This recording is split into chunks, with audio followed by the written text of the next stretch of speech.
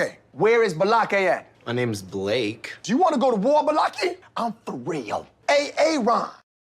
Ron is here, everyone. Welcome back for more SPTV, where every day is a great day. Not to be in a cult, but it's not every day that it is the night of the last American election ever.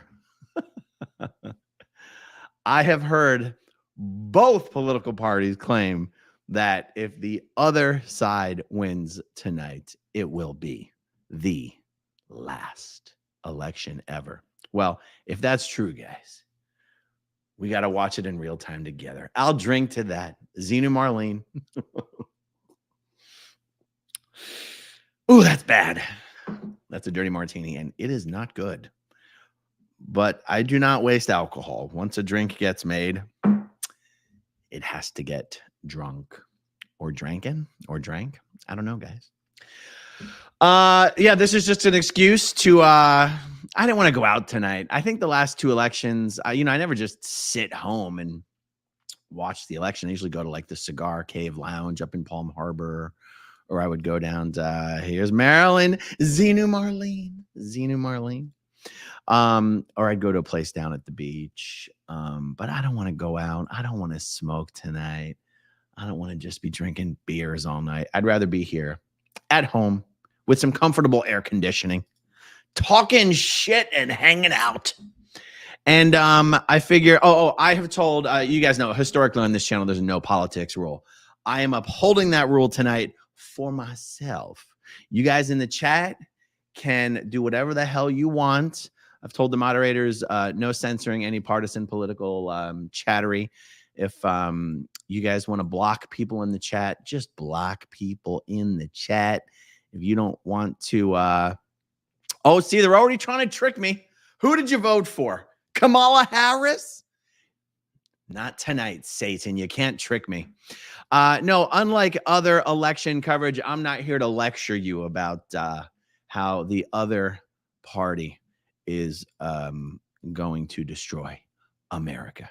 We're just here to watch the results and hang out and talk some shit. And, I'll take some questions and stuff. This is honestly just a casual hangout, guys. I just decided let's just do at home what I would do if I was out at one of my favorite cigar bar hangouts. You know what I'm saying? Okay, so as far as I'm concerned, and you guys correct me if I'm wrong in the live chat, literally nothing matters other than the swing states. Quite literally, nothing matters other than the swing states. Also, this will be a fun little experiment to see if I actually gain or lose subscribers. I'm hoping that people are going to watch this stream and they're going to be like, oh my God, Aaron, you're so fair. You're so fair. You're so mild mannered. No political hate, no nothing. Like, that's being optimistic, guys. Let's be real. This is the world of politics. There's no such thing as fair. There's no such thing as balance. By not taking sides, you are taking sides. You can't keep everyone happy. But anyway, I'm not even cheerleading here tonight for either side. We are just hanging out. We are watching the results. You guys can let me know what you think. You guys can be absolute animals in the live chat. I don't care. You can sling as much mud and shit and insults at each other. I mean, it doesn't matter to me, guys. We are here hanging. And yeah, I'll ask you guys what you think about stuff. Maybe I'll take some questions. I do actually have some ideas of some things that I can discuss politically, even partisan politically, as it applies to Scientology, maybe. Some things that's just kind of informational, entertaining, amusing. But there's not going to be any partisan stuff from me here tonight. Let's see what we got. Someone else said, oh, Harris confirmed. Love you, buddy. See, trying to trick me. Dave's deep dives. Aaron, the Dutch care package is finally in the mail. Procrastination is a bitch. Oh, that is awesome. Thank you so much, Dave. I cannot wait. Norton, final super chat of the night. Love that blue shirt. Thank you very much. I really should wear more of the colors more often. I've got a selection of assorted pastel Easter-ish colors. Unlike my black shirts where I own like 5 or 10 of each shirt you guys have seen. There's the black button down, there's the black golf polo, there's the black V-neck. I've got like a gazillion of those. I only have one of each one of my colored shirts, and that's one of the reasons I don't wear them all the time. But anyway, thank you for that. Much appreciated. Let's see. What do we have? Duchess Diana. I think his blue shirt is a dodge. The blue shirt has nothing to do with any signaling or projection or misdirection. It's just my favorite color other than black because it brings out my eyes. You think it brings out my eyes? Yeah, blue and black are actually my favorite colors. And I actually don't have any other blue shirts. I think I do, but not button downs and not quite this blue. Courtesy of Amazon. I get all my clothes from Amazon. I get all my clothes from Amazon. And yes, exactly. I was going to say Amazon or Costco, but I really don't buy clothes at Costco, guys. Look, I know I'm cheap, but I'm not that cheap. I mean, come on, guys. Come on, guys. All right, let's just look at this map real quick, see what the heck's going on. There's not going to be any surprises. Like I looked at, in fact, there was a subsection of this map that just gave the results for key races. And that's kind of what I'm interested in. Actually, look at this. Ooh, Georgia is one of these swing states, battleground states. Okay. Yeah. And what's one of the other swing states? Isn't North Carolina a swing state? Pennsylvania's a swing state.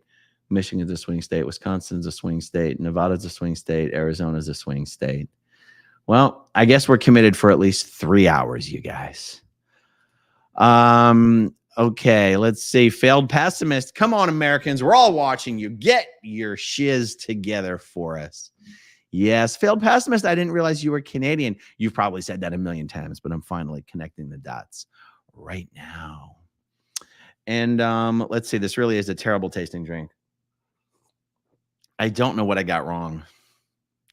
God, could the olive juice be bad?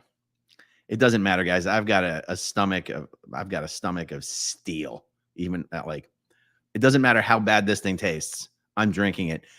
The proof of that, you guys,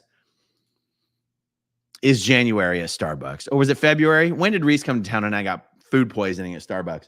In fact, if we were to watch that live stream, I literally take a sip of her coffee. I go, oh my God, this tastes like shit. And then I just kept drinking it because that's what growing up in a cult with food scarcity gets you. Now, to be honest, in the cult, there actually wasn't that much food scarcity. I ate like an absolute pig. But growing up at home, there was a little bit of a food scarcity, to be honest. There was a lot of kids in the household, and there was only the kitchen was only open for certain hours, and also even when food was served, there was a lot of kids, and it was one of those things where eat it now or it's gone. And so, yeah, I just can't bring myself to waste food or drink, like even at an all-you-can-eat restaurant. I was out with my girls last night because my oldest turned 18. She turned 18, and yesterday she voted for the first time. So anyway, we were out to dinner, all-you-can-eat Korean barbecue and hot pot, and it was just all-you-can-eat. Of course, I mean, hot pot and Korean barbecue tend to be like that. But it was also they included crab legs in that, and the snow crab legs, and those things are unbelievably tedious to break apart and eat, especially when they don't actually give you the proper utensils to do so. Now, it was all you can eat. You think I would just break the biggest leg sections, take the easiest meat there is to take, and just, get rid of the rest? No, I just had to like 40 minutes. I was like, I can't bring myself to waste the tiniest bit of meat in the tiniest bite. And I'm like, I'm not even paying per pound for this shit. It's literally all you can eat. Why am I doing this? So, yep, lessons or, habits you get into as a child, hard to break as an adult. All right, let's see, guys. New life plan. Who is Davey from this fake space Navy gonna vote for, you think? You know what? This is a question. I'm gonna take the bait on this. And I have discussed this in my previous videos because this is not a commentary on partisan politics. It is a commentary on what's happening in the world of Scientology, though. And it is a commentary on the propaganda that exists within Scientology about the psychiatric agenda. So I'm gonna since we're here since we got like 3 hours to burn, I'm gonna take a little bit of time and I'm gonna frame this one a little bit. I'm gonna set this one up a little bit. Scientologists and their political activity since 2016. Scientologists have started to behave, politically speaking, in a way that doesn't even make sense Scientologically speaking. Here's what I mean by that. I'm not talking about which political candidates or parties they favor. I'm talking about how much energy they put into caring about which candidates or political parties they favor. When the time that I spent in Scientology, so essentially from 4 years old to 34 years old, I do not remember any political discussions going on at all. Not on staff, not in the Sea Org, not at staff meetings, not at secret chairman of the board briefings. Every now and then, David Miscavige at one of Scientology's international events would make some comment just insulting whichever administration was in office. Because Scientology is kind of a screw the establishment type. That's like the culture. Everyone is fighting us. The world is fighting us. The media is fighting us. The psychs are fighting us. The drug companies are fighting us. And the psychs and the drug companies own all the politicians and all the media and everyone anyway. So everyone is fighting us. We're great. Everyone else is shit. And so you would never, ever, ever hear David Miscavige say something complimentary or positive about whoever was in the Oval Office. Also, Scientology is supposed to be anti-war. Like the aims of Scientology are a civilization without insanity, without criminality, without insanity, and without war, where the able can prosper and honest beings have rights. I think those are the stated aims of Scientology. So Scientology is supposed to be anti-war, which is weird because L. Ron Hubbard was in the military. Scientologists are very heavily discouraged from joining the military. Why was I getting on that tangent? Oh, because there's always some war going on. And it's always some evidence that the reactive mind is what all mankind has in common, including the politicians, and the reactive mind dictates war, blah, blah, blah, blah, blah. Only Scientology can get rid of war. And so my point is this. L. Ron Hubbard very, very specifically said that it is a complete and utter waste of time to try and change society by pulling the levers that exist socially, politically, economically. That the only way to get improvement in society is to clear planet Earth, to get people into Scientology, to get them far enough up Scientology's bridge to total freedom that they attest to the state of clear, which means having gotten rid of their reactive mind, which is sort of L. Ron Hubbard's version of the Freudian subconscious, and that only getting rid of everyone's reactive minds, especially the people who are politically in charge, could ever change anything in society. I think he says, to hell with this civilization. We're creating a new one. Did he say to hell with this society? You got former Scientologists in the chat. What did fix your damn drink? I saw someone said, fix your damn drink. God damn, that tastes like shit. And my favorite drink is a dirty martini. It's one of my favorite drinks. I love olive juice. I love the saltiness of olive juice. I'm not a huge vodka fan. And that's the problem. I made this fucking thing with vodka. No wonder it tastes like shit. I'm supposed to make it with gin. Oh my God. No wonder it tastes like crap. All right, I'm still going to finish it. Oh, God. Damn. Okay, here's my point, guys. Here's my point. Oops. Here's my point. Scientologists since 2016, like something switched. Something totally switched. Scientologists are acting like the future of all civilization depends on which party is in the Oval Office. It doesn't even make sense if you're a Scientologist to see things that way. But one of the ways that this belief has come to be in Scientology, one of the ways, and this doesn't even fully explain it, it's just one thing, is that the most important issue to Scientologists is making sure psychiatrists, psychologists, and big pharma do not get any more funding. Like get as little funding as possible, get as little increases in funding as possible. What is it? Just hold your nose back. Oh yeah, Susie Q. The thing is, I'm trying not to drink it too fast though, too, because I'm not going to drink a whole bunch of these. You know what I'm saying? Scientologists are told that when Scientologists are told who to vote for, which they are told who to vote for. They are told who to vote for based on only two issues. One, what a candidate's positions are with respect to Scientology itself, and what a candidate's positions are with respect to funding for mental health initiatives. Now, it just so happens that because right-leaning candidates tend to be tend to be for smaller budgets, smaller government, less funding for certain free healthcare initiatives.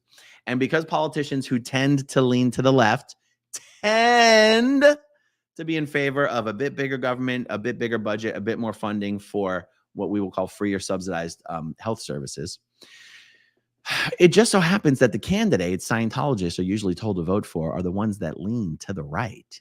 But that's always been true. And that still has never, up until 2016, created this kind of like zealotry amongst Scientologists for caring about who's president. I got to be honest, I just don't truly understand it. Any of you more recent former Scientologists or, any under the radar Scientologists, please feel free to flood the live chat with your opinions about why Scientologists have become such zealots in the last 8 years about caring who the hell is president of the United States. It just wasn't that way. I mean, I was officially out of Scientology in 2014. I think I started working full-time on Scientology staff in about 1993. And didn't hear anybody giving a damn about who was president. Some Sea Org members would get up there sometimes and talk about a particular bill that had to be killed. Like Scientologists, particularly staff members and Sea Org members, aren't even paying enough attention to politics to know anything about any bills, to know anything about the state legislatures. Like the only thing you could get a Scientologist to pay attention to is who's going to be president. And yeah. So anyway, that is a we got Reese up in the chat. We got Reese up in the hizzy. Good to see you, Reese. I was always told that we were Republicans because Democrats are out exchange. See, so that's interesting. I think Scientologists are also told different things depending on where they live. So for example, most of my time in Scientology was spent in Philadelphia. Philadelphia is a very blue, left-leaning area, and there's a lot of Democrat Scientologists in Philadelphia. And I remember hearing this is actually the only memory I have of Scientologists doing political chatter. I remember Juliana Malloy Owens and her father, Jack Malloy, and her husband, Chris Owens, politically chatting about stuff. And it was all about how it was the Democrat Party that most embodied the sentiments contained in the aims of Scientology. And I just remember thinking I could not have possibly cared less. I did not think about politics. I did not worry about politics.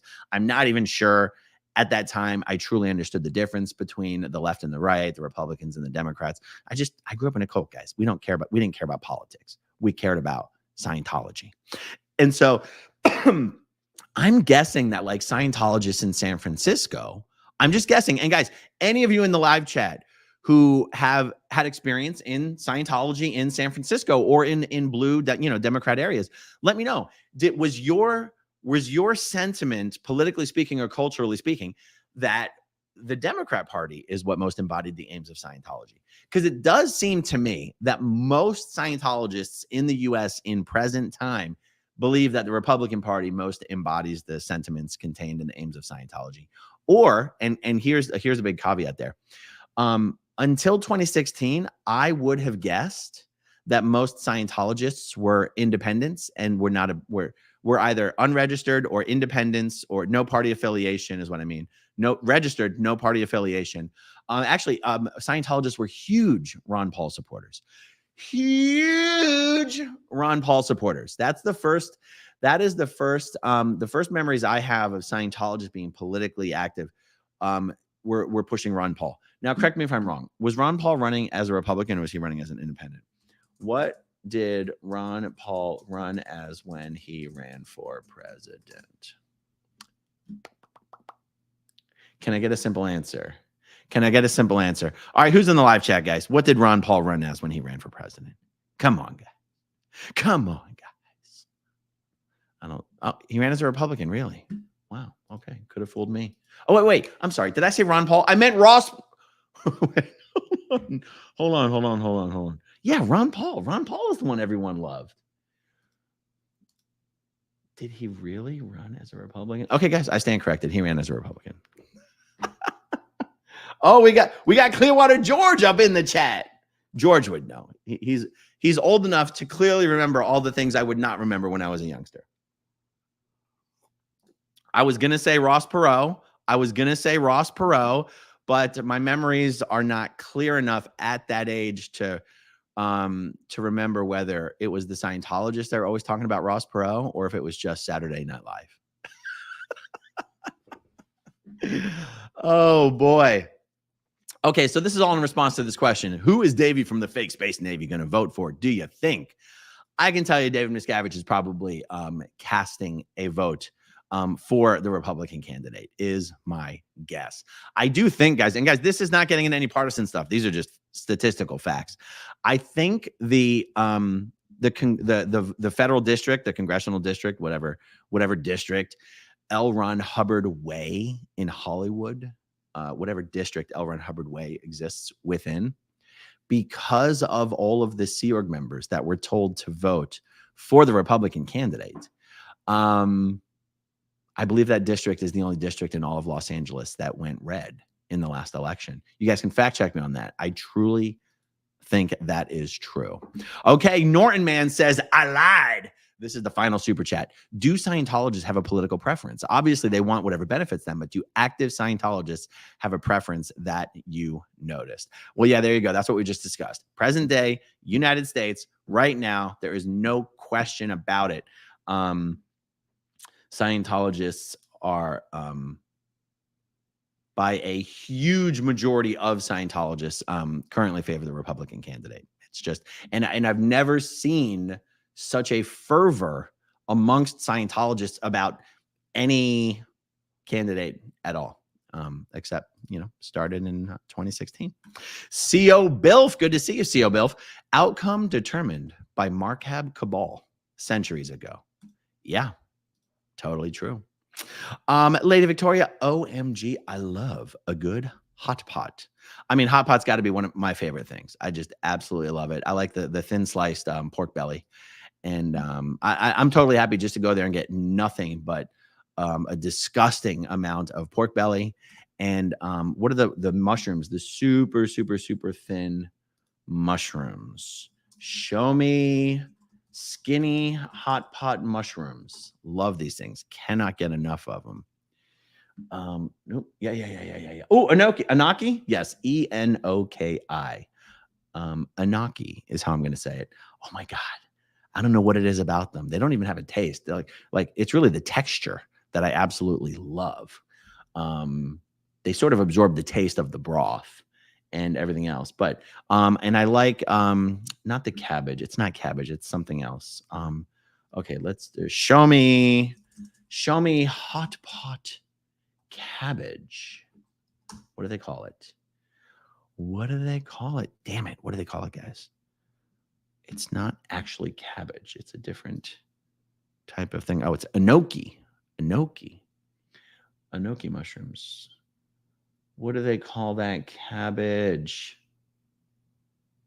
Damn it. Okay, show me hot pot cabbage menu. Not Kim. Bok choy. It's the bok choy. Bok choy. So is bok choy just Chinese for cabbage? Okay. Is bok choy Chinese for cabbage? Don't worry, guys. I'm not going to do the accent. Okay. Bok choy is a type of Chinese cabbage. God, see, I grew up in a cult, but I still have some intuition. Okay, let's see. Susie Q, thank you for being a channel member.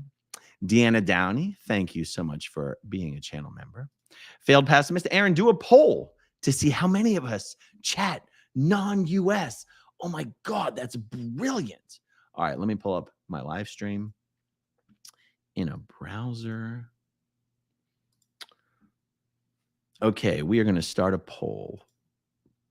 Start a poll. Ask a question. Who is live chatting from, okay, US,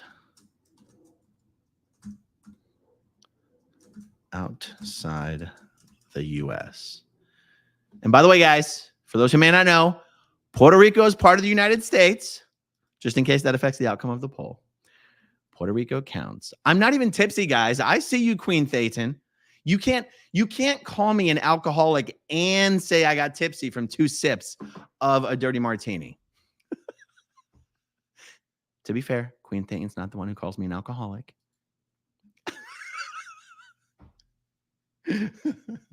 It's the members of the Haterverse convinced I'm a raging alcoholic. Okay. Doesn't matter to you, not to me, says it's all about the olives, Aaron. Where's my olives? Inside joke. Well, it must be too much of an inside joke. You know what I'm saying? Because I'm not sure I get it. Where's my olives? Okay, now you're going to make me Google this, aren't you? Where is my olives? What if it's an inside joke that I'm actually supposed to get and I forgot it? Where is my olives? Inside joke. That's literally what I'm going to Google. I don't understand. What are these and why?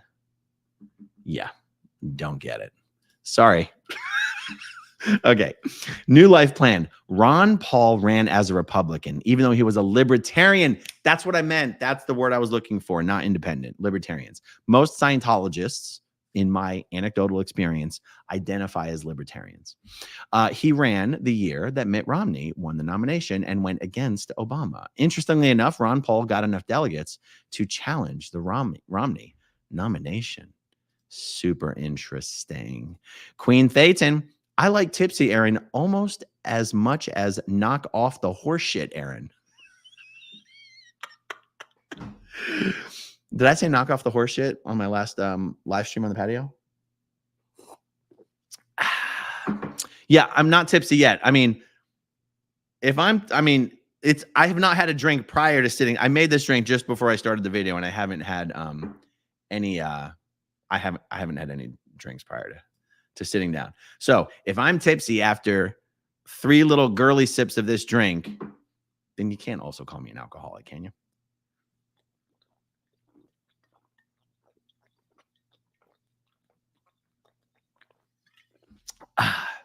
My only addiction is to carbonated water.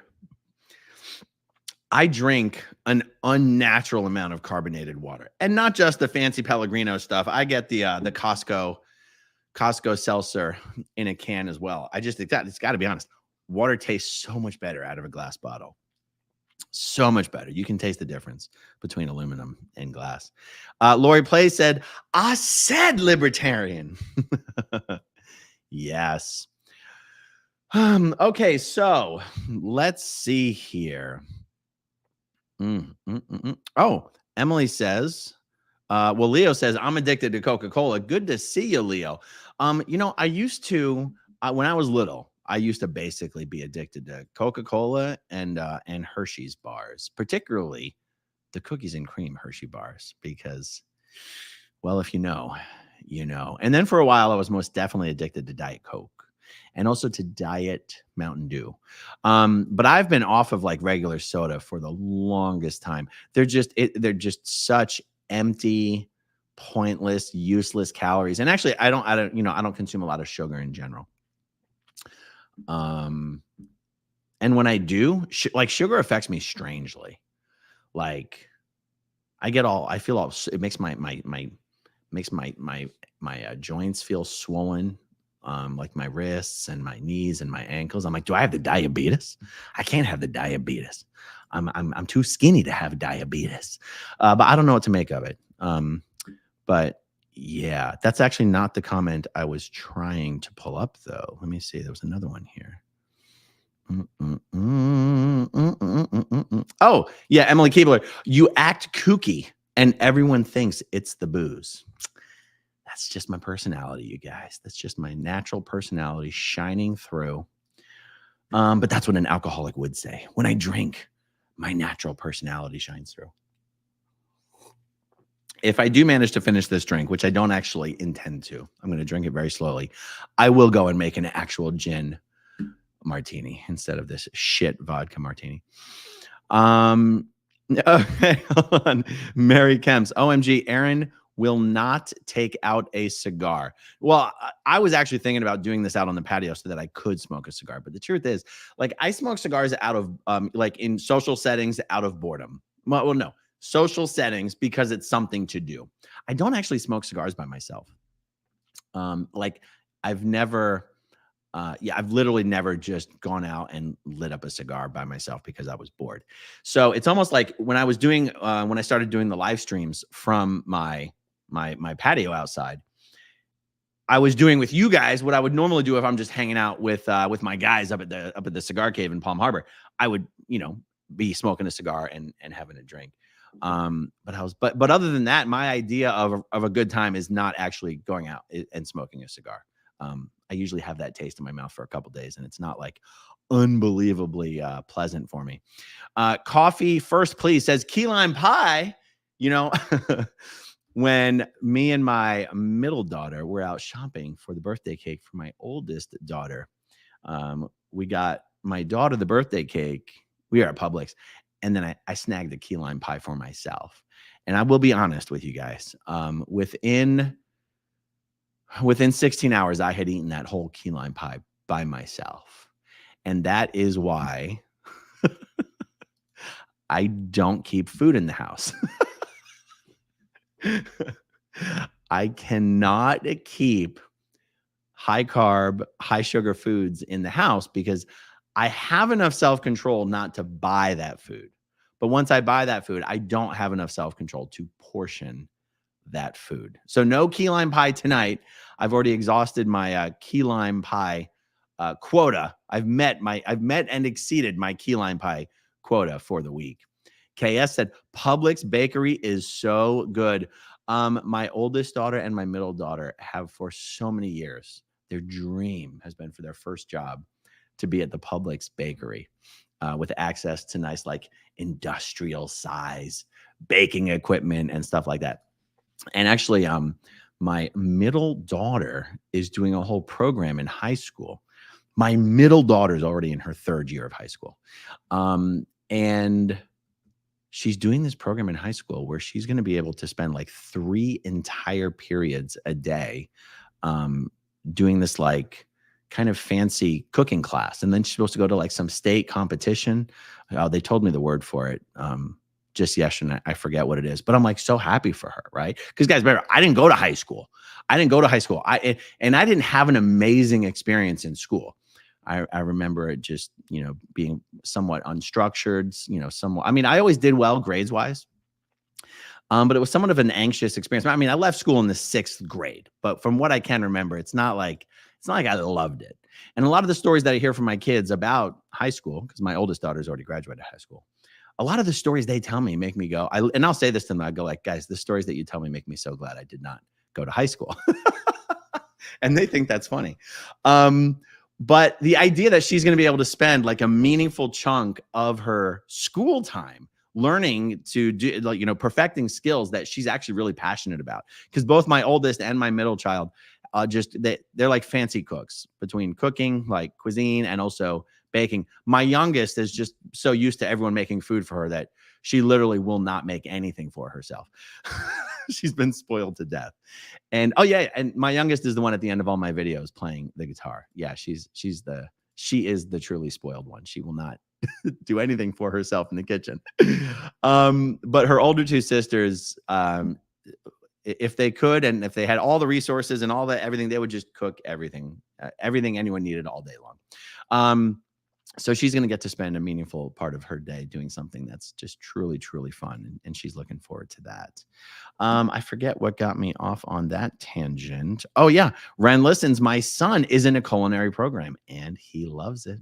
Yep. Okay. All right, let's check in on the live map update. Let's see what's popping over here, you guys. What the hell did I just do? Did that refresh? Oh, I refreshed the wrong page. All right, let me put that on pause and refresh the right page. Okay. Anything surprising here, guys? Oh my God, Georgia's gone red? Oh my goodness, you guys. Is Georgia going to go red? Wow. Okay, let's zoom in a little bit on Georgia because that's one of the battleground states, is it not? Okay, I'm going to Google separately. I already Googled this like 10 times today, but what are the current battleground states?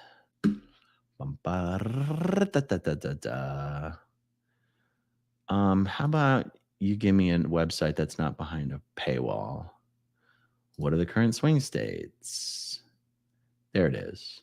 Okay. We have Nevada, Arizona, Georgia, North Carolina, Pennsylvania, Michigan, and Wisconsin. Okay, good. So let's drill down on Georgia a little bit here.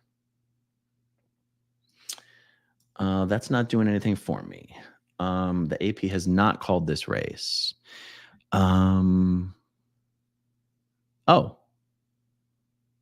Oh, key races. This is what I was looking for earlier, you guys. Praise be. Zena Marlene. Let's see what we got here, you guys. Okay, but is Florida really a battleground state? No. I don't know why it's calling Florida a key race. Florida's not a battleground state.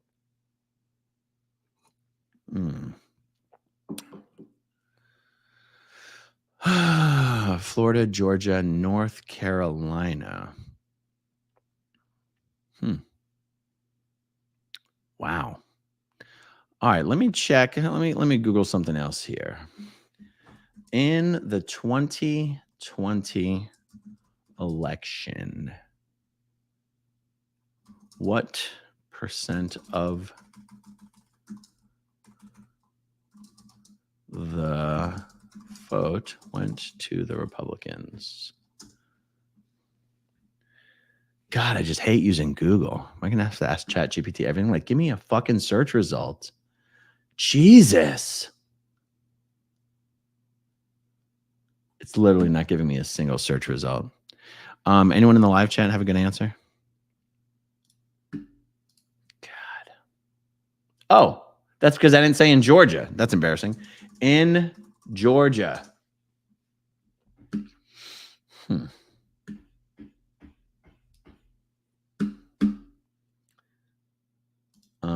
Okay, let's see.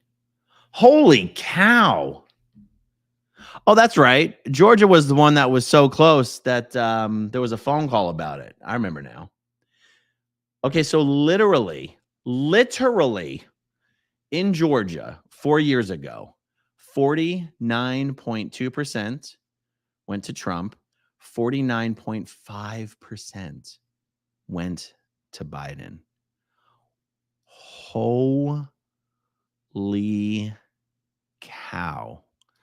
Matt says Biden won Georgia in 2020 by 11,300 votes. By the way, guys, for all you YouTube Google doctors out there, do you guys see these red dots around my eye?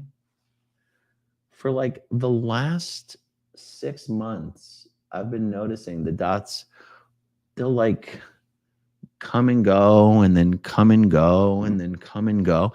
And I think it hasn't been that noticeable because the camera on my laptop is a little fuzzy. And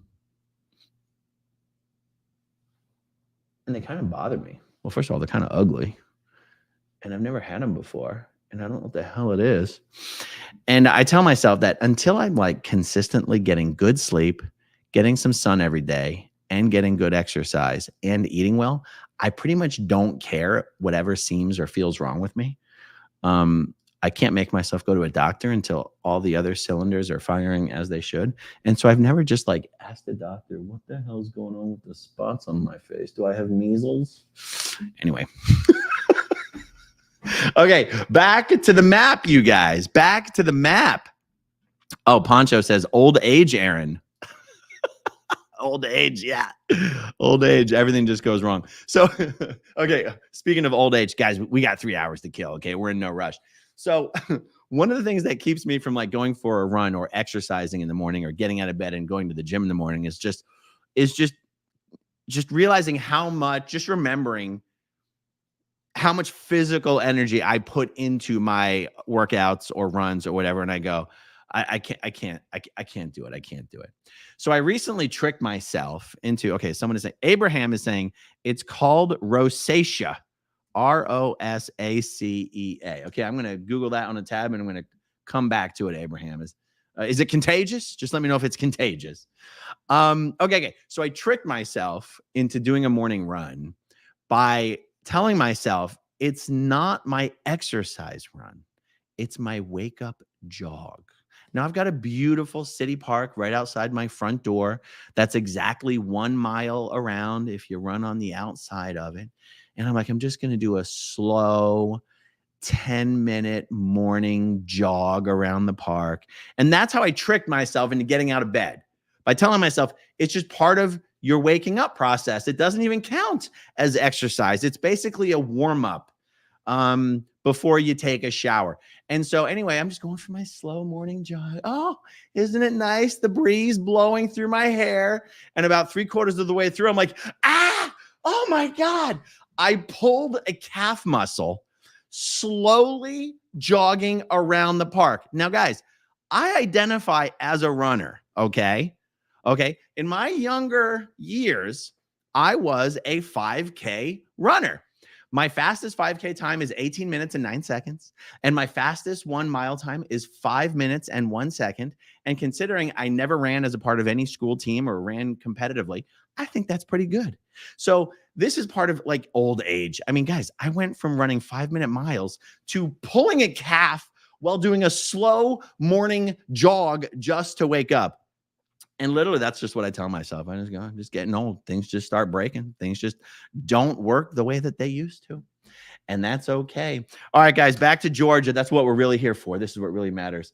Okay, except that is, there it is. There it is. Okay. Yeah, I wonder if I have to keep hitting refresh or if this actually just updates in real time. Let's see. 54.6.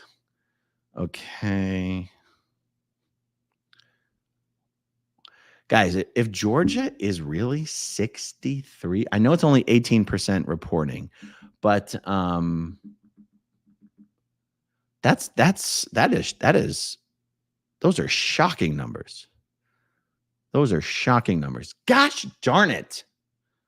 Ugh. All right, hold on, guys. All right, how do I get back to the pages I was on?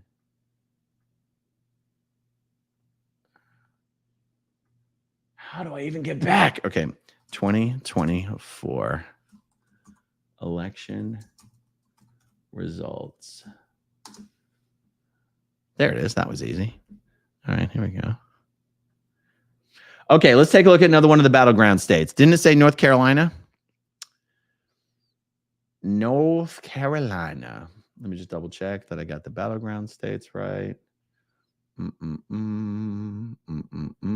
Yeah. North Carolina. All right, let's drill down on North Carolina a little bit. Oh, okay. It was right there. Sorry, didn't have to look for it. 68%. going to Kamala Harris. Now, that is with 3% reporting. And when Georgia still had 3% reporting, the numbers were also still very heavily skewed for Kamala. So, all right. We'll have to wait and see how that changes when they have a little bit more reliable numbers. Okay, I'm generally a very impatient person. Like I know we're gonna try to kill 3 hours, but if we're gonna do that, we're gonna have to talk about a hell of a lot more than what Scientologists think about politics. You know what I'm saying? Okay, show more. Yeah, literally, they're not showing any other results for the key races yet. Well, okay, results will start coming in at 8 p.m. for Pennsylvania and Michigan. I mean, let's be real, guys. Pennsylvania, Michigan, and Wisconsin is what we're really all looking for. And as you can see here, Pennsylvania, 8 p.m. Michigan, 8 p.m. Wisconsin, 9 p.m. That's right, guys. And we're only 6 minutes away from 8 p.m. So, yeah, that's awesome. Super awesome. All right, let's see what we got here. New life plan from a high control group to out 20 years. You are worth going to the doctors now, not just if you're perfect. Everyone deserves support in health, not just the most able. Thank you very much. I really appreciate that. New life plan says, the Georgia numbers at 18% reporting are not shocking to me. It's the population centers like Atlanta that have not reported yet where it will be made. That makes sense. So let's just drill down in again on those Georgia numbers and see. Let's see. I'm sure what you're saying is true. Let's just take a look at a visual representation of this. Let me bring it over here. Oh, how about I just get my big old face out of the way? Let's go over here. Okay, but now it's weird because it looks like I'm looking away from the screen, which I'm not, but who cares? Who cares? Okay, let's go back here. Can we get in closer? Oh, yeah, look. Literally none of the districts around Atlanta have reported. Same holds for Athens. Same holds for Macon. I hope that's how you say it. Is it Macon? Is it Macon? We'll never know, guys. Nobody knows. Okay. Here's some fat to chew on. All of the presidential elections that I remember watching on TV when I was a kid, we always knew who the president was by the end of the night. Why has that changed? I don't understand. Also, here's the other thing that me and my girls were talking about tonight. It's Macon. I don't know, Venus Blue. It can be interpreted a few different ways here. Oh, rhymes with bacon. That's what I like to hear. Macon, Georgia. Okay, so help me understand this, guys. Help me understand this. When I went to vote at the courthouse in downtown Clearwater, we filled out paper ballots. You know, and you color in the circle, and then you stand in line and you feed the paper into the machine that sucks it up, tabulates the results. Okay, when people were out there talking about like voting machines being, hacked or compromised or whatever, it never occurred to me that I don't know if they're saying, I don't know if the people are claiming that those counting machines were compromised, or are there actual places where you go to vote and you click the damn computer screen to tell it who you want to vote for? Let me know in the live chat, you guys. I'm just going to watch the live chat here for a moment, because I've never seen an electronic voting machine. Not here in Florida. And I've been here in Florida now for over 18 years. I I've never seen an actual electronic voting machine before. Do those exist? Is that what the whole brouhaha was about? Or was the brouhaha about the ballot scanner counters? We got 600 people up in the chat. I know one of you guys knows the answer to this question. Okay, by the way, we are going to end the poll. And the poll says 66% of the people in the live chat are from the United States. 2/3. 2/3 are from the United States. That's good news for my sponsors, ladies and gentlemen.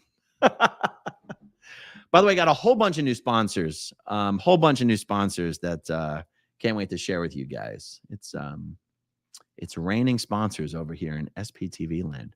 Okay, so we got 2/3 in the US. I see. Okay, I'm trying to watch. Oh, peaceful drama. What? I live in a town with 5,000 people, and we have electric machines. I assume you mean electronic. So really, you go up to like a touch screen and you tell it who you're voting for? That's wild. I did not know that. Abraham, I'm not saying something did or did not occur. I'm trying to understand what people were talking about when they were talking about that occurring. Computer voting is the problem. I can't believe all these years I didn't realize people were actually voting on electronic voting machines. I thought they were complaining about the ballot counters. Oh, because my girls were asking me today about like, well, how did they used to count the votes, Dad, back in the day? How did they used to count them? And I thought, hold on. There's no way they counted them by hand. Like, okay, maybe 100 years ago they did. But I'm like, if you counted them by hand, you'd be guaranteed to mess it up. And that's when it dawned on me, are there actual electronic voting machines?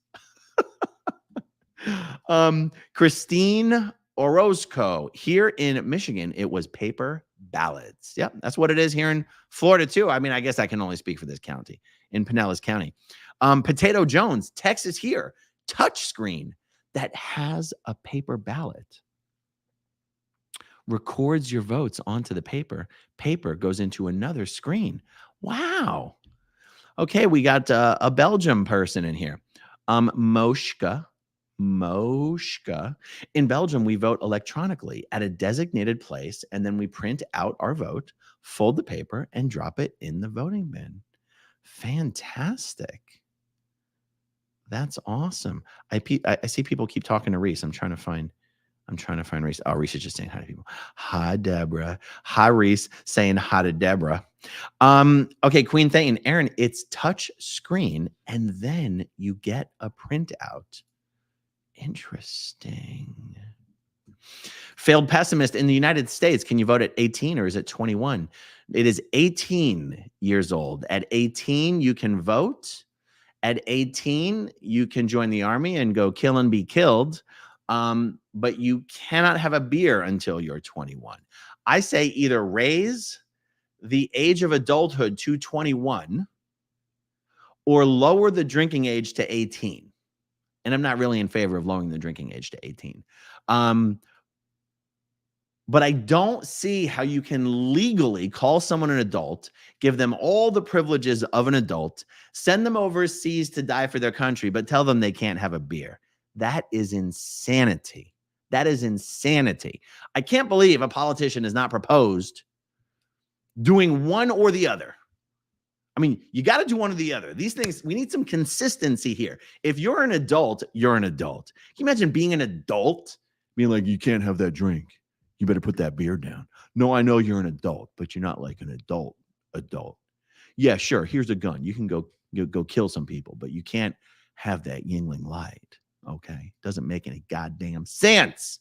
Okay. All right. Let's see. What else do we have here about, I think we're still talking about ballots. Yeah. In Rainbow says, yeah, it is actually weird. And the drinking age is lower in Canada. Guys, let me know, what is the drinking age in Canada? Me and my dad and my younger brother and my stepmom, we were up in Quebec City the other week. And he, my little brother, not allowed to drink in the US, is allowed to drink in Canada. Okay, let's see. Drinking age is by state. Voting and military age is federal. Okay, that's true, but I'm not aware of any state in the country that has a drinking age under 21. For you educated people in the live chat who did not grow up in a cult, are there any states in the US where you can drink under the age of 21? I'm not aware.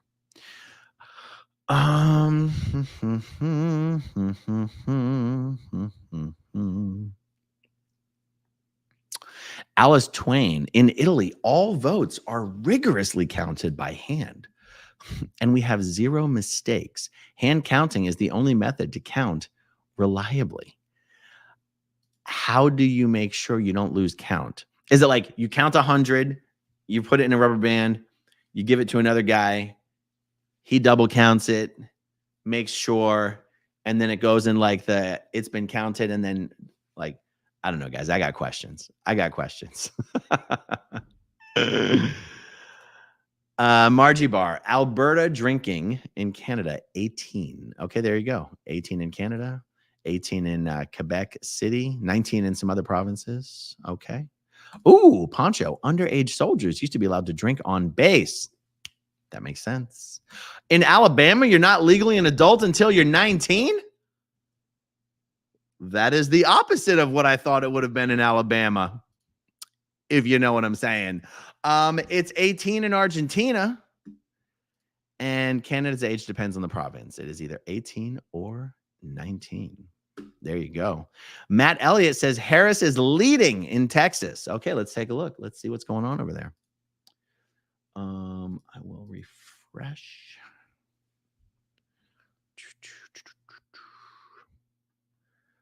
Why is this so difficult? Okay. Oh, I see. What's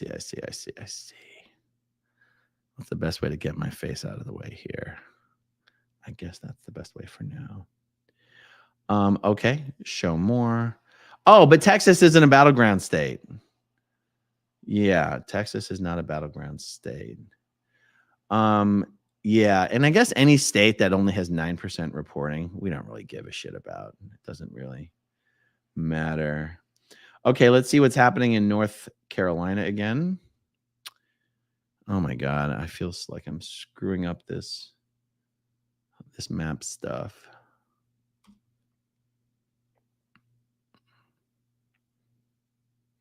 Still 6% reporting. Boy, that's close though. That's much closer than I would have thought it would be in North Carolina. I'm usually expecting it to start out. The numbers in the beginning generally. Well, you see, you know what I'm realizing? I was just messing up the idea of early voting. When do they start counting the mail-in votes? See, that's also different state by state. I think in some of the states, and this is what led to some of the misunderstandings last time, is that some of the states don't start counting the mail-in ballots until after they count all of the in-person votes, if I recall correctly.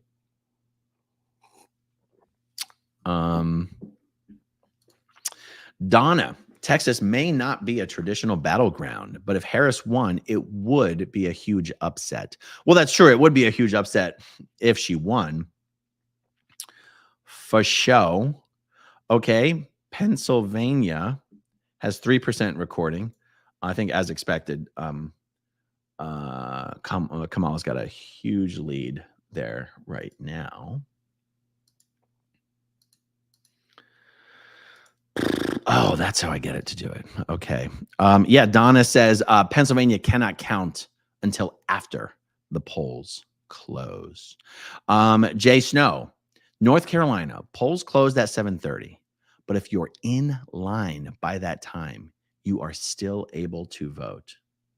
Well, that's cool.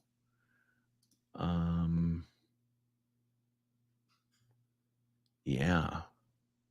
It's almost like it's so easy to get tricked into caring about what the numbers are when the percentage of reporting is too low for those numbers to actually mean anything. You know what I mean? So, I mean, I guess that's sort of the nature of the beast when we're sitting here watching the paint dry as votes start to roll in. That's just the way it is. Oh wait, what was the other one that said results? Oh yeah, Michigan should be coming. Michigan results from Michigan will start coming in anytime now. But again, those results won't mean anything. But it'll be fun to go, ooh, and oh my God, what's gonna happen here? Okay, so they officially called the race for well, you guys can see it here. All the dark red and the dark blue is where the analytics are such that it's already known which way it's going to go, even if like let's play a game. Which state called the vote with the lowest percentage voting? Oklahoma has 0% reporting, and they've already called the state for Trump. That's why these certain states are called swing states, folks. Mississippi has 0% reporting, and they have already called the state for Trump. Same for Alabama. Florida has 87% reporting already. See, Florida, see what I'm saying, guys? Florida got its shit together, okay? Don't believe the meme of the Florida man who's wrestling alligators behind the dumpster in back of 7-Eleven, okay? Florida has its shit together, okay? Show me any other state up in here that already has 87% of the freaking vote reported. Okay, Georgia. Holy shit, you guys. Were they expecting Georgia to go to Trump? Were they expecting that? I almost want to Google that shit. Were they expecting Georgia to go to Trump? I need to stop asking Google these questions, and I need to start asking ChatGPT, because I cannot get Google to give me a single fucking answer to any question. Totally worthless. Pardon my French, you guys. South Carolina, 14% reporting, and they've already called it for Trump. Tennessee, 2% reporting. They've already called it for Trump. Kentucky, 39% reporting. They've called it for Trump. Indiana, 30% reporting. Called it for Trump. West Virginia, 12% reporting, and they called it for Trump. Okay. Maryland, 0% reporting, and they've already called it for Kamala. Vermont, 25% reporting. They've called it for Kamala. Massachusetts, 0% reporting, and they've called it for Kamala. Rhode Island, 1% reporting, called it for Kamala. Connecticut, 0% reporting, called it for Kamala. And Maryland, 0% reporting, and called it for Kamala. Abraham is explaining that is because the majority of the registered votes in those states are Republicans. Okay, you're talking about the ones they've called for Trump. So no matter if all of the Democrats voted, the representatives will still take the state. Makes perfect sense to me, Abraham. Okay, let's see. Michigan, early numbers are in. Kamala, as expected, has a huge early lead there. But Michigan really is supposed to be one of these toss-up states right now. Someone's already well into the Xenu Marlene's. Maryland. Aaron yelled Maryland. Oh, you thought I said Maryland.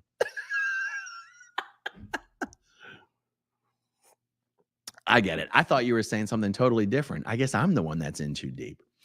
Okay. What else are we working with here, folks? New Hampshire's not about, like, none of these other states, none of these non-battleground states matter. Like, everyone, the pollsters, all of the consultants, and everyone already knows which way those are going to go. And I think the only way we're going to know whether New York goes blue or red is going to be how the voters feel about Peanut the squirrel. Why'd they have to kill Peanut? Why did Peanut have to give up his life? Peanut the squirrel. I feel like there's much more to that story than we've heard. Who the hell reports someone for having a pet squirrel? It doesn't even make sense. I don't get it, guys. What is the deal with Peanut? Why did they execute Peanut? And also, What does that have to do with the election? Did Kamala Harris herself go in and kill Peanut? Did she make the injection, the euthanasia? Like, did she do it herself? Why did Peanut's execution come up as an issue in the national election? I feel like there's part of the story we're not being told. All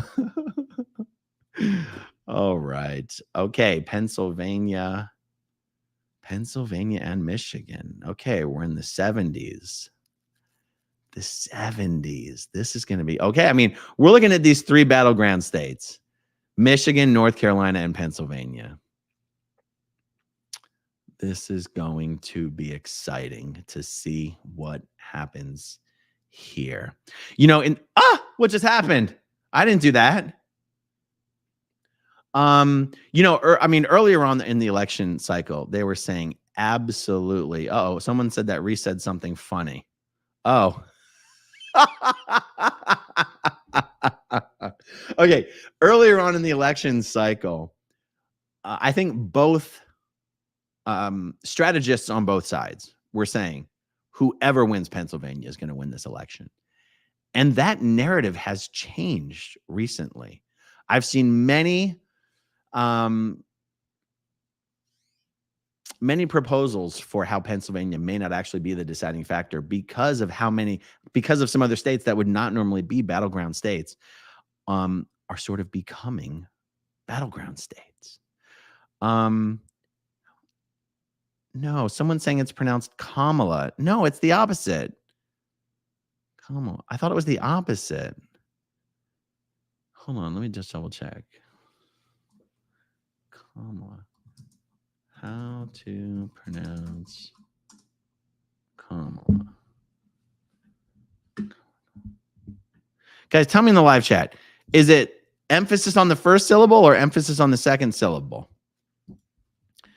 I could have sworn that people were trolling her by putting the emphasis on the first one. But you guys might be trolling me. It's Kamala. Is it? It's Kamala. Yeah, Marilyn says it's Kamala. Shit, I've been intentionally saying it the other way because I thought people were saying it the other way to intentionally mispronounce her name. See, I double psyched myself out. Oh, sorry, guys. I didn't mean. Oh, that's how I should have remembered it. Rhymes with Mamala. Okay. That's right. Okay. Well, until we get more things reporting here, there's not much to discuss. So let's jump back into the comments here. Okay, CO Bilf says federal government pulls highway funding from any state that lowers the drinking age. Oh my God, of course. Wow. That is why it is 21 everywhere. Only nominally a state issue. Damn, CO Bilf got some knowledge up in that noggin up there. Yeah, that makes perfect sense. Of course. Amazing. Okay, Carrie says 2 people count by hand and they are overseen by a third person. They then pass the totals on to a different person. All right. Sounds good. If it works, it works. Witchy Trista. In Canada, we count the ballots by hand. One reads it aloud. Another marks it down. Representatives from the parties watch. Ooh, kinky. Yeah. Hey, if it ain't broke, don't fix it, as they say. Okay, let's see. I think I'm gonna need some more water.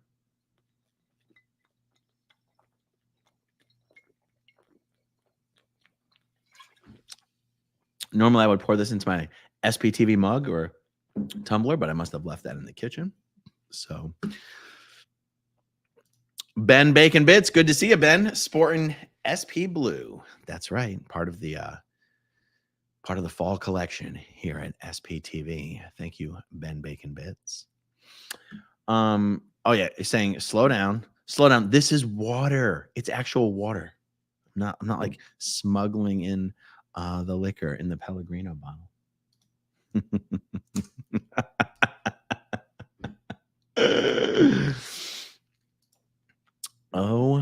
OMG. Okay. So if Wisconsin is going to start rolling in about 40 minutes. All right. Well, let's just take another look at the map here, guys. And then maybe when it gets slow, we'll jump over and see what disease I have on my face that Abraham diagnosed me with. Okay. So battleground states of Michigan, North Carolina, Pennsylvania. We still only have 3% reporting in Michigan. We have 9% reporting in North Carolina. Guys, is it just me or did that North Carolina race get really tight? Was that already tight, guys? I'm not really good at remembering multiple sets of numbers. Okay, yeah, let's do more polls. Oh my God. Guys, we got the best poll ever. I'm going to do a poll of who in the live chat wants Trump to win and who in the live chat wants Kamala to win. Okay, start a poll. And guys, I guess I can't enforce this, but if you're not in the United States, there's no real reason for you to answer this poll. But guys, who cares? Do whatever you want. Okay. Who are you voting for? Trump, Kamala. Start poll. Oh, this is going to be a good one, you guys. Okay, so let's see. We have 578 people watching right now. How fast can we get 500 votes on this survey? If you're watching right now, jump into that live chat and click that poll and tell me who you're voting for. Because I'll tell you what, my YouTube analytics tells me that my audience is about 60% women over the age of 40. 60% women over the age of 60. It does not tell you the demographics of your audience politically, obviously, because there's no way for YouTube to know that. But that's what polls are for. Oh, shoot, I almost kicked myself out of my studio. If I had to guess, I'm going to guess 70% voting for Kamala. That's my guess. Peaceful Drama says, I'm 38 years old. Welcome, Peaceful Drama. And actually, I'll tell you what. Oh, from cult to living freely. Call me out, Aaron. Female over 40. My Chemical 74. Can we do Aaron's vote if we aren't in the USA? Go ahead and vote if you're not in the USA. That's okay. I mean, the poll will be more accurate if only people in the US vote in it. But this is not like an important poll, you guys. How come I can't see? Guys, we only have 224 votes. We need double that. We need double that. Oh my God, it's closer than I thought. So right now it's only 57% for Kamala, 43% for Trump. That's 237 votes. I'm going to let that sit there until we hit 500. Okay, guys? Yeah, I'm going to let that sit there.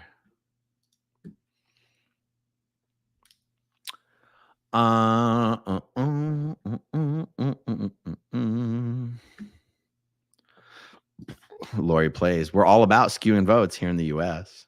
Indeed. Anne Marie, I'm in Glasgow, Scotland, but I voted in your poll. Anne Marie, I've been to Glasgow. It's beautiful there. I love the weather. I like cold and overcast. Cold and overcast is my kind of weather.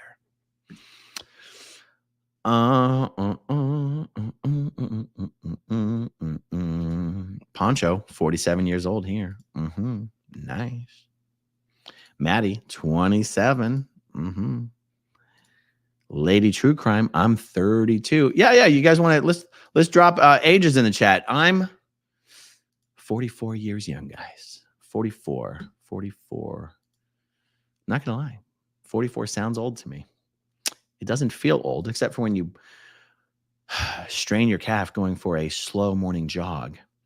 Someone says, have you ever been to Sweden? No, but I really want to go to Scandinavia. It's someone's birthday today. I just saw someone said they turned 40 today. Who's this? Natelyn. I turned 40 years old today. Happy birthday, Natelyn, or Natelyn, whichever one you go by. Wow. Okay. 49, 53, 41, 60, 58, 52, 35, 41, 33, Slow Boy Fuel Pump, 33 male. Here, good to see you, Slow Boy Fuel Pump. Welcome to the chat. 62, 53, 28, 39, 56, 51 on Thursday. Happy birthday in 2 days, Diane. 66, 54, 59, 51, 57. This is fun, guys. This is fun. What? Some people are going crazy in the chat, you guys. Okay, so as of right now, the vote, we still only have 305 votes. That means there's about 300 people watching who, when they heard me request that everyone vote, said, not me. I bet that you people who have not responded to the live chat vote, I bet you didn't vote in the election, did you? I bet, wait. So you're telling me that you got out of the house, went all the way down to the voting station, stood in line, filled out that ballot, and voted for the president, and you can't click that button on a YouTube poll? Come on, guys. Come on. Okay, we're up to 318 votes. I mean, you know, they do say that half of registered voters don't vote. So maybe it follows that half of the people watching the live stream won't vote either. And we only got 600 people watching, and we do have 300 votes. So let's call it there. This is a much closer vote than I would have guessed. 55% for Kamala, 44% for Trump. That's much closer than I would have guessed. I'm impressed. That's awesome. I'm glad that there's kind of a parity there. I like that. Wendy voted. Vegan says, I didn't vote. Hey. All right, well, okay. Okay, let's see what's happening with this map. I still don't know if I actually have to refresh this map or if it refreshes in real time. Okay. The North Carolina race keeps getting tighter and tighter, even though the percent reporting is barely moving. God, these people, if only these other states had their shit together the way Florida does. You know what I'm saying? I mean, I guess Florida did finish up about an hour before those other states, but you know, still, you guys, still. Oh, Lori in Georgia. I can see my polling place from here, and there's no line at 10 a.m. I got to be honest, I'm a little confused. It is not 10 a.m. currently. It is 8:30. So I don't know what that means. Okay, James says it does not refresh in real time. Okay, good. Well, I'll refresh it again. I'm pretty sure it already did, but I'll do it again. Yeah. Okay. Okay, the Michigan race has greatly tightened up. It was in the 70s. It was in the 70%. I mean, you can see there, guys, there's still only 4% reporting in Michigan. So these numbers are meaningless. But what's not meaningless is change. And it went from the high 70s to the high 50s with just a little bit more votes rolling in. Okay. Oh, okay. So it looks like the Texas race is widening. All right. What's happening in Kansas? Kansas, not exactly a swing state, right? Yeah. All right. Well, not a lot to discuss there. Okay. Yeah, Ben Baconbit says, screw it. I want to turn the election into a drinking game. So there are some other channels that are specifically political channels who are turning this into a drinking game, but their drinking games are all partisan in nature. And so there were none of the rules. I saw a Democrat-based drinking game and a Republican-based drinking game, and I was like, I'm not really comfortable adopting any of those rules. But yeah. Let's see. Lori in Georgia says Kansas has not voted Democrat since Truman. Oh, okay, that's interesting. And there's probably I haven't heard anyone mentioning Kansas in the conversation of battleground states. So I'm imagining, even though Kamala's in the lead right now, she probably won't be soon. Okay, yep. Someone else is saying, yep, facts. Kansas is a red state. Okay. Rachel says, I'm drinking. I need it tonight. Yes. James says, my family has basically stopped watching the election news. They're just bracing for whatever the morning reveals. Yes. Oh, Abraham says, take a screenshot of what it is before you refresh. Abraham's always full of good ideas. Abraham has the best ideas. All right, let's see.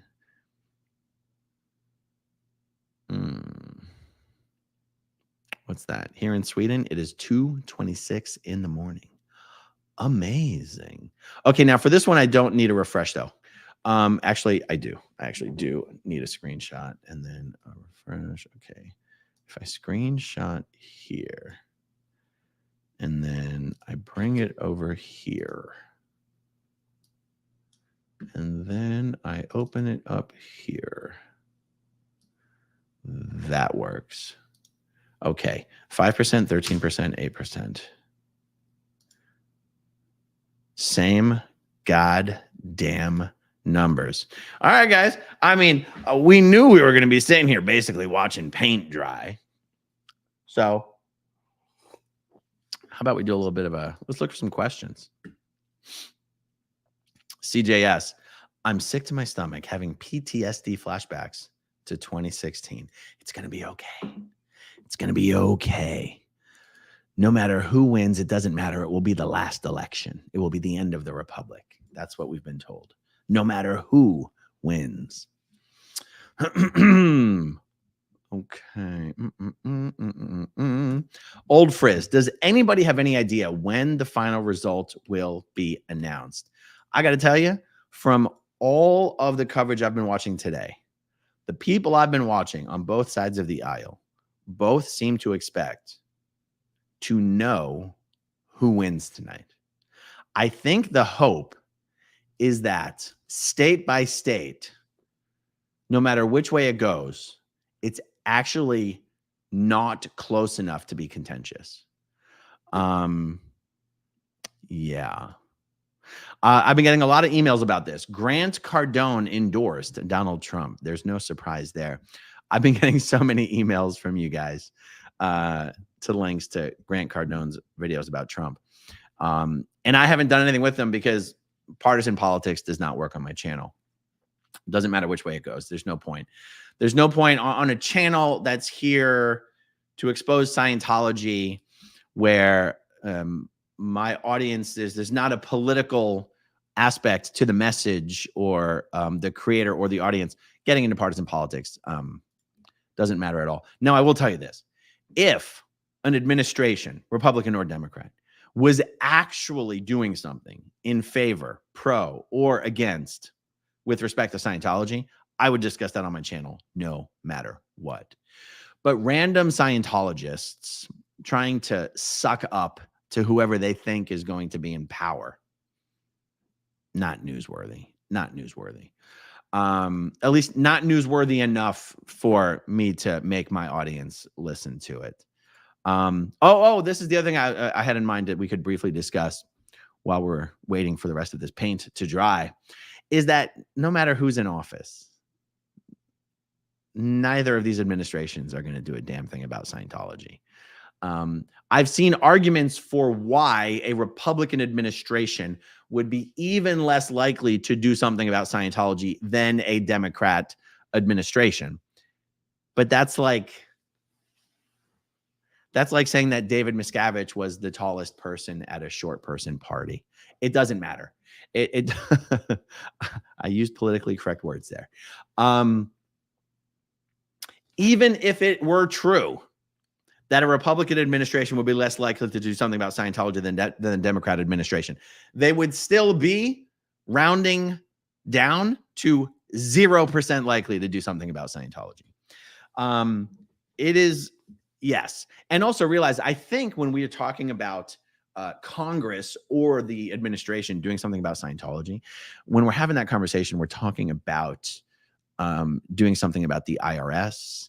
We're talking about holding hearings about the tax exempt status. We're talking specifically about the tax issue. The most effective thing to do about Scientology is to continue to bleed them of their members. Yeah, it is always going to be an amazing and valuable goal to work towards getting the tax exempt status revoked. Of course, that is a long climb. But what's already underway and what has already been what's already been very, very successful is just bleeding Scientology dry of its members. Scientology's managed to keep their income statistics going up, even though their membership is dwindling, but that's not sustainable over the long term. Eventually, your revenue falls with your membership. And that's really what we here on YouTube are having the biggest impact on. Preventing people from joining Scientology, getting people out of Scientology. I think we can continue to work towards getting agreement in Congress to pressure the IRS to review Scientology's tax exempt status. But that's a much bigger goal. That's a much bigger goal. Okay. Let's see what else we got going on here. Jay Snow, thank you very, very much. All right, let me take another screenshot and we'll do a refresh.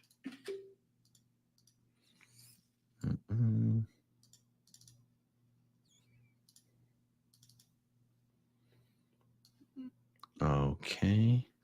All right, 5%, 14%, and 8%. I'm pretty sure that refreshed without me refreshing it.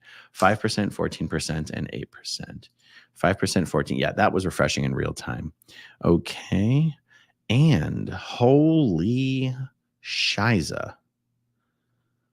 Wowzers. Okay, well, let me compare it to the previous screenshot then.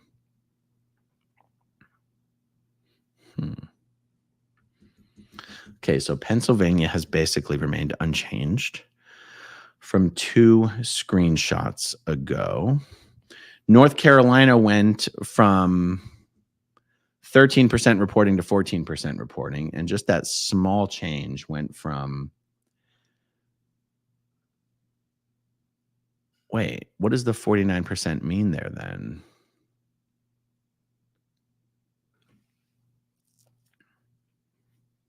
Oh. I'm so confused. Why does it say... Oh, because some of the other candidates got voted for? So that means Donald Trump has 49.5% of the vote, but somehow that still puts him in front of Kamala. Is that how you guys are interpreting that? Huh. What a weird anomaly. Huh. Okay. Pennsylvania went from 71.9% for Kamala to 71.1%, but those numbers are still so little reporting. That doesn't matter. Okay, what do you guys predict? Here, this is going to be... Oh, you know what? Okay, I'm going to do another poll. Get ready for this, guys. The poll is going to be, who do you think will win Pennsylvania? Trump, Kamala. Boom. There it is, you guys. Poll is live.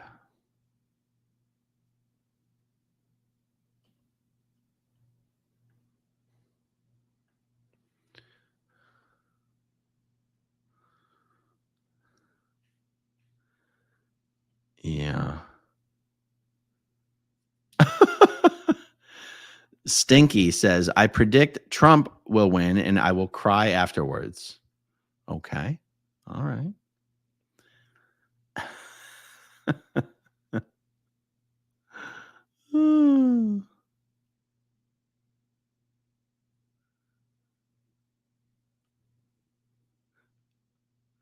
Wendy Fife, Colorado had a handful of candidates. Yeah. I think on the Florida ballot, there was 4 people like Jill Stein. Oh, well, even on this map here, it actually said, maybe it was a different map that I was looking at. Like Jill Stein is still on the ballot.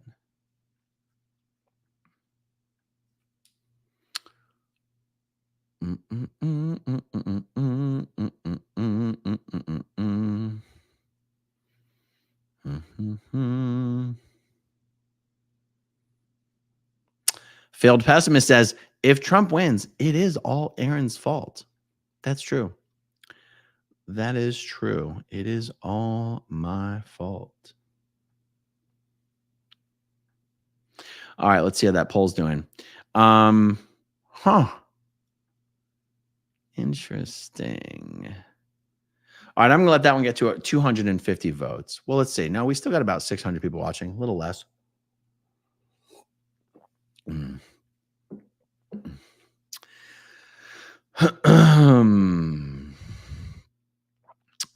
Okay, GBR88 says it's a sea of red. Yes, but that is what you would expect on that map, because the southeast right here like this is not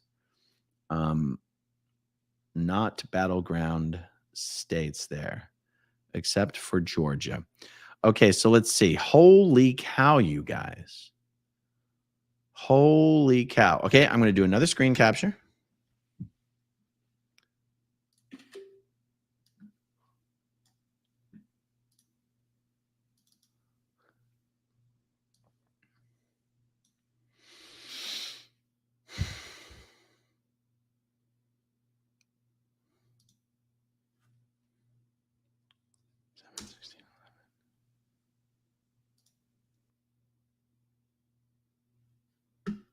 Huh.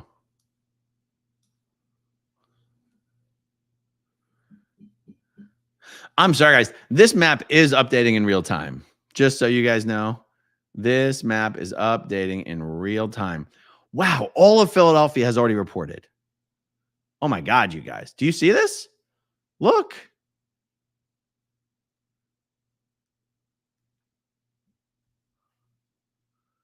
Holy cow. All of Pittsburgh has reported. All of Philadelphia has reported. Just waiting for Allentown, and otherwise it's rural. Wow, you guys.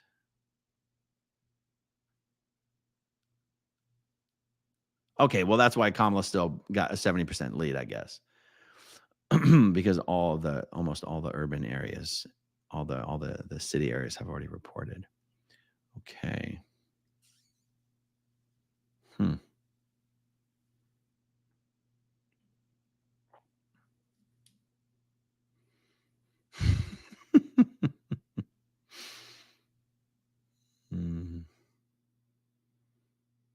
I got to tell you, James's sentiment reflects my sentiment. Whoever wins, I'm staying. I'm not crazy to think that either one makes any difference to my existence. Now, I know it might be a little controversial to say it makes no difference to one's existence, but I do believe there's an awful lot of political infrastructure in place and checks and balances in place to prevent any one party from drastically changing the direction of the country. Now, I realize even that is controversial because, yes, people can have big effects, no question about it. And obviously, people on both sides of the aisle have serious concerns. I mean, that's why I titled this video, "The Last Election Ever." I mean, in the last 24 hours, I have seen pundits and talking heads and strategists on both sides of the aisle say that if either Donald Trump or Kamala Harris wins the election, it will be the last true election in the United States. So James's sentiment, which I tend to share, is not intended to minimize the concerns of people, because people have concerns and their feelings are valid. But yeah, you know, what's one of the things that they say? Real politics is local politics. People tend not to pay enough attention to the politics that actually directly affects their lives, which is their state, their county and their city. And they tend to put much more attention on federal politics, which for the most part has less of an impact on your actual day-to-day life than your local politics. It's one of the frustrating things about local politics is it's very hard to get people to care. And many times, so, local elections will happen every 2 years. Even for city council elections, you'll have people serving 4-year terms, but the seats will stagger. Like, 3 of the seats are up every 4 years, and the other 2 seats are up every 4 years, but they're staggered, right? So when for the local elections that are happening on a non-presidential, on a non-presidential race year, I swear to God, local voter turnout is as low as 20-25%. Like, it's embarrassing. It's humiliating. And actual local political strategists will take that into account, because the fewer people vote, the greater impact special interest groups can have. For example, Clearwater, Florida, and the Scientologists. There are 120,000 citizens in Clearwater. I forget how many of those people are registered to vote, but there's only about 2,800 voting Scientologists in Clearwater. So as a percentage of the population, they're close to 2% of the population. But I am not exaggerating when I tell you that 100% of Scientologists who are registered to vote in Clearwater, Florida, vote. Now, that's because you either had Mark Bunker running for council or you had me running for council. So all Scientologists were literally ordered to vote and bussed out to vote. But when you're on a non-presidential election cycle and you have like 2,800 people voting, and there's only like 10 or 15,000 people voting, you make up the biggest voting block in the entire fucking city, even though you're 2% of the population. So anyway, lack of interest in local politics is at the same time a huge frustration for local political activists, and something that local political strategists will also take huge advantage of to push things through on those off election years, those years where there's no presidential race, no presidential primaries. Yeah. Debbie with an I. Good to see you, Debbie with an I. Feels like it's been a while. In 1977, I turned 18, which was the drinking age. December of 78, they changed it to 21. So I could drink for over a year and then couldn't for over 2 years. That was weird. I went to a lot of house parties. I bet. Didn't they do something like that recently with tobacco here in Florida? I've never been a smoker. I know I smoke cigars, every now and then, but I've never smoked cigarettes. I think they did something with tobacco where they raised the age. I got to Google this. Was the smoking age in Florida raised recently? Florida just raised the legal age to smoke and vape to 21. Yeah, they raised it in 2021 from 18 to 21. So people went from being able to smoke to being able to not smoke. Or it might have been one of those things where they staggered it year by year by year. So like if you were 18 and you were allowed to smoke, then next year at 19, you were still allowed to smoke. And then at 20, you were still allowed to smoke. But if you were 17 when they passed the law and you were going to be able to smoke the next year, you weren't. And then the year after that, you weren't. And then the year after that, you weren't. Thankfully, I didn't care because I'm not a smoker. I think cigarettes are disgusting. But some people think cigars are disgusting. I think cigars smell good, actually. They smell good at the time. But when I come back from the cigar cave in Palm Harbor, the Cigar Cave Lounge up in Palm Harbor, my clothes have to go right into the wash. I don't know if my nose has gotten more sensitive or the clothes have gotten more absorbent or what's going on. But like, I got to put them through the wash like twice. I've actually stopped. It's so frustrating trying to get the cigar smoke out of my clothes that I've stopped wearing jeans to the cigar cave, and I just go in shorts, less material to absorb the smoke. Let's see. My Chemical 74, they raise the smoking age in the UK every year. It's to stop anyone buying who was born in 2009 and after. Yeah. Oh, that's right. I forgot. On the ballot in Florida is also an amendment to legalize recreationally marijuana.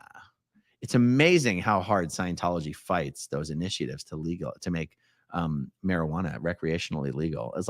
It's so weird. It's so weird. 50 years ago, L. Ron Hubbard says one derogatory thing about marijuana, and it's like Scientologists can never. It can never change. What if L. Ron Hubbard was still alive and changed his mind? Does that ever occur to anybody? You know what I'm saying? It's not like L. Ron Hubbard didn't die with a bunch of controlled substances in his blood. You know what I'm saying? He could have used a little bit of marijuana, que fumar. Okay, I got a funny story. So, when I was a little Scientology staff member here training in Clearwater, Florida, and all my Mexican Scientology staff member friends were teaching us gringos some homegrown Spanish songs. They taught us the words to the cucaracha song, La Cucaracha, La Cucaracha. Now, I did not realize until later that they taught us the wrong words. Okay. Now, I'm pretty sure the lyrics they taught us are the cockroach can't walk because he doesn't have any more marijuana to smoke. I'm pretty sure. Here's how the lyrics went.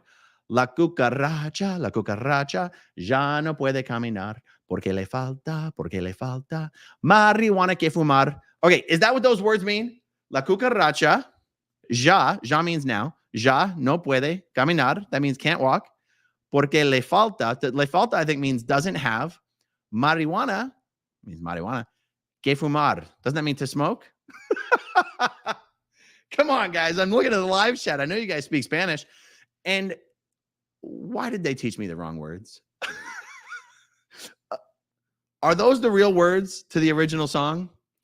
Did they, the Mexican Scientologists did to play jokes on the gringos. You know what I'm saying? All right. I guess no one's got an opinion on the cockroach song. Okay, guys. All right. I'm just thought we're having a little bit of fun. No one gives a damn about the cockroach marijuana song. Fine.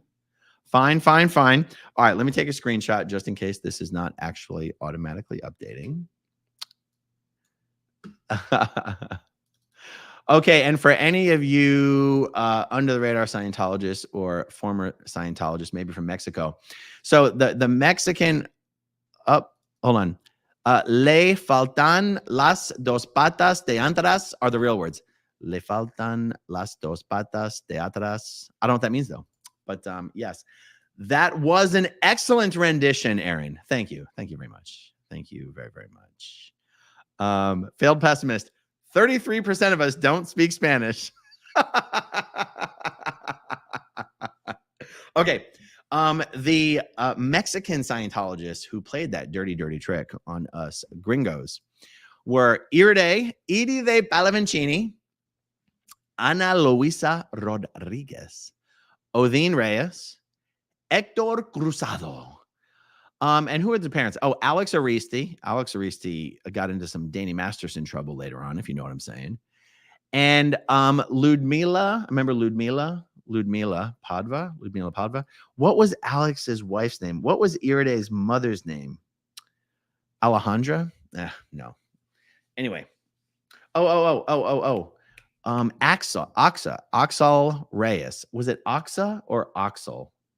Axel Reyes. Axel Serta. Yes. There was a lot of there was 4 or 5 Scientology orgs just in Mexico City. I mean, honestly, it could have been 3 or 4. And they had a lot of trainees at Flag. I think any of the Spanish that I speak is Spanish I learned training at Flag just from all the Mexican trainees who I got to be very good friends with. Okay, so I took the screenshot. Now I'm going to refresh the map. Let's see. 8:25:13. Oh, wait. 8:25:13. Yeah, no, it's updating in real time. Okay, let's take a look, guys. Let's see what's happening. See what is happening.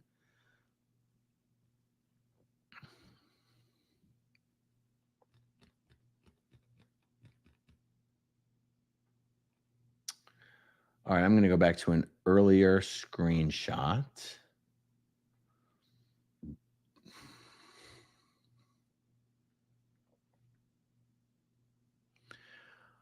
Okay.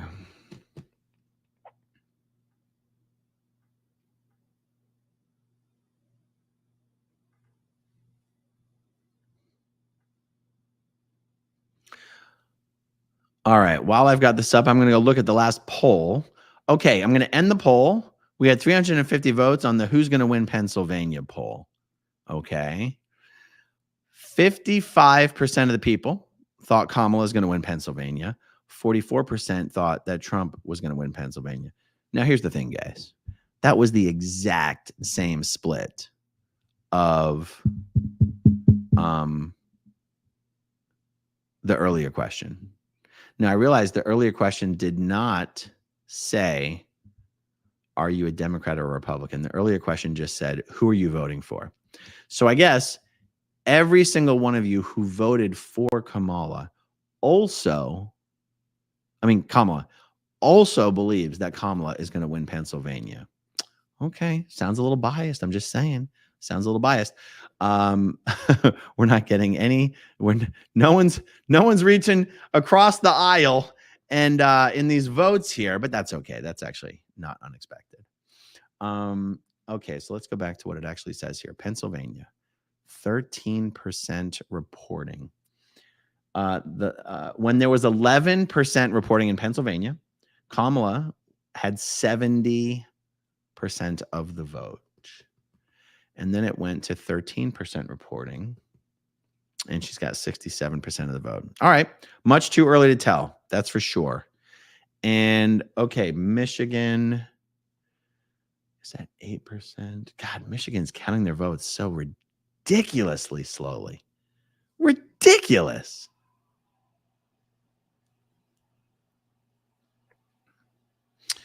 In 5 more minutes, we should start seeing results from Wisconsin.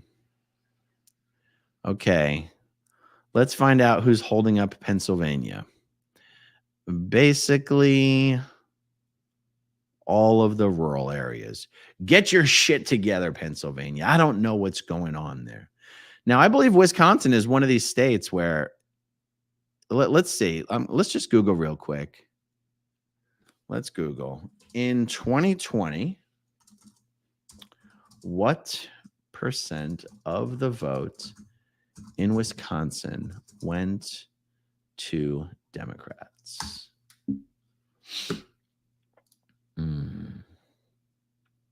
Oh, it was tight. It was tight. Biden only got 20,000 more votes. Biden got, well, here, I'll just share this one with you. Yeah, this is Wisconsin. Last election. I did not realize it was that tight. Wow. Okay. I just realized we need to go back and see what is happening in North Carolina. Is it basically over? I mean, it's never over with only 26% reporting. Okay. Come on, zoom in, will ya? Okay. Huh. Wow.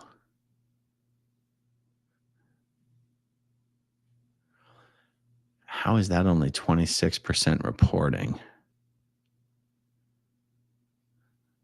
Well, that's a hell of a lot more than 26% of the districts, but I guess the ones that haven't reported must be really populous.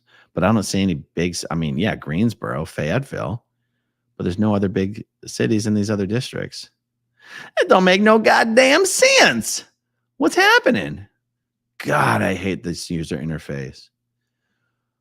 Okay. Huh.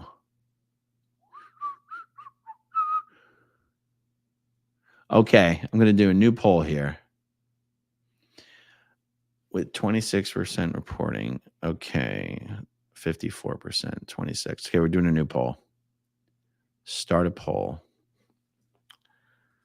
26% reporting in NC.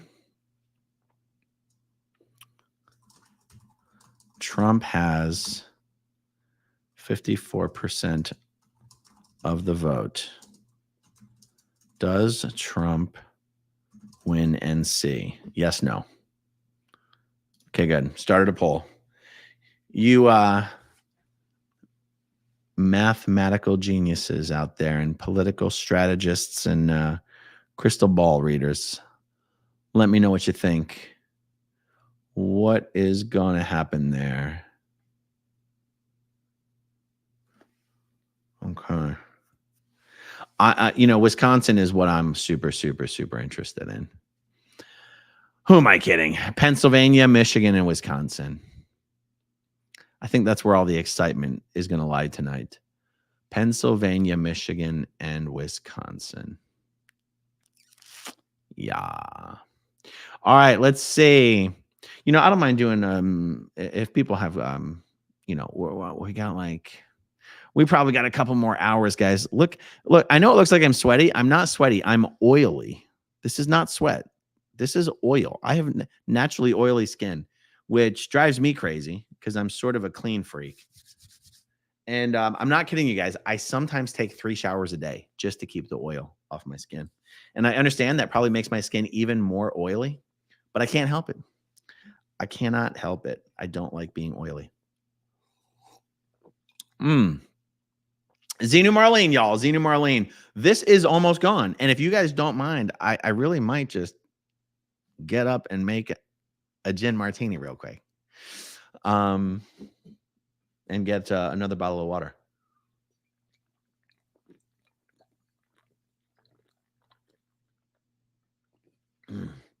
So damn good. All right. Who's got questions? Artology, go take a shower. Sam Anderson, the country's going to go to war and it's going to be split in two. I got to tell you, I don't think so. People are all bark and no bite. People are very strong on Twitter. And I don't think we're going to, I don't, it's not going to be like the Dodgers winning the World Series or anything like that. Ken Grover, make that martini. Do what you got to do. Thank you, Ken. I will. Anna says, that's exactly why your skin is oily. Stop. Well, that's like telling someone not to scratch a mosquito bite because it's going to make it itch more. Can't help it. Man's got to do what a man's got to do.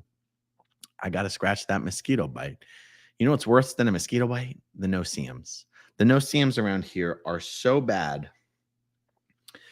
Just last week, I went to this brewery in Ozona, which is like just north of Clearwater, but on the water. And from the elbow to the wrist, 10 bites. And that's just there. I had it similar here. I had it on my ankles and I scratched them. I mean, I scratched them until they bleed because I just can't help it.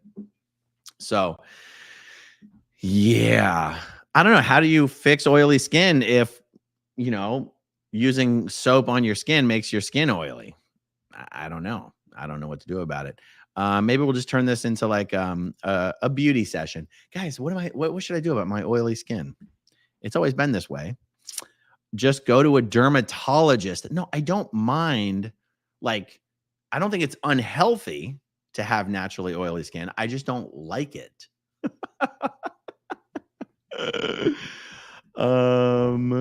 Let's see.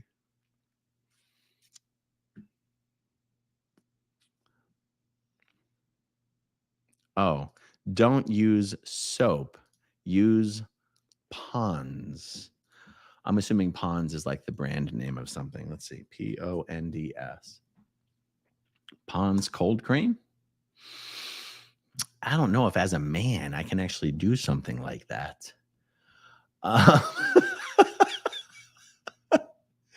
Yeah, I think they would pull my man card if I had a bunch of Ponds cold cream in my bathroom. Yeah, I don't know about that. I'm going to have to veto that one, you guys.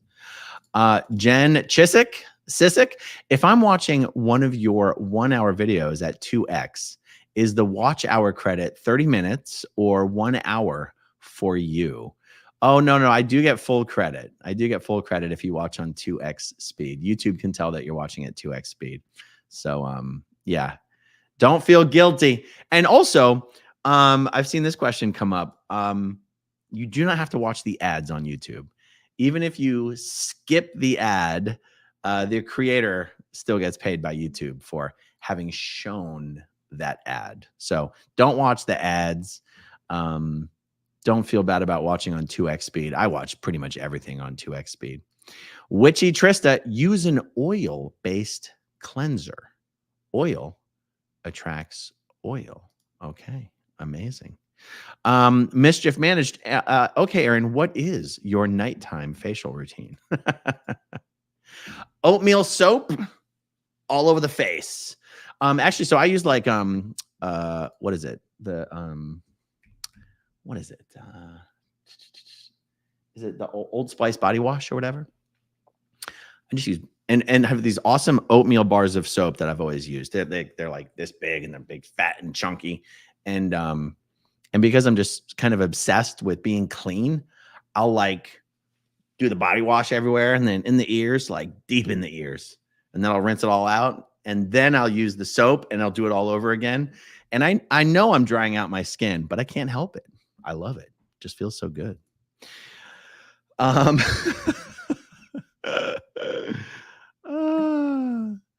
right, let's see.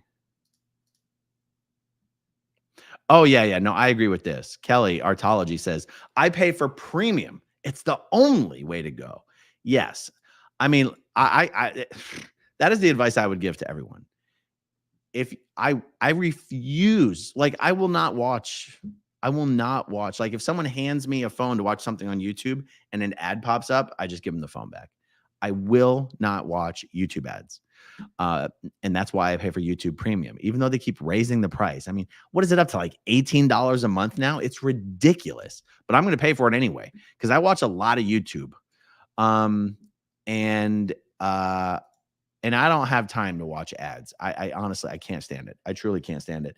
If I pull up any website, like a news website, any website at all, and I'm watching a video and an ad starts playing, I close the website. I don't care. I will not watch it.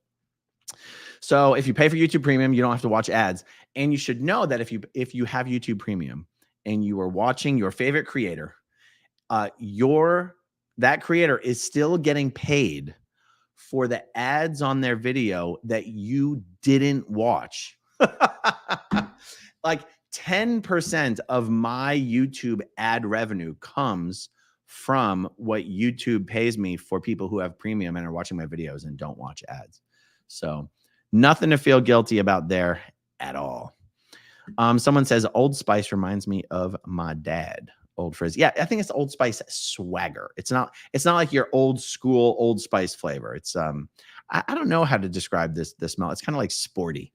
It's like sport. Something like that. But honestly, I've just been using it for so long. It's pretty much I can't imagine using anything else. Okay, let's see what's going on here. Let's back it up.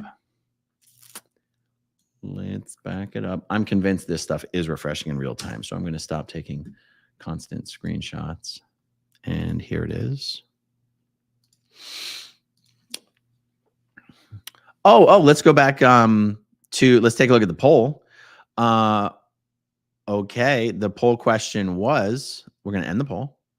The poll question was 26% reporting in North Carolina. Trump has 54% of the vote. Does Trump win North Carolina? 61% of you.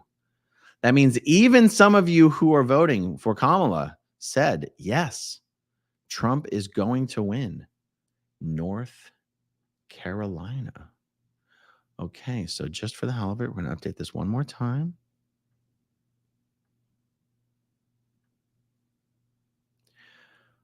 Interesting.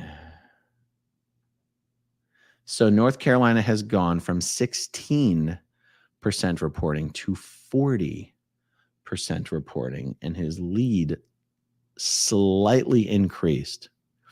I'm going to guess the only possible variable here is there just an unbelievable amount of mail-in ballots that have not been counted yet. Yeah. Antics of a mama squirrel. I might need a drink. Harley Jim, oatmeal for oily skin. Well, do you mean like actual oatmeal, rubbing oatmeal all over my skin, or just oatmeal soap? You know what I'm saying? Because I've never tried just good old Quaker old-fashioned rolled oats. Might have to give that a shot. Okay, so let's look at Pennsylvania. Previously, we had 11% reporting, and Kamala was at 70%. We are now at 18% reporting, and she's down to 60%. Okay, let's see if the cities have already reported. Oh, shit. Is that the same thing we had before, though? Isn't that the same thing we had before? Philly had already reported before. I thought Pittsburgh had already reported. What is taking Allentown so long? Get your shit together, Allentown. You guys are always causing trouble. Jesus. Huh. All right. I mean, I guess...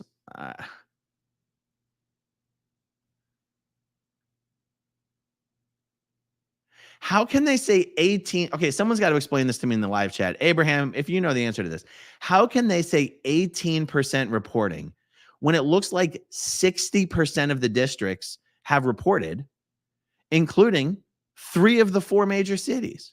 Where's Harrisburg in there? How come there's no Harrisburg? Did Pennsylvania get rid of Harrisburg and I didn't get the memo?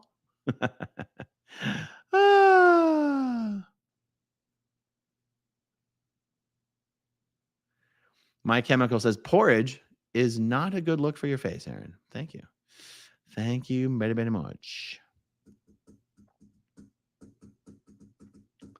Okay, I'll tell you what. Let's see. All right, guys. If I go fix myself a drink real quick, is everyone gonna leave? How about this? You guys want to time me? How long it takes to make a drink? I got the ice all ready to go and everything. So I'll tell you what, just so that there's something topical for everyone to watch, I will. What if I just go like, wait.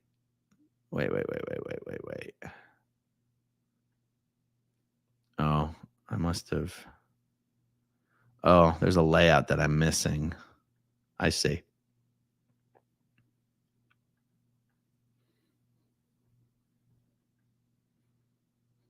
All right, I'm going to keep this up for you guys, okay? I'm just going to keep that right there. Ah! I'm going to make a new drink real quick. And I'll be right back.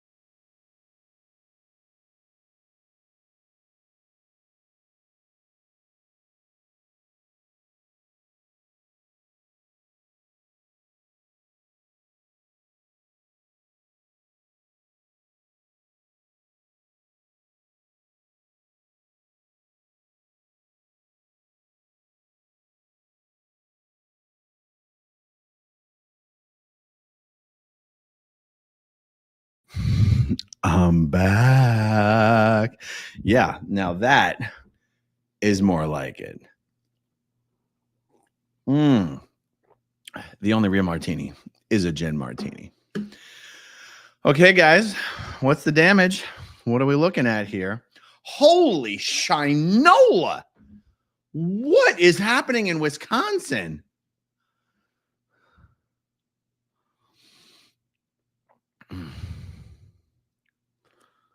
Wow. I mean, that's only 2%, so we shouldn't actually. Well, I'll tell you why that's startling with 2% is because the early numbers, I mean, at least my understanding on this from following it, the way that I have been, the early numbers are supposed to favor the Democratic candidate just due to how they count the votes. Now, maybe that's not as true in Wisconsin as it is for other states. You know what I mean? But that's why that's surprising. But like, for example, the early numbers in Texas showed Kamala in the lead. And obviously everyone knew Texas was not going to go Democrat. To see Trump have 60% of the vote after the first 2%, I mean, that is unexpected. Oh, Minnesota's coming in now? Oh, Minnesota's not. Oh, Minnesota's not a swing state, though. Is Minnesota even in play, you guys? Guys, for those of you who've been really paying attention to the polling and the punditry, is Minnesota actually in play in this race?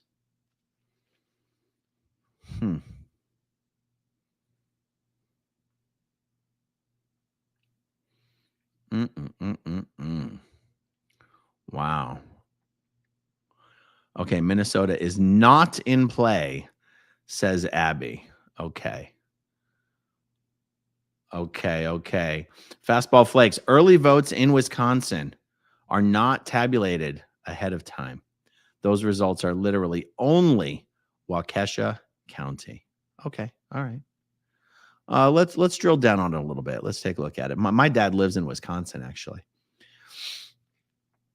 Oh, yeah. I see what you're saying.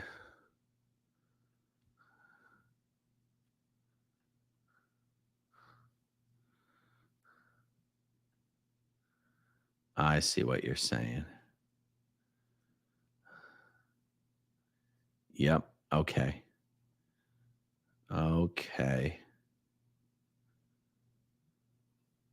I'm tracking.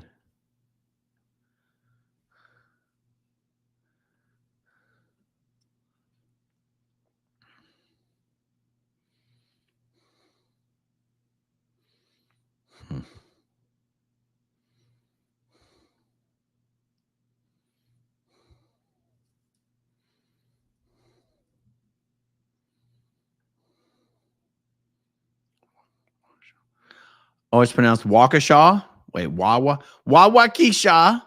Wait, Wawakesha. All right, someone's got to give me a better example of how to pronounce that.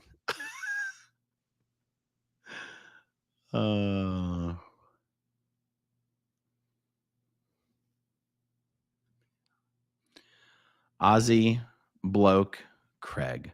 What do you call a fizzy, non-alcoholic drink in the Midwest? Minnesota. I'll drink to that. Zena Marlene. Oh, I see. Ohio has been called for Trump. Really? Oh, yeah, there it is. But Ohio apparently wasn't a battleground state. Didn't it used to be? Didn't it say, as goes Ohio, so goes the presidency or some shit like that? Am I making that up? Is that something that used to, didn't it used to be whoever won Ohio pretty much won the presidency? No? Am I making that up? Oh, Waukesha. Okay, that makes sense. Waukesha, Milwaukee. I get it. I'm following.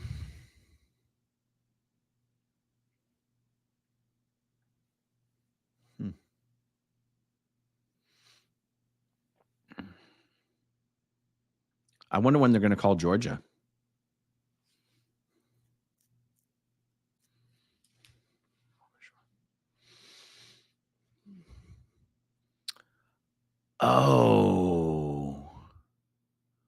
Oh, JD Vance is from Ohio.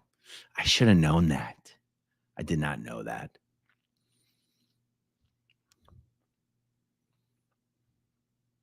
Is JD Vance a senator from Ohio? Let me just double check.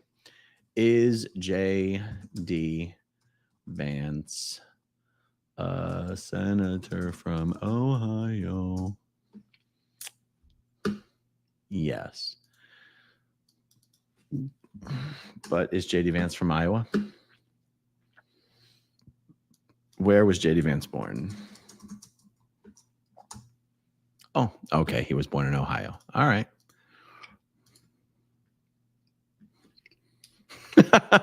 Jace, no. Politics aren't my strong point, but this is fun. Cheers, everyone. Well, now that the drink actually tastes good, we can do more Xenu Marlenes. So, Xenu Marlenes. Xenu Marlene. God damn, that is actually really good. Okay. So, Pennsylvania. All right. When Pennsylvania was at 11% reporting, Kamala had 70% of the vote.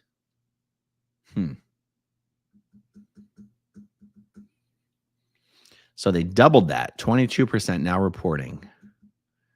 She's hanging on at 57%. She could win Pennsylvania for sure.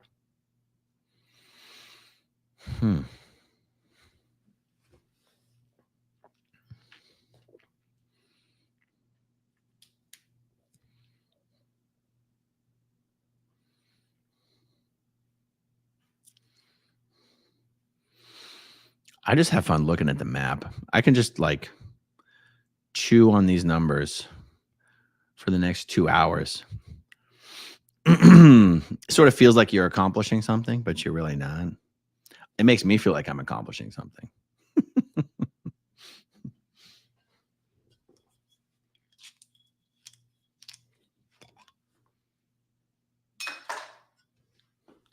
Oh my goodness. Look, North Carolina is getting tighter.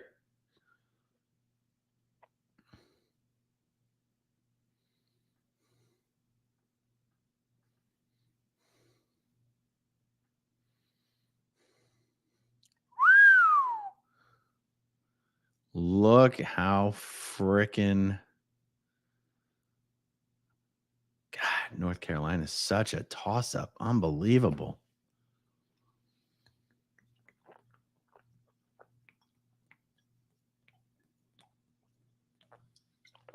Wow.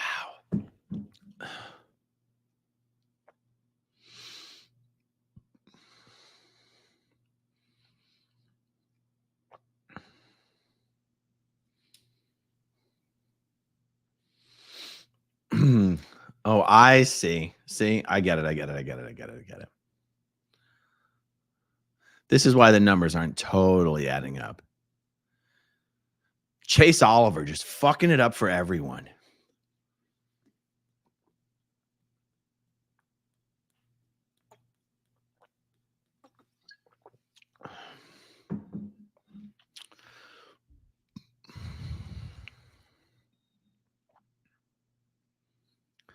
Oh, check this out, you guys. Fastball Flakes, for what it's worth, Decision Desk, who are pretty academic in their analysis, have already called North Carolina for Trump.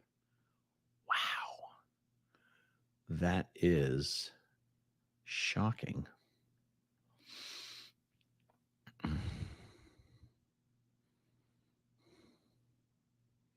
Oh, it looks like peanut was not enough to secure Donald Trump a victory in New York. Peanut's death. We will never forget you, Peanut. We will never forget you. Okay, Queen Thane. NBC says Harris has 56% in Pennsylvania. All right, well, let's see. How does that compare to what it says here? Well, oh, there you go. Yeah, okay.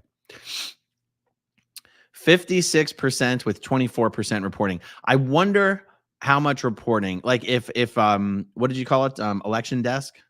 Election desk. They called North Carolina after 50% reporting.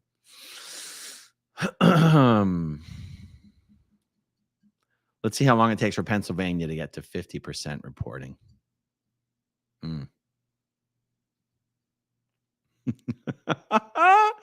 Failed pessimist. I wish I had some wine in my house. Sitting here drinking Diet Pepsi like a loser. Oh no, not Diet Pepsi.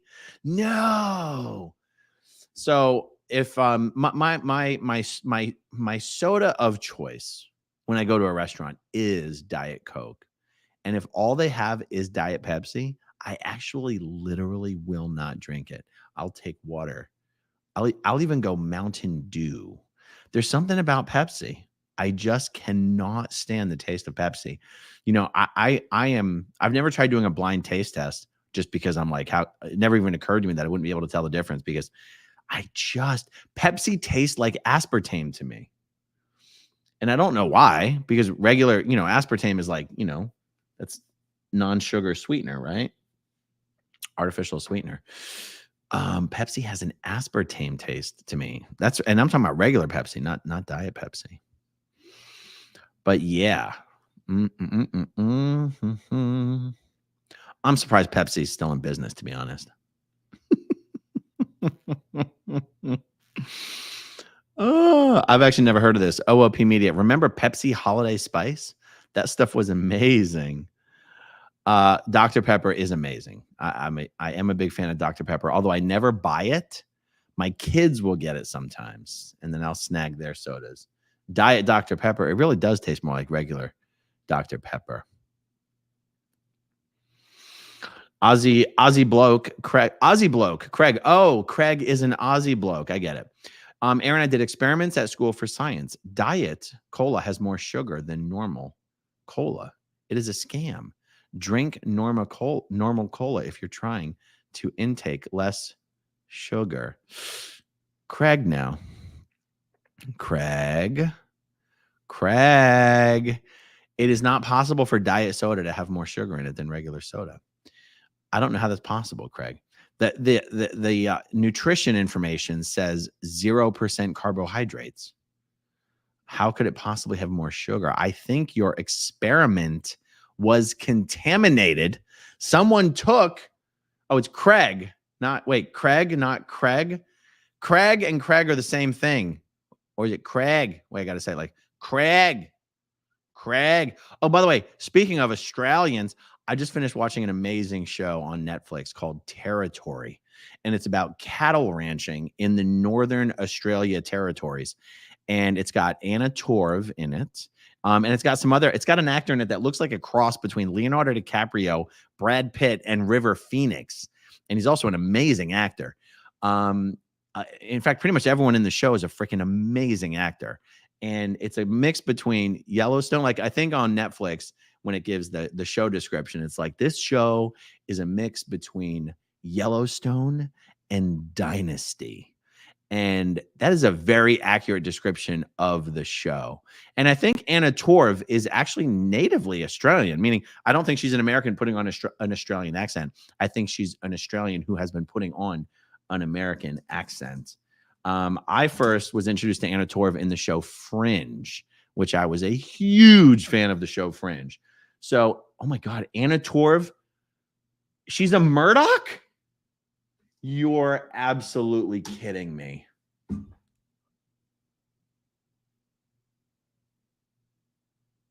Wait. Anna Torv is Rupert Murdoch's daughter-in-law? Wait. She wasn't married. Hold on. She didn't marry Rupert Murdoch. Wait, Anna Torv is related how to Rupert Murdoch?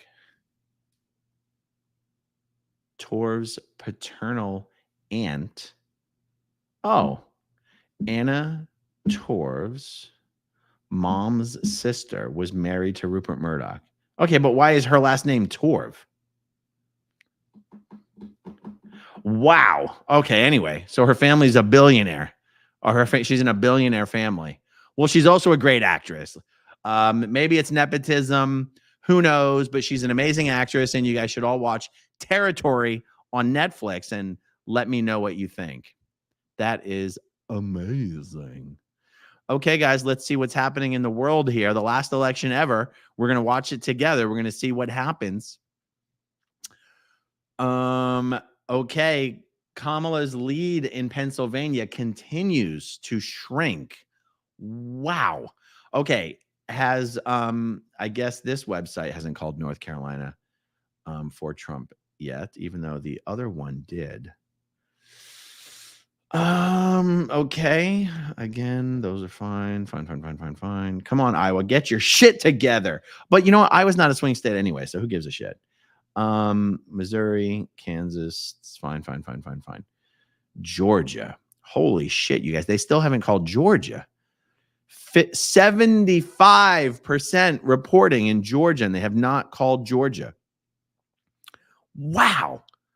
Trump has a 5-point lead in Georgia still. I mean, who knows, guys? That can still a 5-point lead with only 25% of the vote yet to count. Wow. Okay, so if that means Trump won two, if he won Georgia and if he won North Carolina, wow. Pennsylvania, Michigan, and Wisconsin. Okay, Wisconsin's wow, you guys. Wow. And guys, if anyone's monitoring the other websites as well, whichever one you guys mentioned earlier, please feel free to put the updates in the live chat as to what other I'm not watching like the MSNBC, I guess Fox News is probably doing something. I don't have cable, so I don't watch any of those channels. So, but if anyone else is watching any of the live coverage anywhere else, please give us the updates. Okay, Fastball Flake says a lot of Atlanta Metro has not been counted, but the early numbers don't look good for Harris, to be honest. Fix News is toxic. Yeah, I find all cable news to be toxic. I mean, unfortunately, even the late night talk shows are toxic. I don't watch any of it anymore.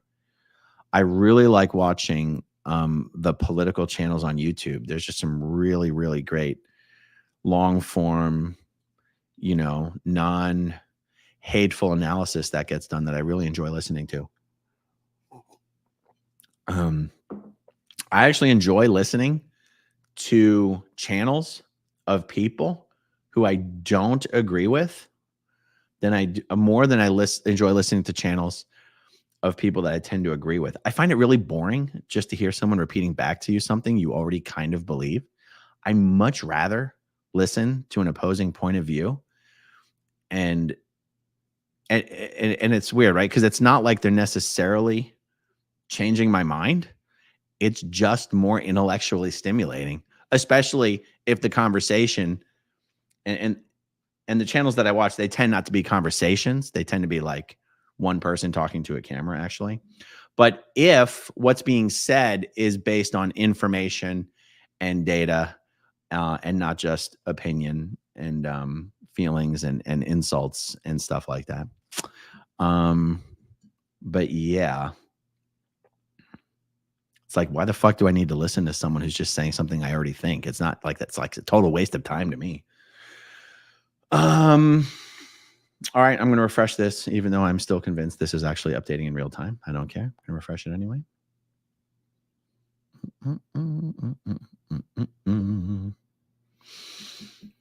Okay.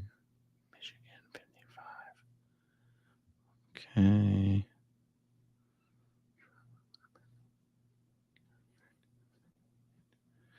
All right. I'm going to take a new screenshot.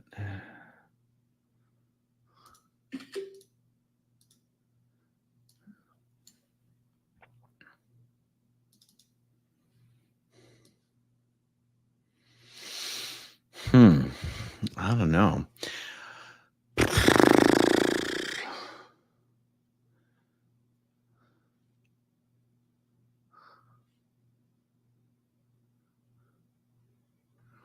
Queen Thetan, neck and neck in Virginia. Yeah, but Virginia is not a battleground state here.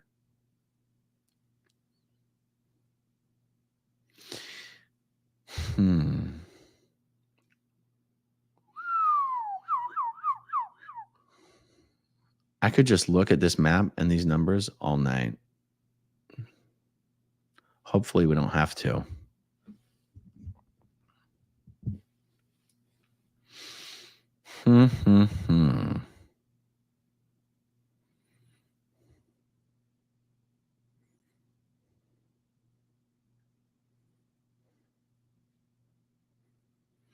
I wish they would just call the states that they already know are going to Harris,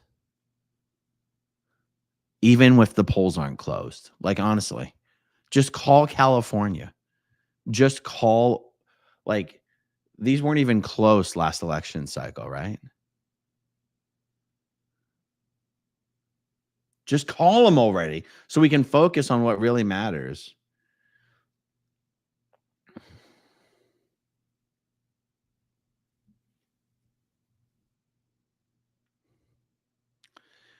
Okay, so someone's asking, Electric Boogaloo, what does light blue mean versus dark blue? Light blue means that Kamala Harris is in the lead, but the lead is not sufficient yet to confidently say that she won the state. And dark blue means that state has officially gone to Kamala Harris. And the same applies to the red.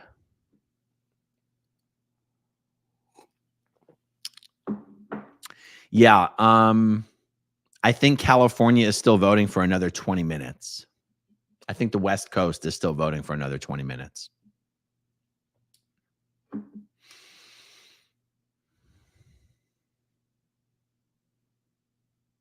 Yeah.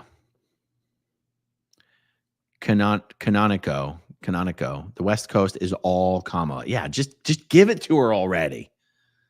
It's like we're sitting here looking at this bullshit number, which is 99 versus 178. And we all know it's bullshit. There's no point pretending like that's the number.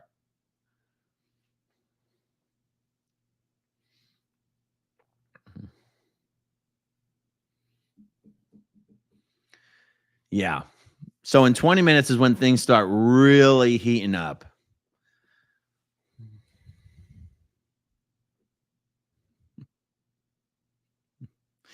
Carrie says, don't worry, Montana polls close soon. All will be decided. Yeah.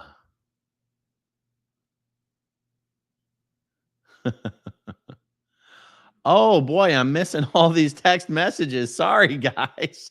I'm using my phone as my camera, and so I'm missing all these freaking text messages. I better just start responding to some people.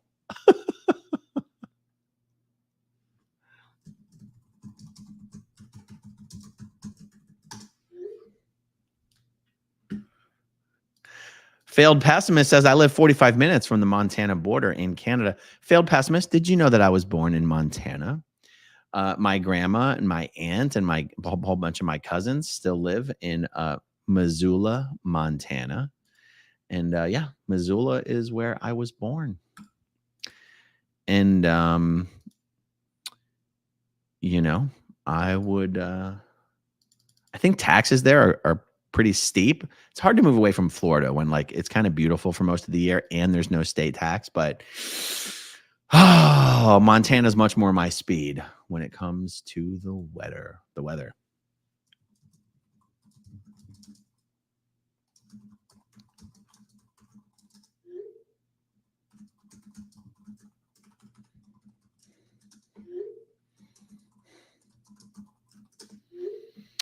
Okay.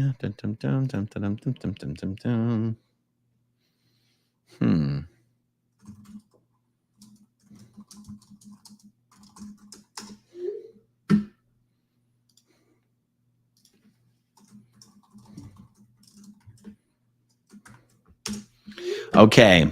All right. Text messages responded to.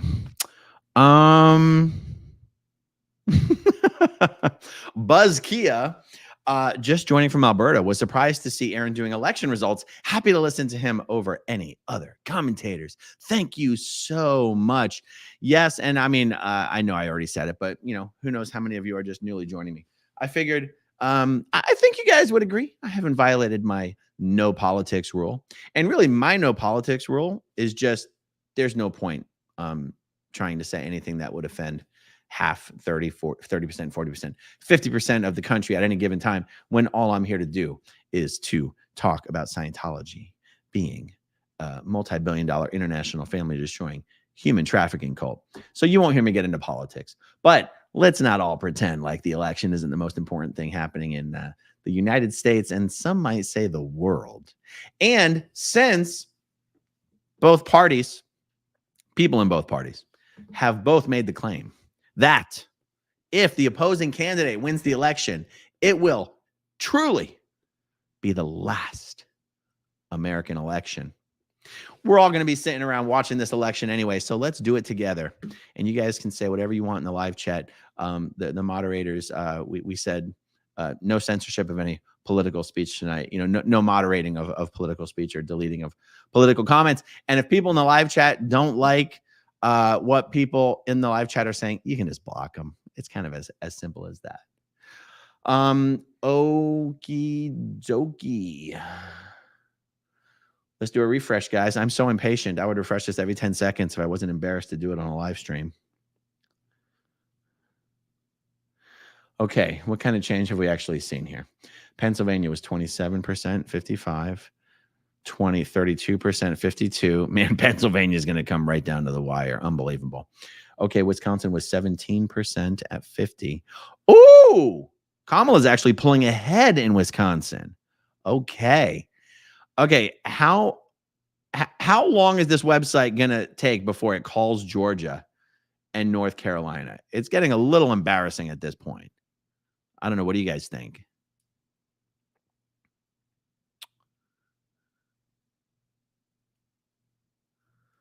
Let's see. 77% reporting. I don't know. 52% is not exactly a decisive victory. I can see why they're not calling that. Michigan 1353. Michigan 1353. That's the same.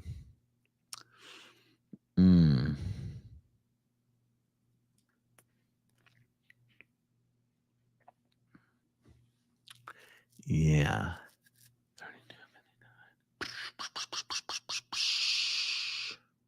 Wow. Okay, guys, we still got 15 minutes before things start getting real hot and spicy. Once we see what's happening in Nevada and Arizona.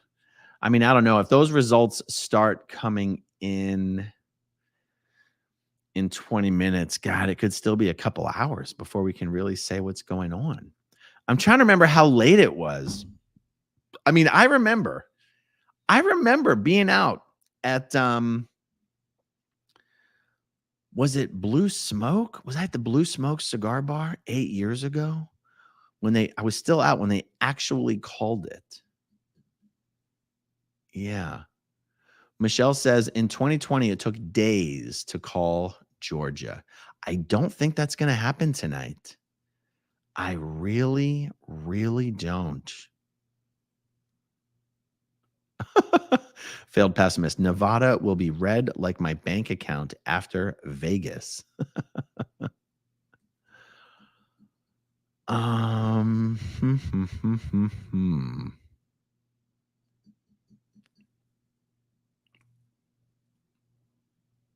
Yeah. Volado. Oh, Jorge Avila. Hey, Jorge, how you doing? How are you doing? Aaron, Nevada and Arizona will be very, very late tomorrow. I don't know. I mean, you guys could be right, of course. But it's like, I just can't imagine actually going to sleep tonight or going to sleep without knowing how the election turned out. So it's almost like if I'm going to be sitting here staring at my phone anyway until the wee hours of the morning, I might as well do it with you guys.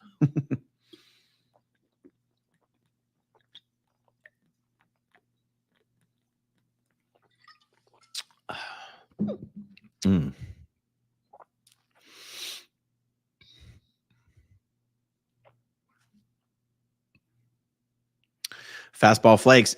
DeKalb County, Georgia, for example, large population, heavily in favor of Kamala Harris, still has approximately 35% of their vote to report. Okay. All right. NBC says 51% for Kamala Harris in Pennsylvania, with 33% reporting. You can see that's exactly what it says here on this website as well. So good to see the consistency. Wow. Okay. So look at Wisconsin. So Kamala has less than 50% of the vote, but is still in the lead because Jill Stein is fucking it up for everyone. No, I'm just kidding. Oh my God. Bobby Kennedy's actually got 0.5% of the vote. Amazing.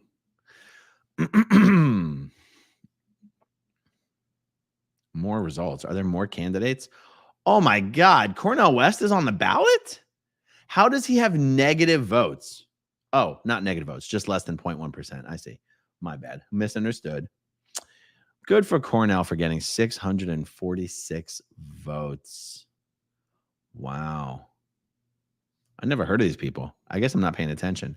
Claudia de la Cruz, Cornel West, Randall Terry, Chase Oliver. I mean, I've heard of Jill Stein. She's run a couple other times, right? At least one other time. And of course, everyone's heard of Robert Kennedy. Okay.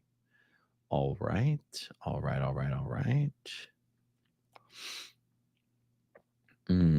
Refresh.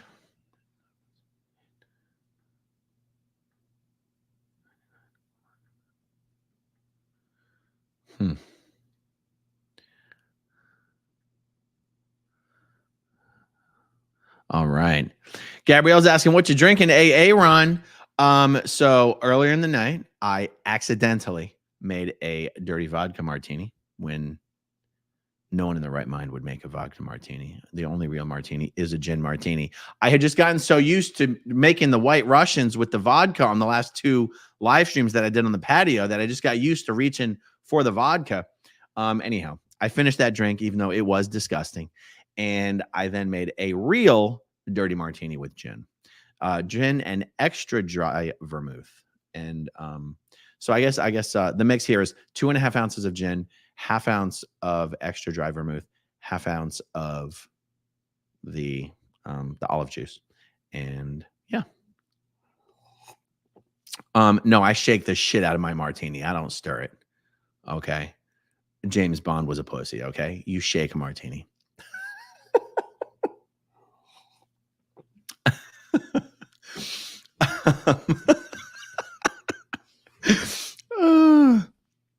Okay. Oh yeah. I like this.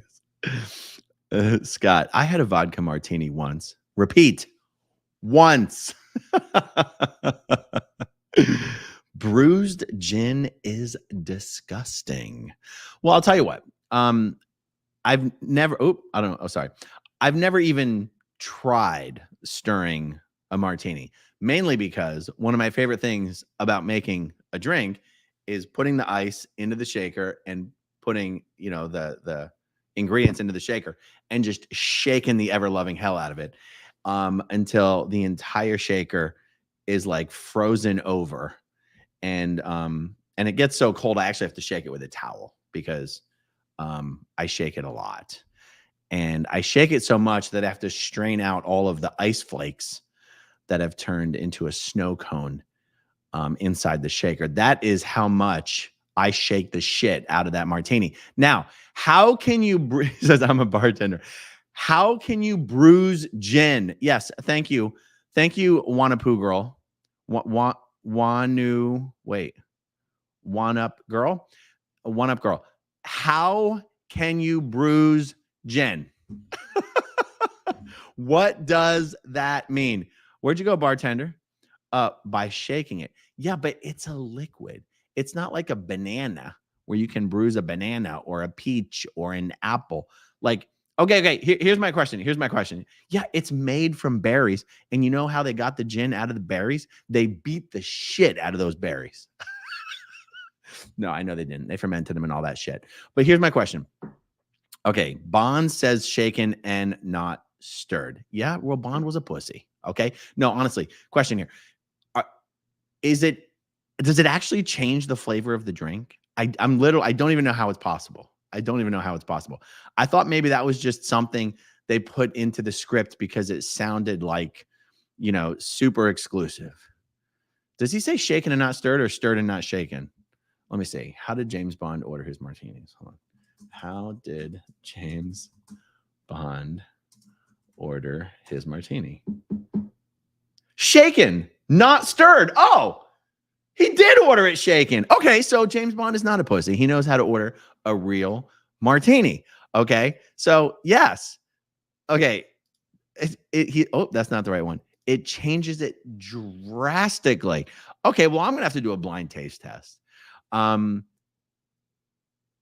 can't believe that. I can't believe it would actually taste different. Okay, let me see.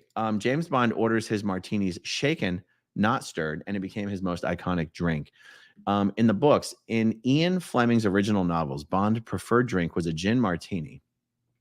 In Moonraker, he first orders a vodka martini, shaken and not stirred, with a twist of lemon. I don't know about that one. In the films, Bond first orders a shaken martini in Goldfinger, 1964, on Goldfinger's private jet. He also orders a shaken martini in On Her Majesty's Secret Service when Mark Ange Draco tells his assistant to get one for Bond. Why shaken and not stirred? Bond prefers his martinis shaken because he believes it preserves the flavor of the drink. Shaking aerates the drink, making it colder and slightly more diluted than stirring. This is much more than I ever thought I would learn about the philosophy of James Bond's drink order. All right, well, I'll do a taste test. Maybe we'll do it on a live stream next week. Have one gin martini shaken halfway to death. Like, okay, I'm not going to make any jokes. Okay, one shaken martini, very shaken. Like, I can't. I'm trying so hard not to make this joke. Okay. The other martini will just be stirred. Now, I'm literally going to have to watch videos on how to stir a martini because it sounds like the dumbest thing ever. Like, do you stir it with the ice and then pour it? And then, like, what are we doing here? How do you stir a martini? Okay, he says, I've been a bartender for decades. I swear, unless it's French 75, I hate shaking gin ever. Well, I'll tell you what's better than French 75 gin.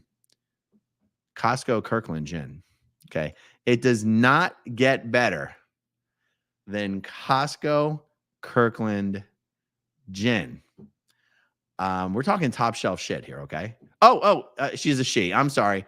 M71 for some reason just felt male. I don't know why, but I will try to remember this. M71. C. See, it's not going to make sense because I'm going to think M71 C3PO, but C3PO was a dude. At least I'm pretty sure C3PO was a dude. Except in Spaceballs, C3PO was Joan Rivers. Definitely not a dude. But I'm going to try to remember this. Okay, a French 75 has lemon juice and champagne. Okay, all right. Janet knows what's going on. Kirkland is a great brand. Like, I think Grey Goose actually makes Costco's Kirkland vodka. I'm almost positive. How drunk is Aaron right now? Not drunk at all. It's my second drink of the night. We started the night 3 hours ago, and the drink was three ounces. I think 3 ounces. SPTV Kelly. Yes, Aaron, stir just like you said, then pour it through a strainer. Okay. All right. Poncho, bartending is very technical. Yes. Oh, Costco gin is actually Gordon's. Is Gordon's a good gin? I do not know. Pretty much the 3 bottles of liquor that I have in the house all came from Costco. I have a tequila, I have a gin, I have a vodka, and they've all been in the deep freezer for like a year. What is Aaron's blood alcohol level right now? Okay, so I'm literally not even buzzed right now, you guys, but I have seen these portable, like you can buy breathalyzers these days, and I've always wanted one, but I'm too cheap to buy one. Amazon breathalyzer. Because I would be happy. Oh, some of these are expensive. $130 for a breathalyzer. Huh. I always thought if everybody had one of these in their car, nobody would. Thank God I've never had a DUI. Now that's something that'll fuck up your life. But I always thought if everyone had one of these in their car, they'd be at like no risk of getting a DUI. Yeah. Anyways, if I had one of these, we could actually test it out one night. If I'm doing a live stream and people can ask me to test my blood alcohol level, I'd be happy to do so. It would be a lot of fun, actually. Okay. Craig says Aaron pours drink about 1 centimeter high in the glass, tiny. No one could get drunk off that. Yeah, exactly. Especially not someone that everyone accuses of being an alcoholic like me. And by everyone, I just mean 3 haters on the internet. Buzzard says, Aaron, glad you researched my hero's drink. Also, thanks for interviewing my sister a few days ago. Much love. Is Amber your sister? If so, I'm very much looking forward to speaking with your dad as well. I haven't reached out to him yet, but he's on my list. And if you have a story to tell and you would like to talk to me about it one day, I would be happy to do that as well. But that's awesome. Thank you for joining. I really appreciate it. And thank you for the super chat. Do you guys know I have never seen one of the pre-Pierce Brosnan Bond movies? I hate to admit it. And I don't think I've seen the last 2 or 3 Bond movies with, what's his name? Is his name Craig? Craig David? What's his name? Who's the guy that plays James Bond? I know it's not Craig David. Daniel Craig. I didn't even Google it. It came to me. It is Daniel Craig, right? Now I got to double check. Who plays James Bond? Yeah, Daniel Craig, of course. Daniel Craig is a great James Bond. I thought Pierce Brosnan was a great James Bond. I've never even seen a Sean Connery Bond movie. Oh, I feel so lame saying that, but it's true. I've never seen a Sean Connery Bond movie. Okay. So here, we're going to do a poll. Who was the best James Bond? Okay, start a poll. Who was the best? And I realized there was one before Sean Connery. The best James Bond. Okay, 1. Who was the first guy? Oh, the first guy. Who was the first guy? Come on, I'm looking for the live chat. I guess I'll have to Google it. Who was the first James Bond in the movies?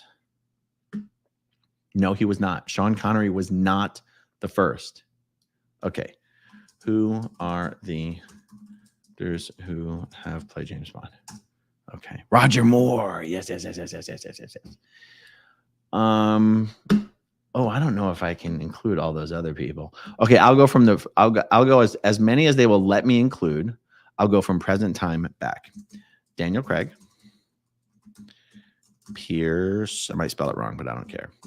Pierce Brosnan. Sean Connery. Roger Moore. It might only let us do 4. Boom. Okay, we got 4 up there. That'll be good enough. Okay, guys, let's get back to the end of the Republic as we know it, no matter who wins. No matter who wins, it'll be the end of the Republic.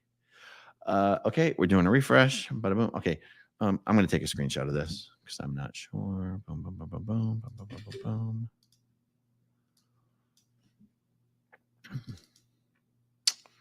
Probably not helpful.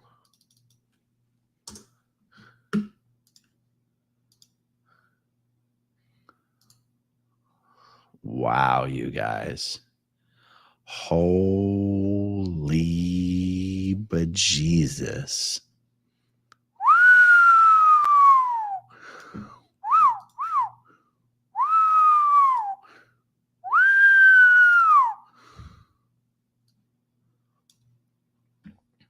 Holy shit. Donald Trump took the lead in Pennsylvania. Wow. What are your thoughts, guys? What are your thoughts? Pro or against? Burn up the live chat. Do you see Kamala making a comeback in North Carolina, Pennsylvania? Well, we'll stick with Pennsylvania, Wisconsin. Wow, she's already falling in Michigan. Wow.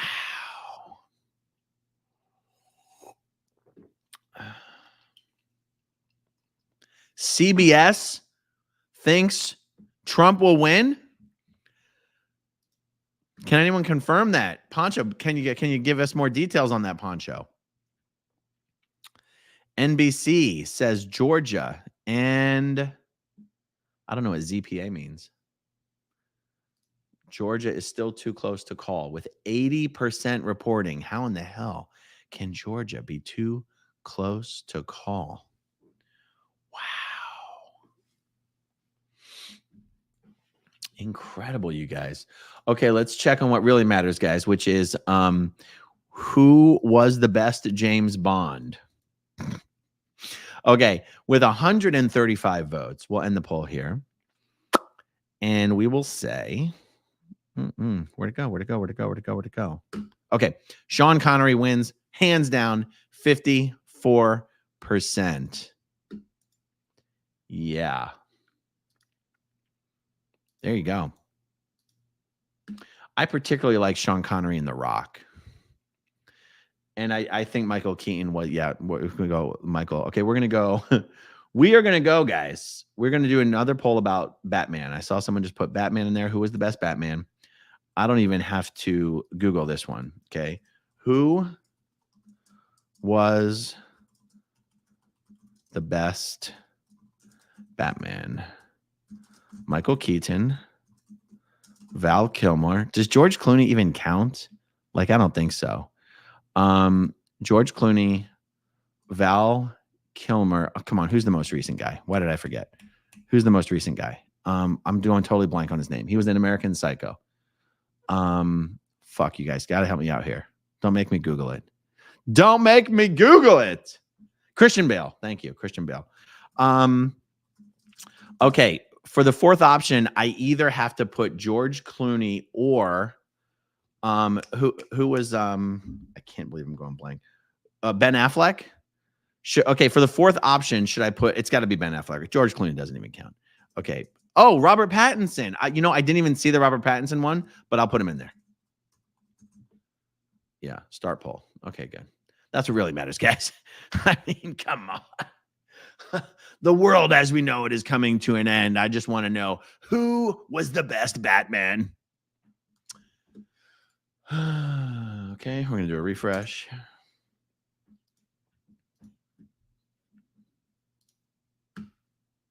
Oh, Kamala came back in Pennsylvania.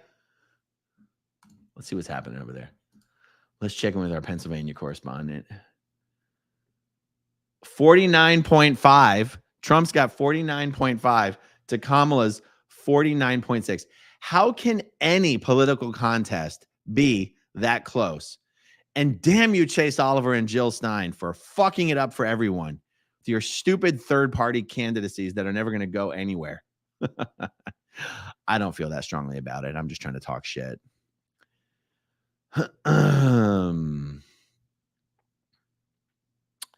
Yeah. 0.5% actually means something in Pennsylvania. Yeah. Wow, wow, wee, wow. Okay, we're going to do another refresh because I can't help it. Up. Trump took it back. Wow, just that quickly. Oof. It feels like the fifth inning of Game 5 of the World Series, or whatever inning it was that Aaron Judge dropped that fly ball to center field. What a loser, am I right? Okay, that's how quickly things are changing here. Donald Trump up by 0.5 point. Wow.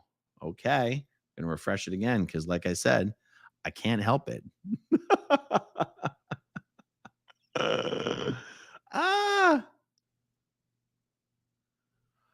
Okay, guys, is Michigan going to fall as well?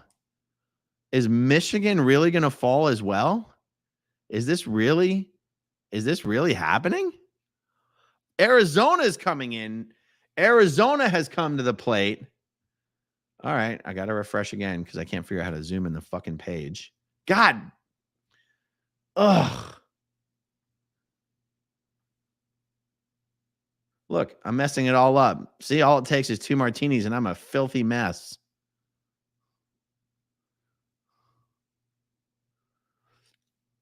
Okay, we've got Arizona is in play. 34% reporting already in Arizona. How did Arizona get their shit counted so fast? And Michigan is over here with 17% of the freaking vote counted. It's insane. It's like, did they not know we were having a presidential election tonight? Like they couldn't get their vote counters. They couldn't get enough vote counters to show up. Like, come on.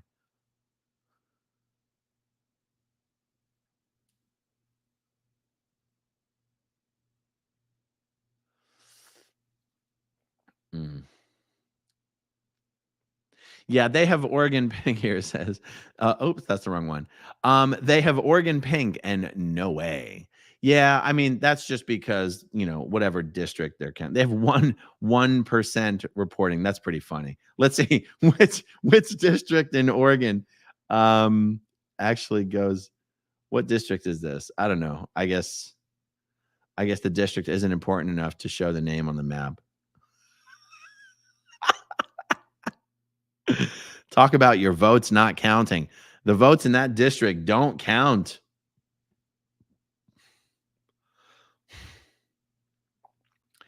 Okay, let's see how close it is in Michigan. It looks like this one's about to fall. Look at me. I'm hiccuping and everything. I'm a total mess over here. Once again, third-party candidates fucking up the whole thing. Jesus. Joseph Kishore. Who do you think you are? You don't have the effing rank, sir. Randall Terry. The Independent Party, the Constitution Party, the Justice for All Party, the Libertarian Party, the Independent Party, the Green Party. Jesus, come on, guys. So that's less than 1%, less than 1%. Yeah, all combined.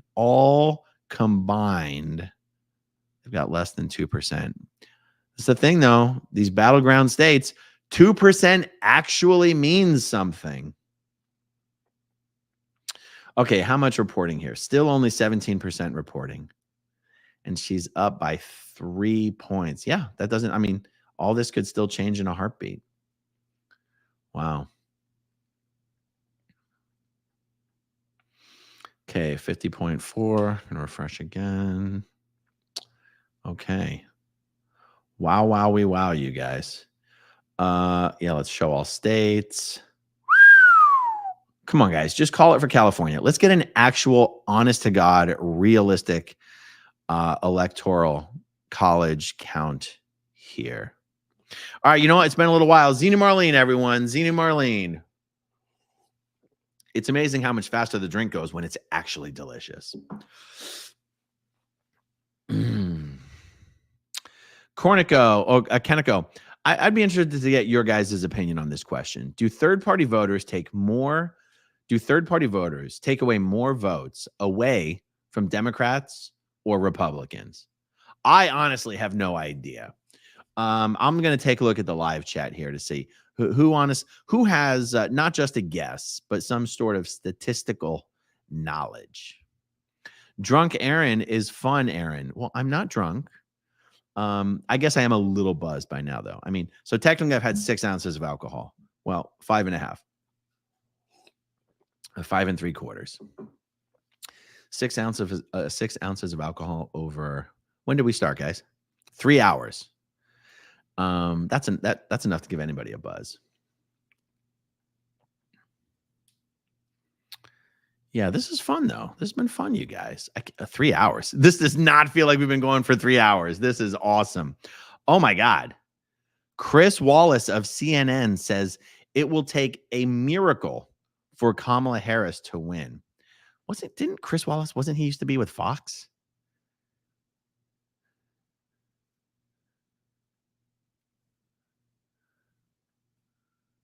Wow. Oh, so guys, back to what matters here. Okay, we were talking about serious business. We were talking about which Batman was the best Batman, and you guys will be happy to know Michael Keaton won cleanly with 200 votes. By the way, guys, there's 600 people watching and only 200 voted. You see, this is why we can't have nice things. People just don't vote. YouTube is a microcosm of the macrocosm that is American politics. What country is it that voting is actually mandatory? Is it Australia? I think it's actually illegal not to vote in Australia. Any Australians in the chat that can confirm that for me? Yeah, Michael Keaton won with 60% of the vote. Christian Bale came in second with 18%. Val Kilmer with 14%. Robert Pattinson with a measly 4%. Robert Pattinson, otherwise known as the Jill Stein of Batman, of the Batman. The Batmans? One or the other, it doesn't matter. Yes. Robert Pattinson, basically the third party candidate of the Batman vote. But luckily, it was a blowout. So no hate to Robert Pattinson there. By the way, anyone actually see the Robert Pattinson Batman movie? I heard it was good. If it was on Netflix, I would have watched it. But there's very, very few things that will get me out to a movie theater these days. Jill Stein of the Batmans. Quote of the evening, folks. Okay, let's refresh this bad boy and see what is pippity poppin'. 49.9. Okay, let's see the breakdown on this.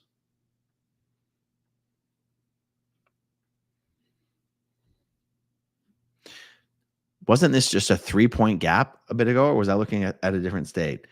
It went from 3 points, 43. It went from 3 points to 1.6 just that quickly. Wow. Wow, wow, wow, wow, wow.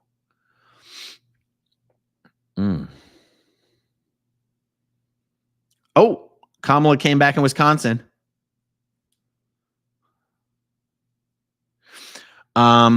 Canonico. I think everyone should be required to vote. I think everyone should be required to vote or had voting made available to them. I see. Some of the poorest and most marginalized people are the same people that don't have the means to vote. Okay, you know what? We can have a relatively non-controversial, not debate, but discussion. I need you guys to educate me on this, okay? This is something I've just truly, genuinely never understood. Okay, now let's start off from something we already covered earlier, which is half of registered American voters do not bother to vote. Okay. Okay. I'm saying it's not controversial, but for some reason it becomes controversial. This has to do with requiring a photo ID in order to vote. I cannot understand why some politicians and some political pundits say that requiring a photo ID to vote disproportionately disenfranchises low-income people and people of color. Someone has to explain this to me. I don't understand it. We are to believe that an American citizen who cannot be bothered to and does not care or bother to go get a photo ID, we're supposed to believe that that person, no matter whether they're black, white, Cuban, and Asian, or rich, middle class, or poor, they could not be bothered to go get a photo ID. But this person is going to go vote. Half the registered voters don't even vote. If you don't have a driver's license, chances are you're not even registered to vote. I realize that's not a 100% accurate statement. I've literally never understood this.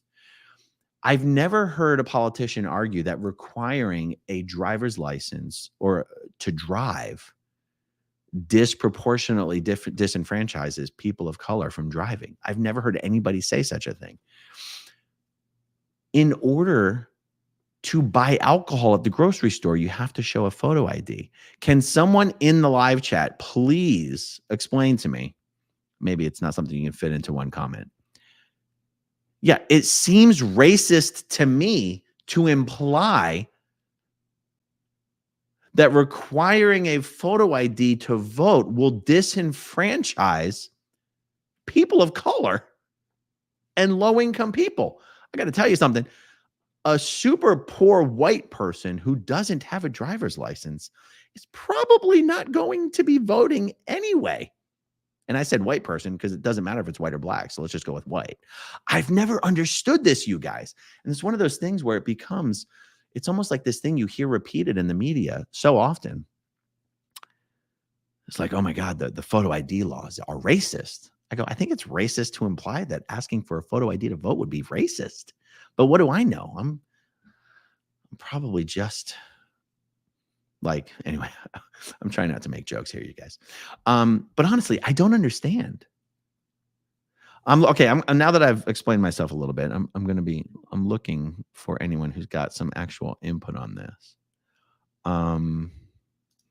RB says, my very poor relatives have learned helplessness where they can't even consider getting an ID or a bank account. I would argue if that's how they feel about, things in general or important things in their life, they probably also don't give a shit about voting. And they're probably not even registered to vote in the first place. Do you see what I mean? Like that's okay. Ingrid says no one actually says that. They say it all the time, Ingrid. And when I say they, I mean politicians on the campaign trail. I'm not going to lie. I've heard Kamala Harris say it several times on the campaign trail. And every time I hear it, I go like, I don't get it. I hear that line repeated so many times. No one ever explains it. They just say it. Yeah, Orion says it's a racist suggestion that people who don't have photo IDs could not be bothered, as opposed to don't have access to them. Who doesn't have access to a photo ID? When you say doesn't have access to them, in order to get a photo ID, there's a DMV or like for me, right across the street, the DMV and the tax collector's office is the same office.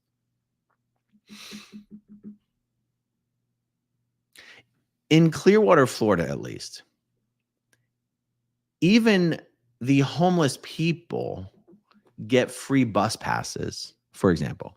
So like even someone who's like unhoused has access to public transportation, at least where I live. I mean, from the videos I've seen of New York City, the homeless people have access to the subways as well. So the implication that someone is either so poor or in some area where they have no access to a photo ID, but they do have access to a voting center. How's that possible? I don't even understand. How's that even a thing? I don't even get it. The DMV also has non-driver IDs. That's right. You can go into a DMV and say, I'm not here for a driver's license. I'm just here for a photo ID. And also, yes. Okay, Gigi's mom, it costs money to get an ID, which effectively would be a poll tax, which is unconstitutional. Okay, but I hear what you're saying. I'm still going to counter with this. Half of the actual registered voters don't bother voting. And you're telling me that someone is so poor, they can't afford the $20 for a photo ID that's probably valid for like 5 or 10 years. And you're telling me that person's going to go vote? I just don't believe it. I mean, I just don't believe it. I've seen here in Clearwater, Florida, on a non-presidential election year, only 1 out of 5 registered voters will bother to go to the polls. And you're telling me someone who can't afford a $20 ID is going to be like, oh my God, I just really wanted to vote, but I just couldn't afford it. It doesn't pass the sniff test to me, you guys. Just doesn't pass the sniff test. That's okay. I won't beat this to death.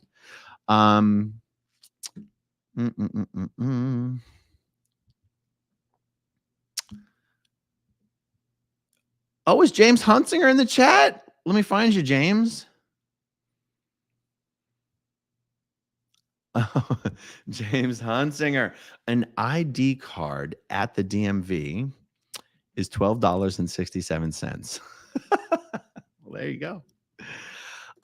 Jess Gunn. Aaron, some people are hours away from a DMV and no transportation. Okay.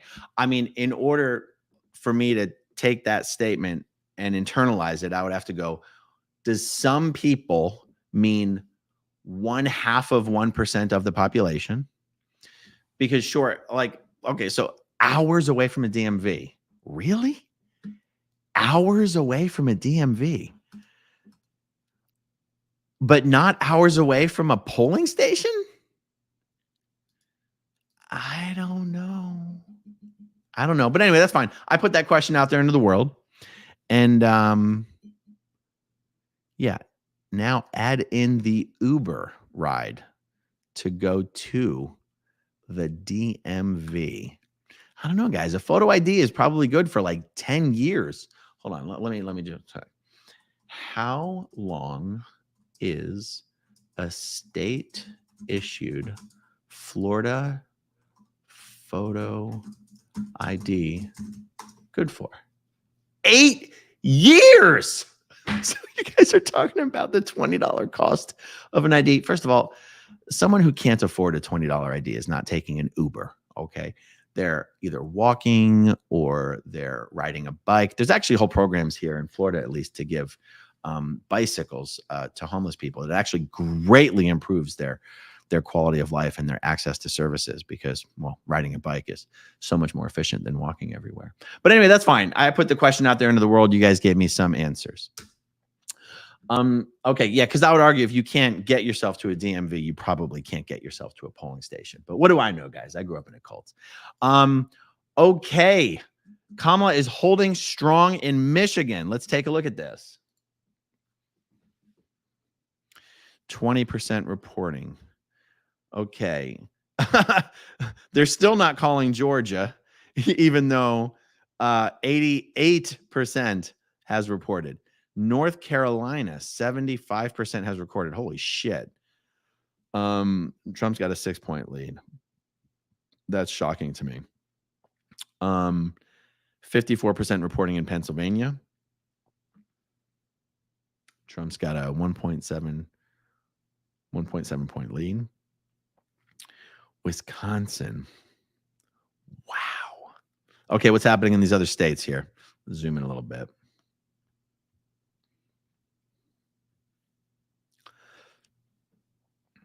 Okay. Wow.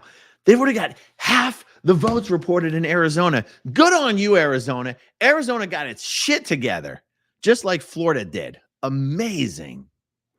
Amazing. Okay, New Mexico. No, New Mexico was not a swing state, but Nevada is, and they must still be voting. No, actually, the polls have closed, haven't they? Or is it one of those things? Guys, who can tell me? It said that results should start coming in for the West Coast at 10 o'clock. It's 10:25. These namby-pamby, panty-waist dilettantes out there on the West Coast can't get their shit together and start counting their votes. What is happening here, folks? Just give it to Kamala already. Just give it to Kamala so we can move on with the states that actually matter. Okay.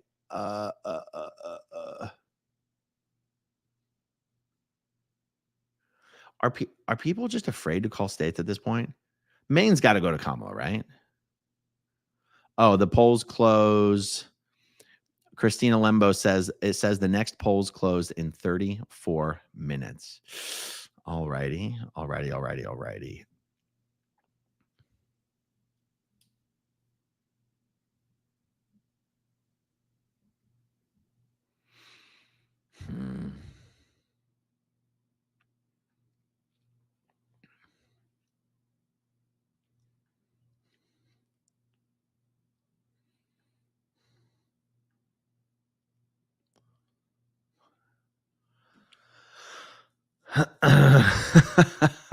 Alessia Blue, our polls are still open, AA Run. Okay, fine.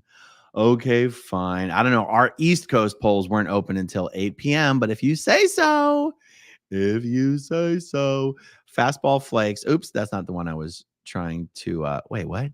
He just said his other favorite color after black. Okay, that's not the one I meant to pull up. Maine does not have a winner take all for their electoral vote. I see. Oh my God, I'm pronouncing Nevada wrong. So it's either Nevada or Nevada, and Nevada is how I have always had it. So Nevada wins the day.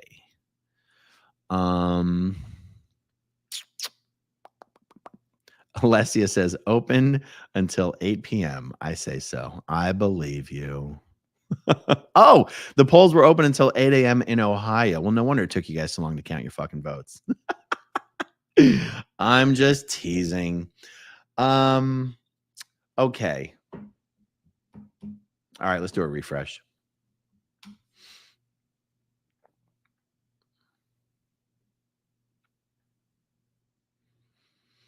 Kamala's holding on. Michigan taking forever as always. Okay, so Arizona is a battleground state. Look how tight that is, you guys. That's with half the votes already counted. Look how tight that is. 2,900 votes separate them. Okay, Carrie says, oops, is there a map with the amount of electoral votes per states that are left? This map does actually show that to you. So, oh, wait. No, it doesn't. If I click on it, it does. Wait, what the hell? Give me a second, guys. I could have sworn that earlier it was showing me. Oh, it only shows you once they start counting them. So, like, yes, 11. Okay, I'll zoom back in.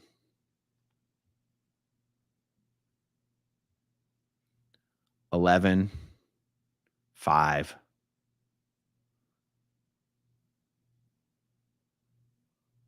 Oh my God. Oh my God, you guys. I can't handle this trackpad.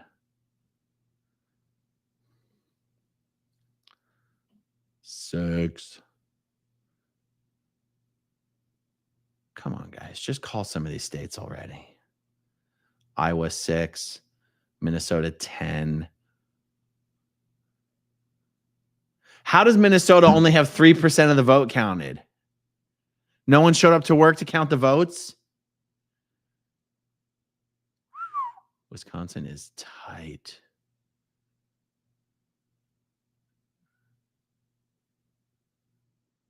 Wow.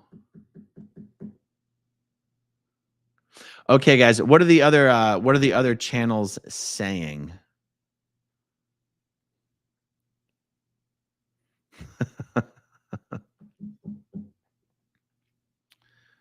What are the other pundits predicting?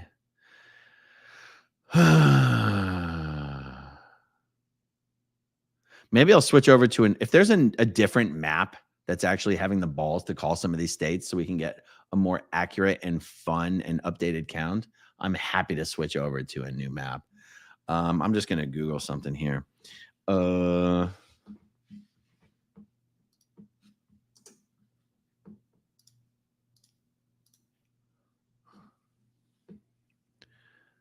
Let's check out something.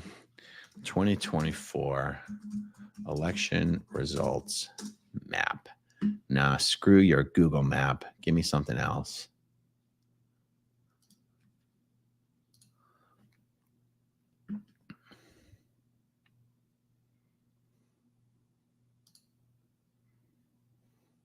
Is this really the best?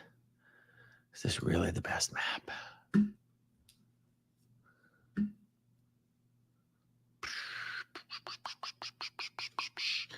Says that map has different numbers and called states than CNN.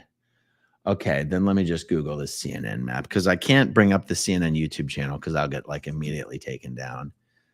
CNN election results, live updates. CNN better not have like a gazillion ads on their website.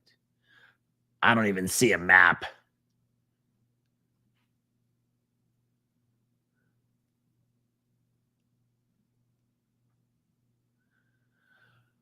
I don't see a map, you guys. Oh. Yeah, no map.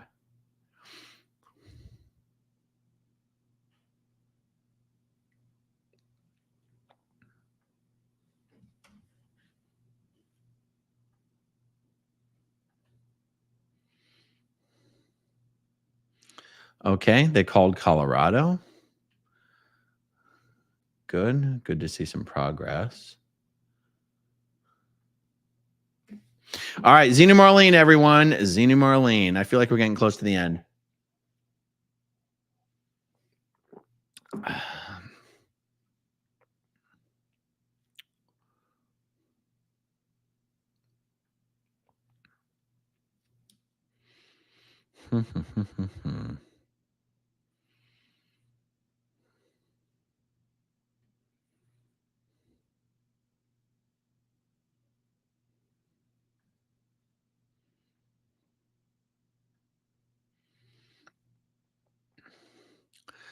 Kamala Harris holding on to a 0.3% lead over Trump in Michigan.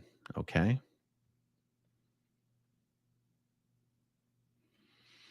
49.3 to 49. All right, let's see how close it is in Wisconsin.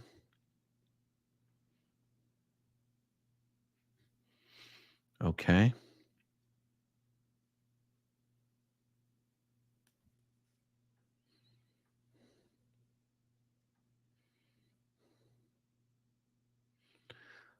Let's see how close it is in PA.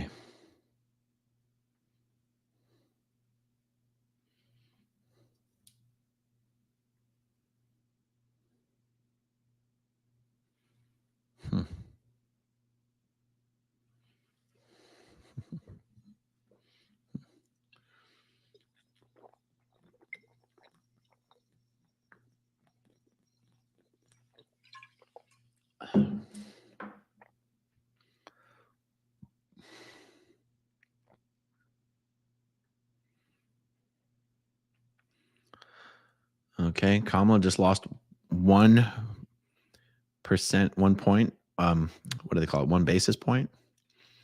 1 basis point in Michigan. Wow, hanging on by 0.2%. 2 basis points, they call that.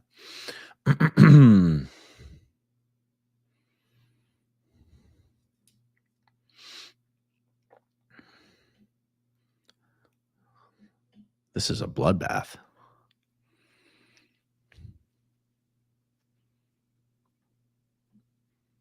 I didn't expect this.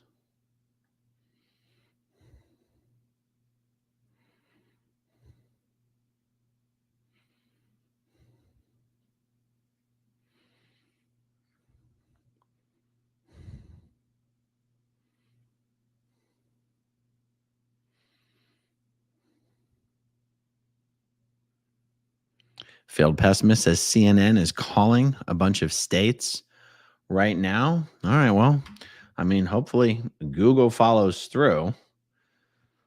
Or I should say follows suit. Fucking hell, look at that.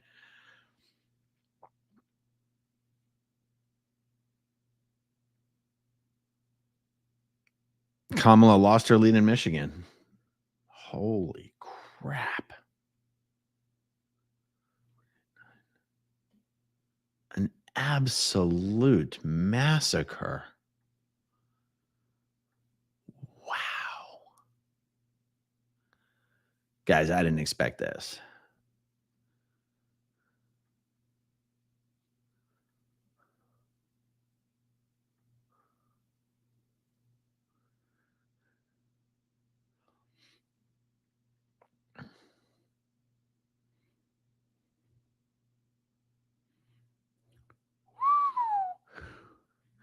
You know, I just really feel like Google is reluctant to call states. I feel like they're probably sitting over there going, what is the benefit to calling a state? Okay. So I guess Other networks are already calling Iowa. Okay. It honestly pisses me off that we're sitting here staring at this map that doesn't, where they won't call the state. Like 80, Georgia's been at 88% for like an hour now. North Carolina is at 84%. Okay. I mean, I guess, that could still technically go the other way. Virginia. Well, Virginia's not even a swing state. Oh, that's probably why they're not calling it, because Trump's actually only 18,000 votes behind her. It wasn't supposed to be a swing state. Pennsylvania. Yeah, I mean, that's definitely too close to call. No question about that.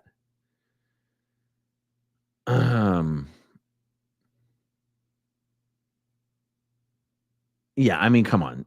Trump's up by 8 points in Iowa, and Google hasn't called it yet. Wow. Oh, Fearless Query is asking, it's not about calling states, it's about counting electoral votes. That's actually my point, Fearless Query. Until they call the state, they don't count the electoral votes. And so it's just kind of annoying looking at these false numbers of 112 and 198. Like, we already know Washington, Oregon, and California are all going to Kamala Harris. So they should just honestly call the states and give them to Kamala.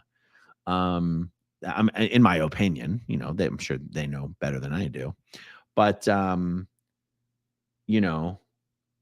Idaho's not a swing state. Just call it and give it to Kamala. Yeah.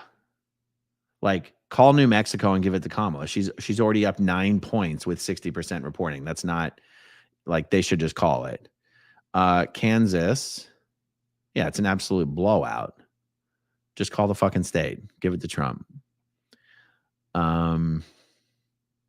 Yeah, it's just a matter of having an accurate count instead of sitting here pretending like the score is different than what it really, really is. That's all. I mean, I'm just giving my opinion, Oh, okay. Kimberly's still holding out hope here. This is called the red mirage. The blue shift is coming. They're calling the states early, and then Trump will start screaming election fraud when the blue shift happens. Just watch. I don't know. I think this is different than 4 years ago. But yeah. Well, let me put up another poll. Start a poll. Okay, what we got? 642 people. Let's get 300 votes on this poll. Okay. The question is going to be, do you still, okay, I'll word it this way. Now, who do you think is going to win? Trump, Kamala? Let's see. I think before we had 55% Kamala. Let's see if that changes. Let's try to get 300 votes, you guys. Let's get 300, see where it stands, and then I'll call that. Let's do a refresh.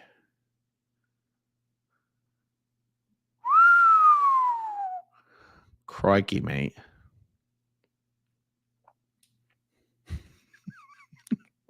Poncho says, Aaron, put on a red shirt.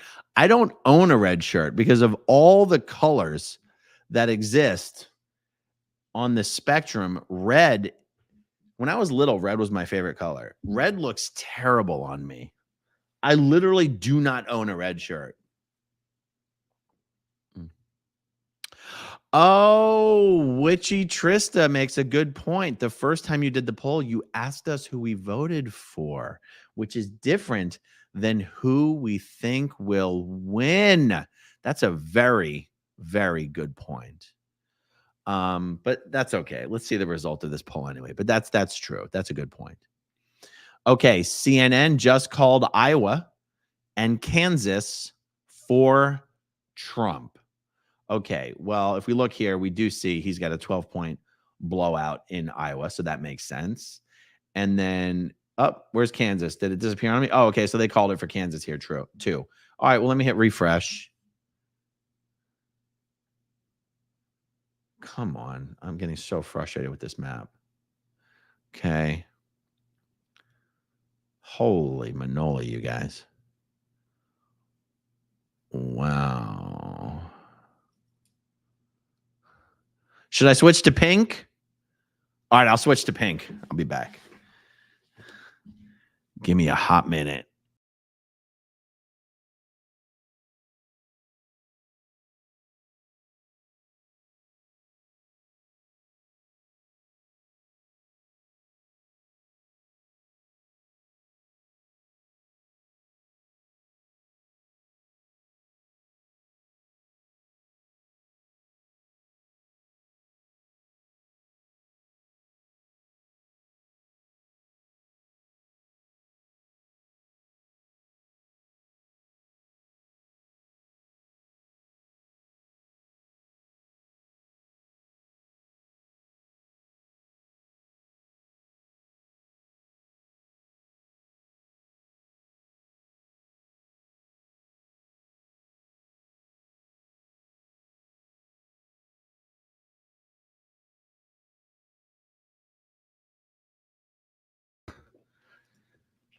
Ta-da.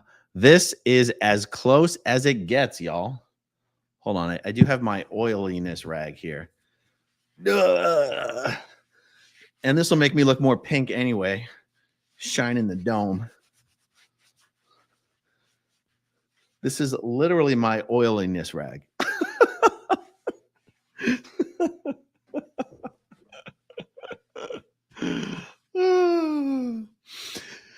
Okay. I do have purple, guys. I do have purple. Oh, wait. Isn't purple, red, and blue combined? That would be a nice unifying message. But anyway, I'm not putting on purple. Tough shit.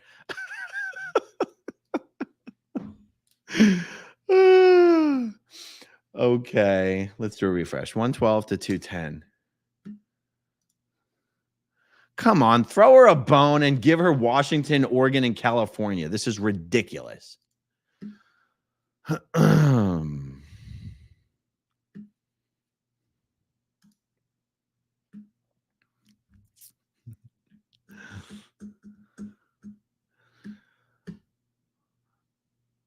Nevada.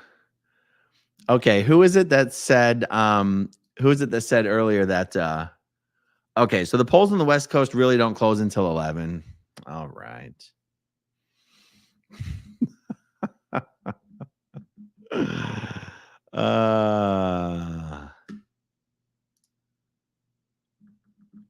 Wow, yeah.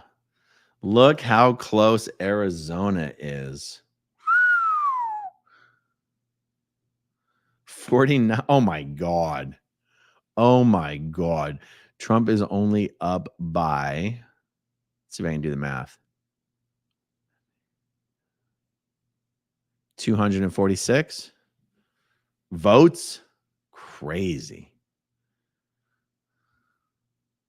Okay, what's happening up there in Maine? Are you still there, Maryland? Were you explaining? Oh no, Maryland lives in Vermont, right? Not Maine. Who is explaining what's happening in Maine? It's because they don't have winner takes all. What do they call them? Electoral votes. That doesn't explain. Why do they only have 16% of their votes reported? What is wrong with them up in Maine? Do they have a meth problem up there? Is Maine known for having a particularly difficult drug problem? How do they have 16% reporting when polls have been closed for over 3 hours? Okay, Abigail says, Aaron, I think voting closes at 8 p.m. across the country, which means West Coast, 8 p.m., 11 p.m., East Coast. I hear what you're saying, Abigail. I just don't think that was true in Florida. But, you know, I could be wrong. I voted early. I voted days ago. And the line to vote days ago was already long. I mean, I think I stood in line for over a half hour. Now, for some places, that might not be a long line, but for here in Clearwater, it is, especially for early voting. Abraham says, every state has winner take all, with the exception of 2 states, I believe. Yeah, that's right. Yeah. See, Loretta knows what's up. Polls closed at 7 p.m. in North Carolina. Yep, I'm pretty sure that was true for Florida. But that's okay. I mean, look, Maine clearly has some issues up there. You know, maybe the air is thin up at that altitude. Yes, I know I'm confusing latitude and longitude with altitude, but you know, don't think about it too deeply. Maryland says Maine and Nebraska are the ones that do not have winner take all electoral votes. Okay. All right. I picked the wrong one there. Have to wait. Abigail says, yeah, I voted a week ago. I waited around the same time, but that is to be expected up where I am. Indeed. Okay.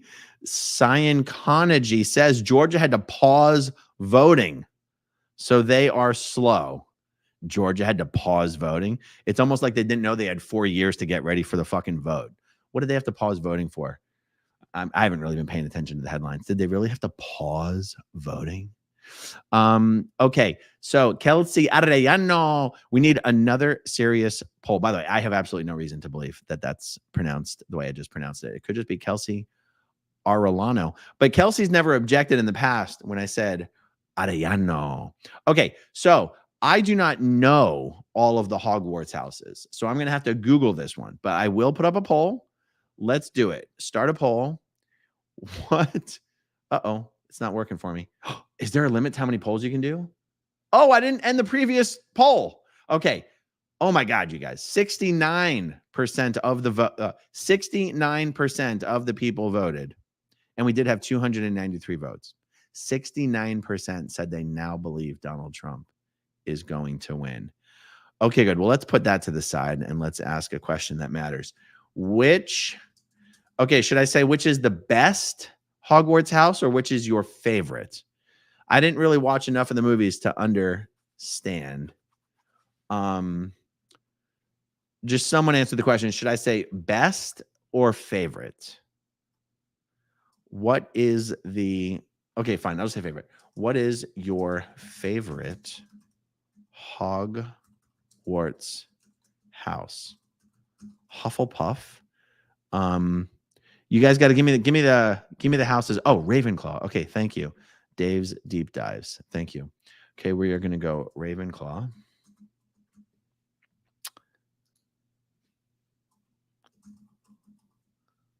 Slytherin.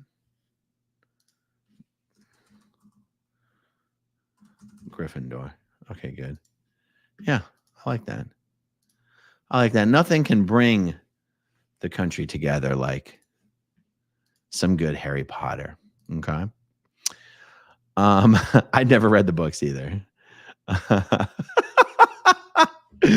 just looking at some of your comments. Very, very funny. Okay, let's see. Can we get an electoral college update? 113 to 210. And no, we cannot get an update because Google refuses to call states.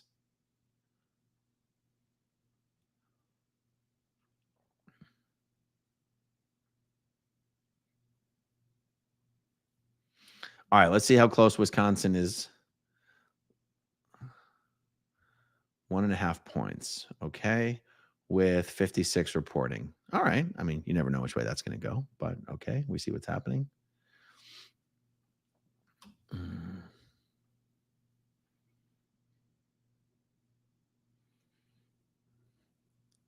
I mean, it's pretty wild, you guys. Oh, good. It is Mexican. Kelsey Arellano. Okay, well, I'll just stick to rolling the R once instead of the Arellano. I'll just go Kelsey Arellano. Yeah, that works. Excelente. Wow, you guys.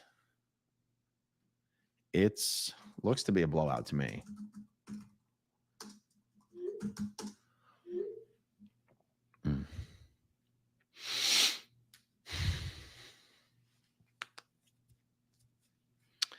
Okay, you know what? Let's get a little more, let's drill down a little bit on this. What is the actual path to 270 here? Let's take the most likely ones with the most reporting. Okay, North Carolina is 16. I'm going to have to keep notes on this because I'm going to lose track. Let me pull up my notepad. Okay, NC equals 16 would equal 226. Okay. North Carolina seems like, well, these are all hypotheticals. Okay. So if he gets Georgia, that's another 16. Okay. Georgia, 16, 230. That gets him to 242. Okay.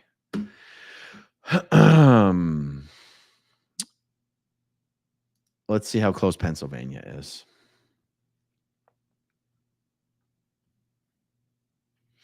I mean, that's too close to call. But really, I guess that's not our point right now. Our point isn't to decide if we're calling states. It's just showing the path, the most likely path to 270 here.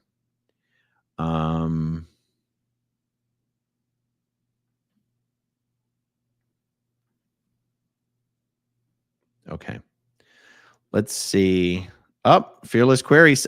Says this will not end tonight. Fearless Query, I think it will. I really think that it will. But let's see. We're just going to put a little thought experiment together here. Arizona is so close to call. That's not even funny. So we're not even going to mess around with that. Drive-in fan, thank you for doing this live, Aaron. It's my pleasure. I mean, this is actually a lot of fun. This is what I'd be doing anyway, right? I mean, and actually, that was my inspiration to do this, is because, let's be honest, this is what we were all going to be doing anyway. Okay, what is the most? Okay, if we already, North Carolina, Georgia, what's the one with the most reporting? Well, I mean, PA, but PA is too close to call. Okay, but it's just a thought experiment. So PA has 19 electoral votes. If he gets PA, if they call PA, then that's 19. That gets him to 61, 261. Okay.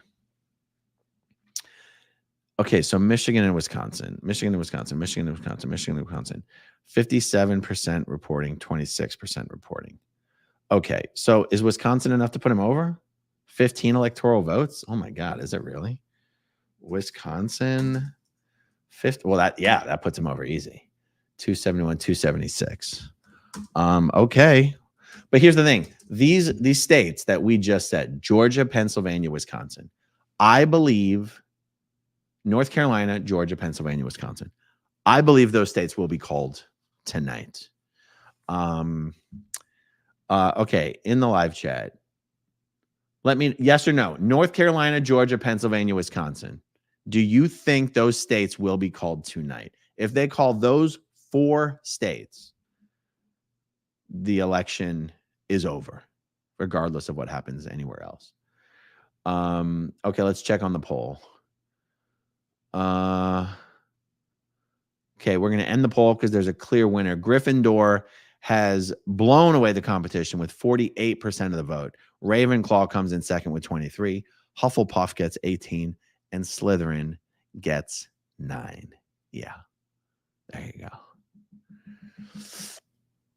Poncho says only 3 say they won't be official tonight. Which 3 of those, Poncho? I'll keep an eye on the live chat. Let me know which 3. Okay, Fearless says Georgia will not be called. Okay, well, I'm going to say that Fearless Query 21 is probably correct on Georgia. Georgia fucked it all up last time, and they're probably going to fuck it all up again, making everybody wait for days. Okay, so if we take Georgia out of the equation, okay, just going to take it out of there.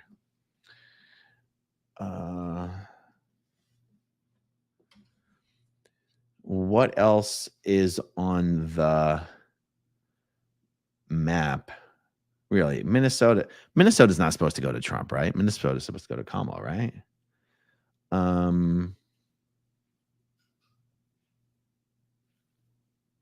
Okay.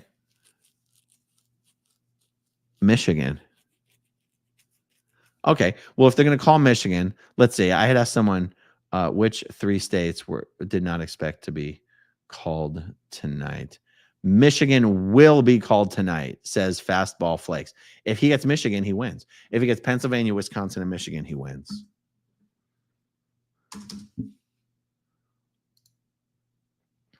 $15 votes. Yeah.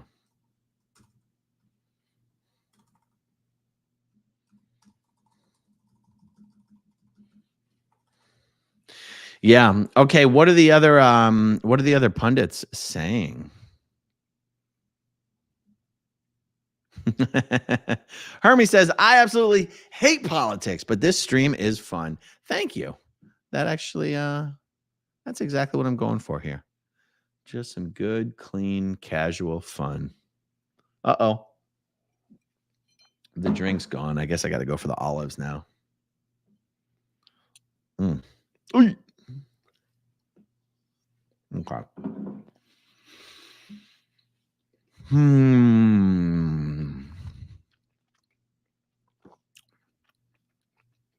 Oh my God, those olives are disgusting. Oh God.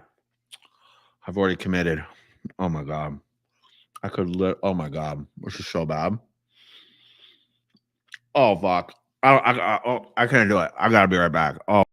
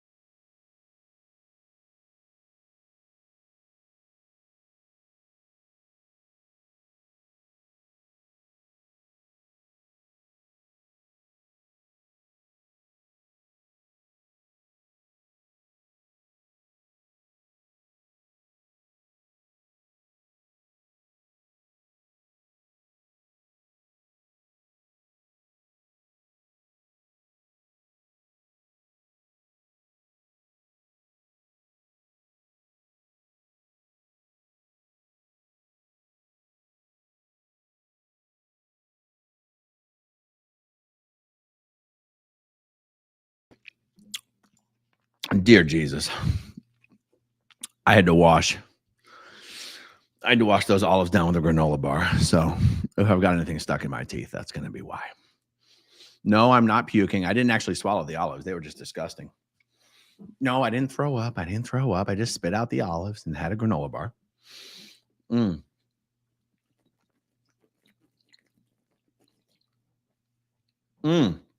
granola bar was delicious. Okay.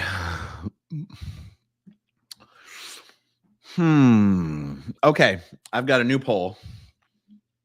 The new poll is, will we get a concession speech tonight? Nonpartisan question. Just, will someone concede the election tonight?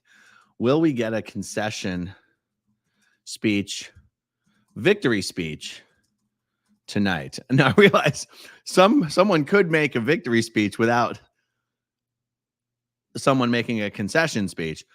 Or how about this? Will we get a concession speech or victory speech tonight? Yes, no. Boom. I'll leave that poll up for a little bit.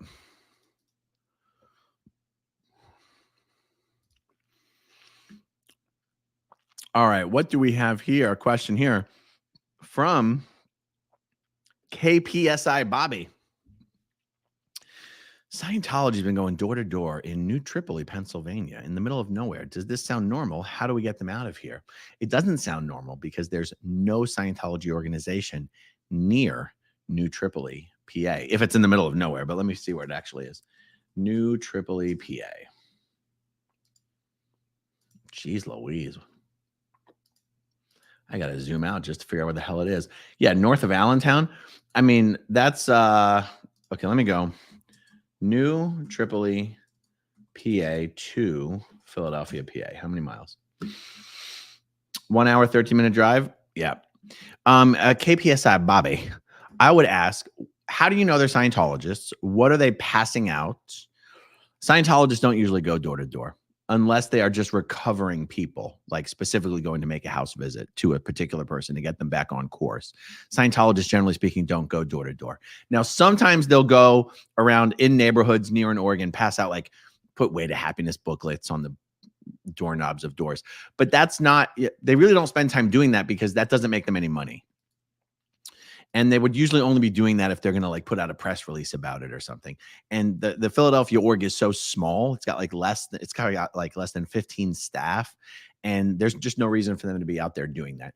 So I'd be curious to know what makes you think they're Scientologists, what your interaction with them has been, and how do you get rid of them? Just give them about 30 minutes. They'll go away because they got to go back and try to get the stats up at the Philly org, which is basically bankrupt. It's completely unviable. Okay, let's go back to the map. Let's walk and roll here. Oh, I think they updated. Oh, they gave Kamala a whole bunch of states. They did not give her any of the battleground states. They haven't called. Okay, yeah, we said they weren't going to call Georgia, Pennsylvania, Wisconsin, and Michigan. Okay, let's see. 69% reporting in Pennsylvania. That's getting close. Trump's up by 2 points there. Michigan, only 27% reporting. Trump's up by 5 points there. Wisconsin, 60% reporting. Wow. Trump's up by over 2 points in Wisconsin. Amazing. Okay, what are they waiting for in Oregon? Just give her the 8 electoral votes. Just give it to her. Let's make this look as close as possible until the very end. I want to photo finish down to the wire. Okay, so if they give her 5. Give her 5 for New Mexico and 8. So that's 8, 9, 10. That's 13. 179 plus 13. I got to put it in writing in order to be able to do the math. 179 plus 13. Okay, 179, 189, 99, 192. Damn, that would make it look much closer. Okay. And I guess Virginia is too close to call. But if you gave her 13 for Virginia, then she would be at 205. Wait. Yeah, should be at 205. And then we'd look like now we got a competition. Okay, now we got a fight. That's what we want. That's why they're called battleground states. It comes down to the wire. New Hampshire and Maine aren't supposed to be battleground states. Okay, so if you give Kamala the 4 for New Hampshire and the 4 for Maine, just for the hell of it, you give her the 8, then she's at 213. And then it's literally a freaking tie, 213 to 214. Okay, that's what I'm talking about. That's what we're here for. Something exciting, not this bullshit, dragging it out for no reason at these other states.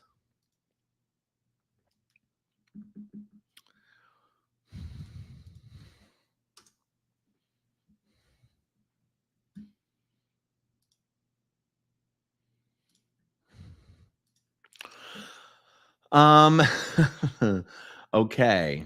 Holy shit.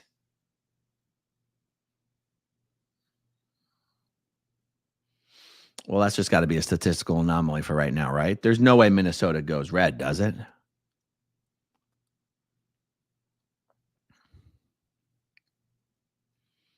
Can you guys see those numbers there? I'll zoom in a little bit. There's no way Minnesota goes red.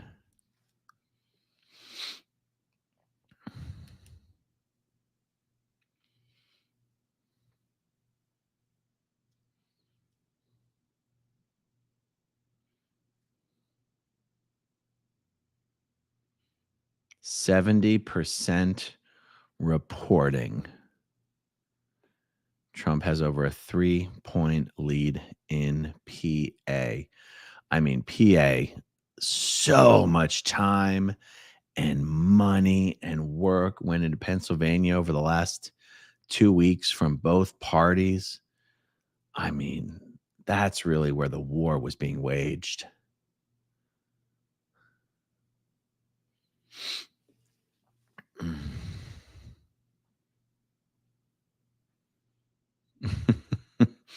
Cheeky from Alberta. Thank you for putting on a pink shirt, Aaron. You've made my evening extra groovy.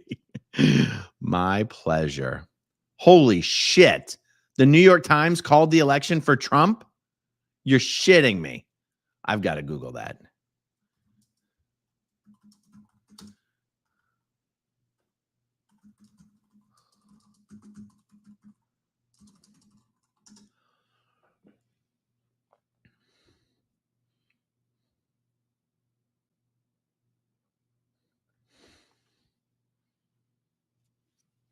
Where are you seeing this? Where are you seeing that? Guys, I'm not sweaty at all. Look at this. Mojo. Aaron's sweating more than Kamala right now. Guys, I'm telling you, it's not sweat. It's oil.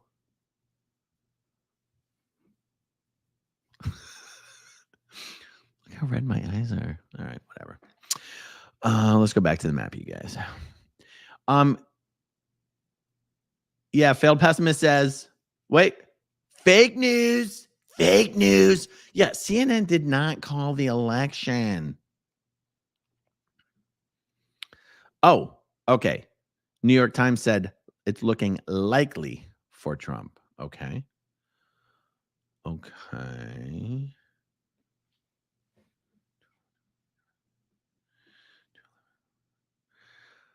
Okay, well, let's update this because other platforms are giving Kamala more electoral votes. I mean, honestly, let's be honest. Google is just playing it as safe as possible. They're not taking any risks. There's no reason. I think Google's not out here trying to claim to be the first person to have called the election.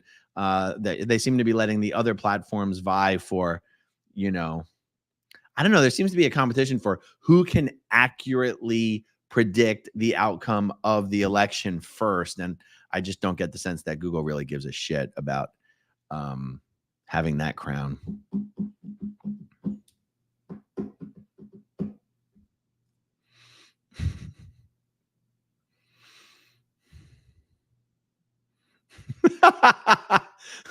Buzzkia. He sparkles like Edward. Yes, I sparkle, but only when the sun shines on me. Bad Thane. He doesn't sweat. He glistens.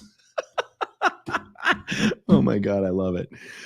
All right. Well, I just wish the people over at Google were a little more aggressive in their, I don't know what you even want to call it. I wanted to say electioneering, but that's not right. They're balloting. That's not right. I don't know. What do you call what do you call the act of refereeing, calling balls and strikes on an election? I don't know. Oh, look, everyone's leaning into this. Aaron, get a job as a wrestler. You can skip the oiling up part, but that's the best part. Poncho, glisten like a pig. Polling. Is this polling? Are you sure? Is this really polling? Okay, well, I guess they're a little more. I wish they would be a little more aggressive in their polling. Oh, that's the wrong one. I'm trying to chase it. Okay, how did Georgia go from reporting 90% to reporting 88%? Did they really? Oh, Georgia. Georgia. You're not right. You need Jesus. You need to get with the program.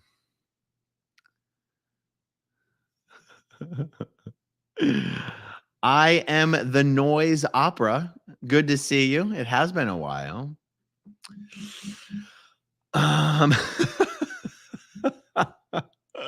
They're filling out. They're filling out extra ballots. Oh my God. Oh my God. Okay, 179, 214. God damn you, Google.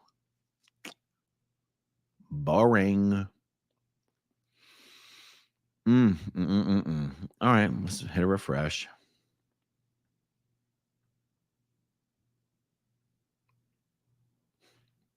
Do you think the Harris campaign predicted this?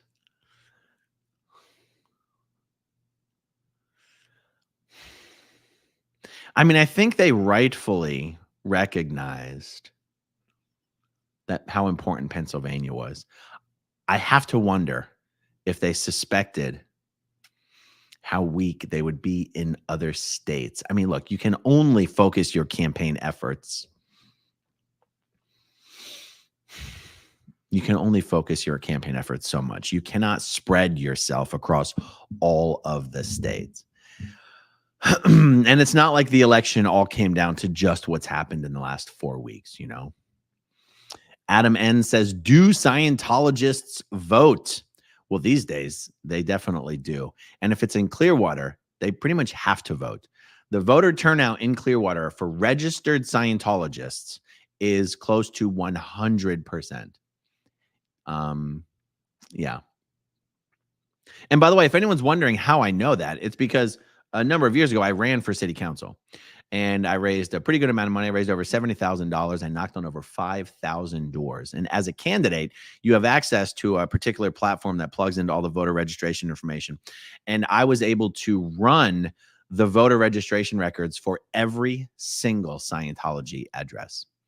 Now, that doesn't include Scientologists' residential homes because there's no way to know whether someone, you know, I might personally know whether someone living at that house is a Scientologist, but I mean the Scientology addresses: Hacienda Gardens, Sherwood Gardens, Fort Harrison Hotel, the Flag Building. A lot of Sea Org members have their driver's license or their IDs registered to these addresses. And I was able to get the exact count of Sea Org members who are registered to vote. Now realize half the Sea Org members are foreign nationals who cannot vote. So I was able to get how many U.S. Sea Org members there are at Flag because they're all registered to vote. And you can also compare that against the voting records. The voter turnout was 100%, if 99.9%. I was also able to get the demographic information for all American Sea Org members at Flag. And the Black population among Sea Org members was less than 2%, which is like 6 or 7 times less representation of Black individuals in Scientology than in America at large, which was interesting. There were even people registered to vote. There were certain Sea Org members registered to vote at David Miscavige's office, his office building, the WB, the West Coast building. So I saved all those spreadsheets and all those reports from that. It's a software, it's a website, it's an app, and I saved them.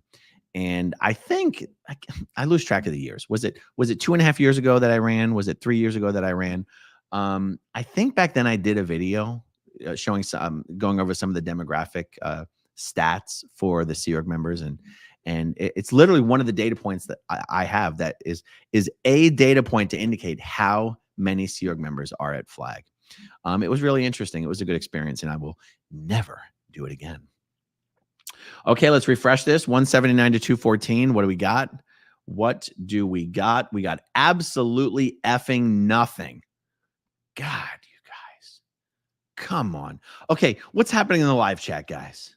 Meaning in the live chat. What's happening on the other platforms? Is anyone okay, Pennsylvania, Wisconsin, Michigan, if they call these 3 states, we can call it a night and someone will probably be giving a victory party or a victory speech. Pennsylvania, Wisconsin, Michigan. Let's see, it's only 11:16. All right, let me check my texts. What's popping? All right, no texts. We're fine there.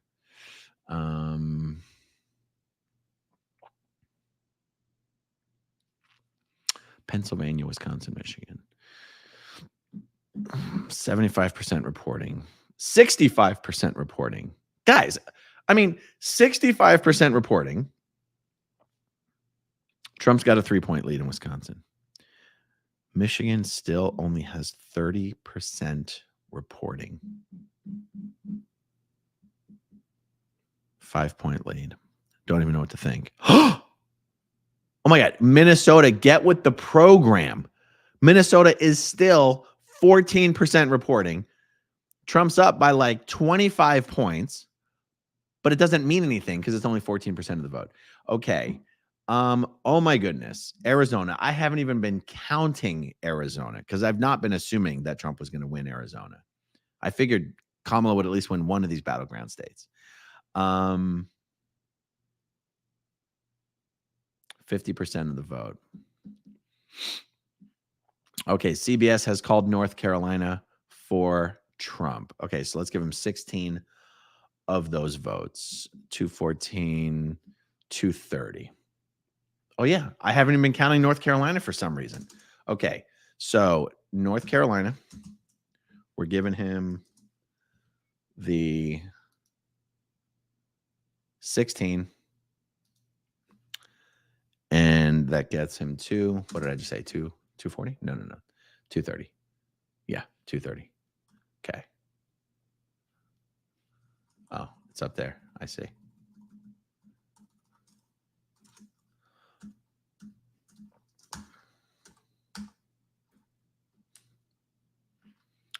Wow.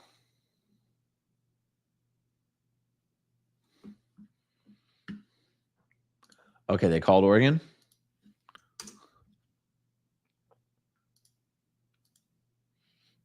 Not yet, huh? Okay. So if he's at 230. Yeah, just let me know in the live chat, guys, if other states get called. I'd appreciate it. And we are 4 hours into this live stream. If you haven't hit that like button, guys, hit that like button for me. It's fast, it's easy, it's free.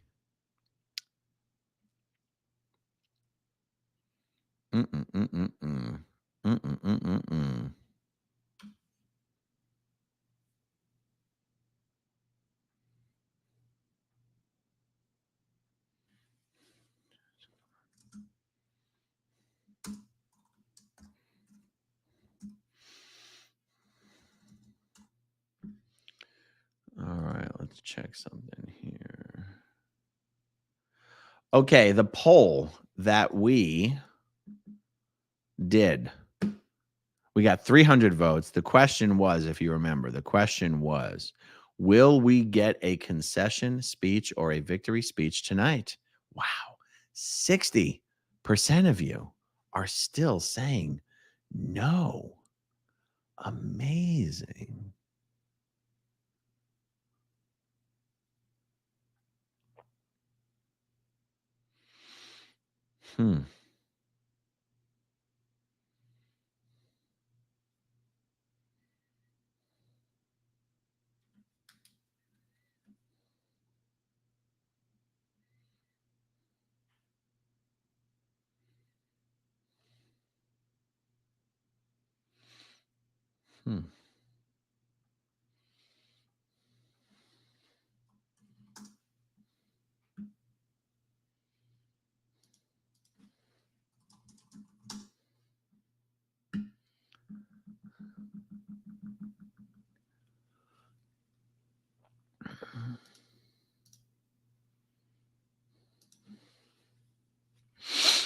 All right, let's close some tabs here.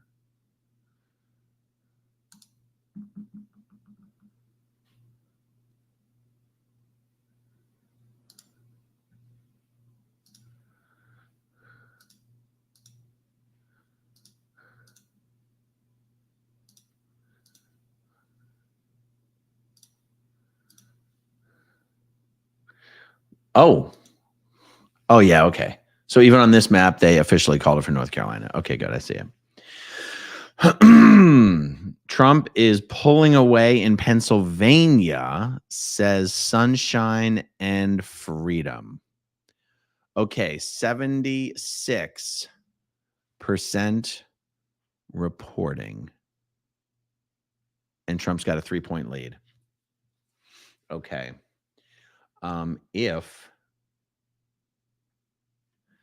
If he gets Pennsylvania, which as of right here is the highest, well, and then Georgia's at 90% now. 90%. And they're still not calling it. Okay, who's I'm sorry. Who was the young lady who was saying Georgia's definitely not being called tonight? I have to understand. Almost found it. Almost found it. You didn't go away, did you? Okay, I'll scroll all the way up.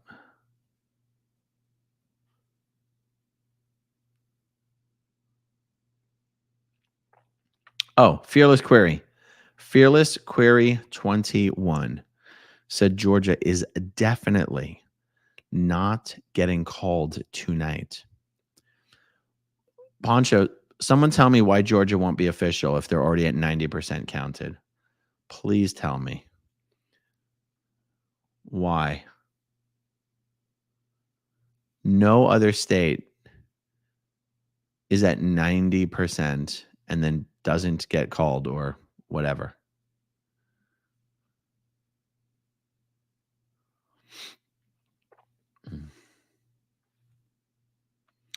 Okay. Wisconsin, 65%. Michigan, 31%. I'm just losing hope in Michigan. I guess they don't know how to count votes. Arizona. I haven't even been counting on Arizona. And that's just insanely close. And when it's that close, though, like I don't even know why anybody would call that state ever. Oh, Georgia is the one who said they're not going to be done. Well, with that attitude, they definitely won't be done. God, that's bullshit. Dave White says, I stopped watching Philly D when he became political. I mean, I agree. I don't watch people. Like if I'm not watching you for politics and you give me politics, I'm gone. I go to the political people for the politics. You know what I mean? So I agree. I almost never watch Philly D anymore because he's just constantly interjecting politics into his commentary and I just can't stand it. It's obnoxious, unfortunately. Loretta says the Georgia margin is pretty slim. They'll probably have to have a recount. Well, the thing is, 3 points is not slim. I mean, it's just not.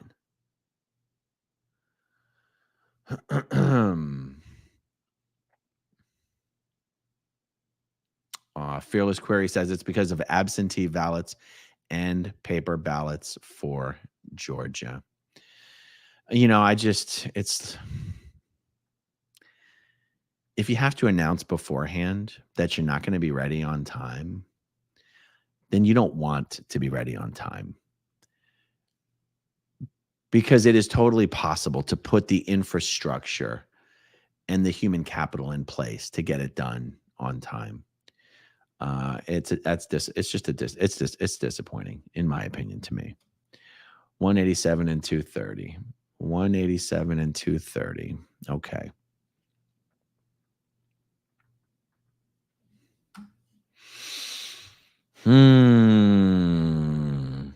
Okay. Are there any other Nevada?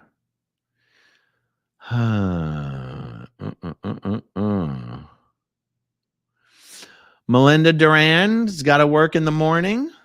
I got to work in the morning. Yeah, it's getting late, Melinda. Thanks for joining us in the live chat, though. This has been fun. Let's do this again in 4 years, if we still have a country.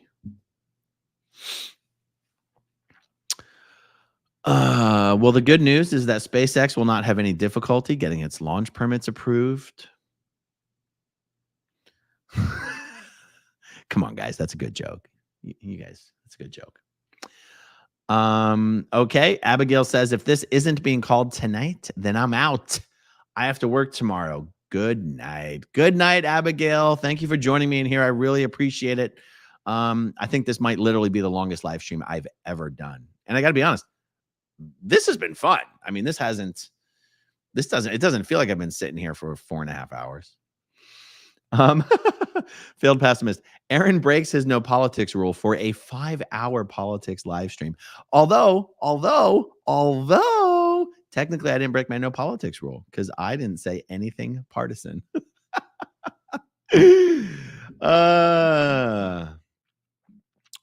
KPSI Bobby is back. Those Scientologists in Pennsylvania were handing out DVDs. They left them everywhere: a gas station, residences, a firehouse. The same 3 people spotted today. Possible that a new org has started. No, not possible that a new org has started. But KPSI Bobby, I'm not going to lie, I'm still a little, what's the word? I'm still a little suspicious as to whether they were really Scientologists. So first of all, Scientologists don't like handing out DVDs because those things cost money, and Scientologists aren't in the habit of giving out free things. And if they were DVDs, is it human rights DVDs? Is it truth about drugs DVDs? Because I know it's not Dianetics DVDs. And I know, people easily confuse Scientologists with other things like Christian Scientists and all sorts of stuff. But I promise you, KPSI Bobby, if you can get someone to take a photo or just say what the DVD is, I'll be able to tell you with 100% certainty whether it's Scientology or not. Because if they really are out there giving out free shit, that's interesting. But no, it's not a new org. Why am I so sure? The Philadelphia org, the org in downtown Philly, 1315 Race Street, has been there for over 40 years, and they're not making enough money to pay their electric bill. They've been trying to raise enough money to renovate a new building that they bought 15 years ago, and they can't even raise enough money in 15 years to renovate a building that they've already purchased.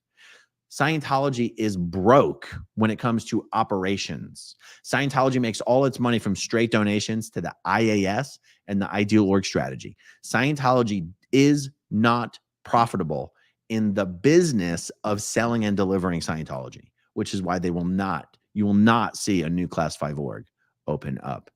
Facts. These are facts. These are hard facts. And Scientologists, if they could break out of their cult blindness and just see the obvious truth of it, a lot of them would leave. Okay, let's refresh this page. Okay, we're still 187, 230. Okay, good. They gave Kamala Oregon. I'm still terribly confused about what's happening up there in Maine, about what's happening in New Hampshire. Not making any sense to me whatsoever.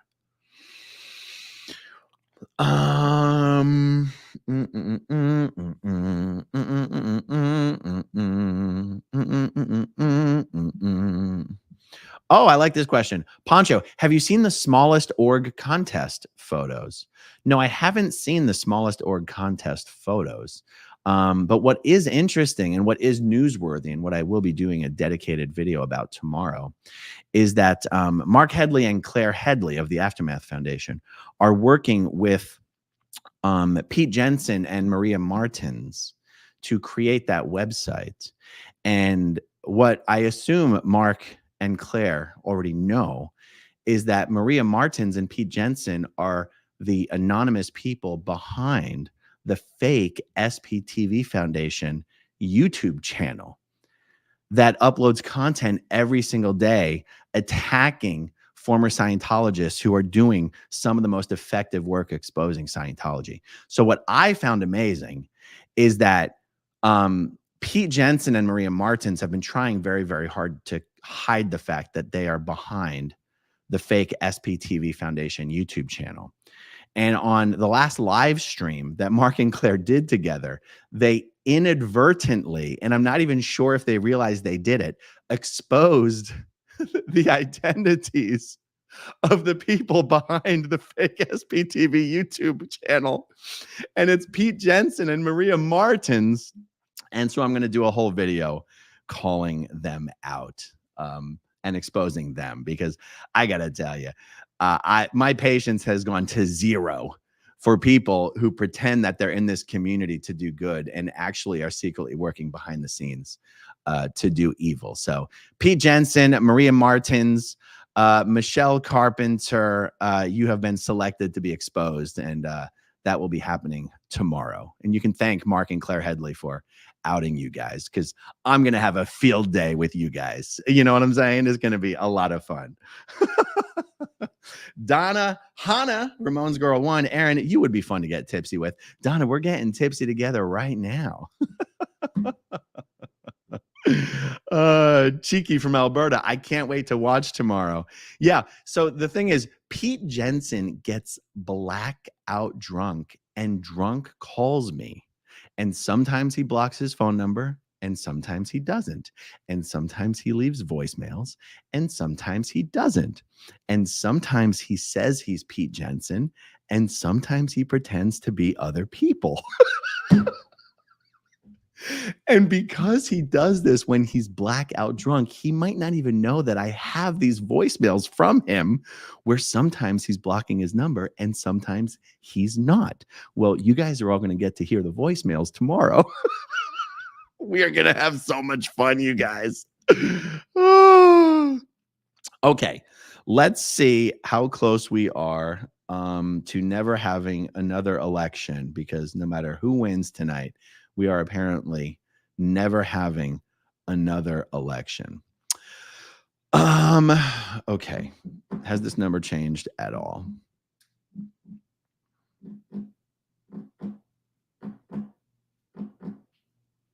Yeah.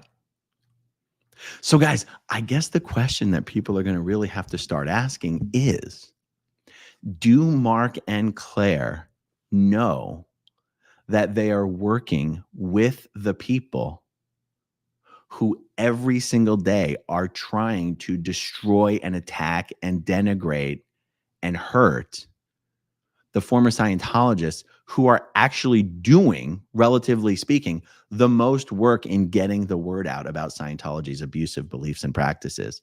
Because, well, that's an important question.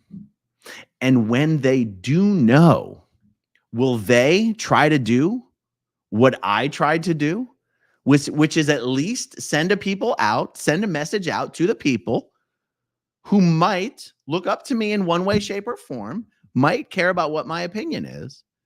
And my message was, hey guys, a lot of shit's gone down, a lot of water's gone under the bridge, but for what it's worth, from where I'm sitting right now, my opinion is that it sure would be nice, sure would be good for all of us if we could, as much as possible, focus on Scientology and not so much on shitting on each other. Now, you'll notice Mark and Claire have never put out any such message. They never said anything like that publicly to Stephanie Hutchinson or Pete Jensen or Michelle Carpenter or Maria Martins. Quite the contrary. They're actively working with these people.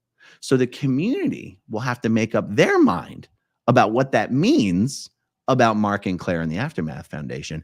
And Mark and Claire will have to make up their minds about whether they want to put out some sort of a message to people who might look up to them and might care about what they think and how they feel. Because from where I'm sitting, people like Stephanie Hutchinson and Pete Jensen and Maria Martins are doing more to try and hurt the former Scientologist movement than Scientology ever could. At least those three people work harder at it. I mean, I haven't even said everything. Do you guys even know Stephanie Hutchinson? Not only has she called my friends, called my family, she called my jujitsu gym, tried to get me kicked out of my jujitsu gym. Stephanie Hutchinson has contacted all of my sponsors to try to get them to drop me. Stephanie Hutchinson has started contacting the states to report the SPTV Foundation. Like, Stephanie Hutchinson is a sick, twisted, demented individual. Stephanie Hutchinson works harder to destroy former Scientologists and the SPTV Foundation than Scientology does. Why doesn't Stephanie just focus on Scientology? Anyway, so when I say my patience has gone to zero for continuing to tolerate people who've popped up in this community, who've never had anything to do with Scientology, and they pretend like they're here caring about people or Scientologists and former Scientologists. And really, all they're doing is working even harder at destroying everything we're trying to do. than even Scientology does, which makes people like Stephanie Hutchinson, Michelle Carpenter, Mrs. J, whose real name is, is it Abigail? I forget. Let me see. I have it on Facebook. Mrs. J, who is, of course, Apostate Alex's moderator. Her real name is Abbie James, but she doesn't want anyone to know that. You know, all these people, honestly, my patience has gone to zero to continue to tolerate these people. And especially since they literally try to hide what they're doing. Look at all of us out here doing what we're doing, taking Scientology on, exposing Scientology with our real faces, our real voices, putting targets on our backs. And you've got these despicable cowards hiding in anonymity. Well, at least Stephanie's not anonymous, but a lot of the stuff she does behind the scenes, people don't know about. These people who've never had anything to do with Scientology, hiding behind anonymity to try to attack us for what we're doing. It's insane. And my patience is gone for it. So y'all have all been selected to be exposed and canceled. And people who secretly cheer you on behind the scenes, like Apostate Alex, I got no patience for them either. So stay tuned, guys. It's going to be a fun week or two on SPTV. All right, let's update this map, which of course is going absolutely nowhere. Well, if people start to have to bail, I obviously am going to totally understand. I'm probably going to hang in here for a while because I'm just going to be laying in bed watching my phone, updating this map and everything anyway. So I got nowhere else to be. You know what I'm saying? Let's see if any of these numbers have at least updated. Okay. I guess even if Georgia gets to 99%, it does sound like they've already committed to not counting, not calling the vote. Okay. Virginia looks like it's almost certainly going to Kamala. Pennsylvania, Trump is pulling ahead in Pennsylvania. He's still got, wait, is he actually pulling ahead? 47, 48, 49, 50. Okay. So a 3.5 point lead. 3.5 point lead is still pretty strong with 80% already counted. Okay. If he gets PA, he is at 249. Okay. Let's see. What's likely to be called first? Wisconsin or Michigan? Wisconsin, Michigan, or Arizona? I honestly don't think Arizona is going to be called because it's too close to call. Wisconsin is 68. I think Wisconsin's going to be called first. I think Trump, I mean, God, 68%, 47, 48, 49. He's got over a 3-point lead. It is still a toss-up. But if he gets Wisconsin, why does that say 10? Oh, I had Wisconsin down for 15. It's only 10. Wow. Okay. Wisconsin's only 10. Didn't know. That changes the math on that. Yep. Yeah.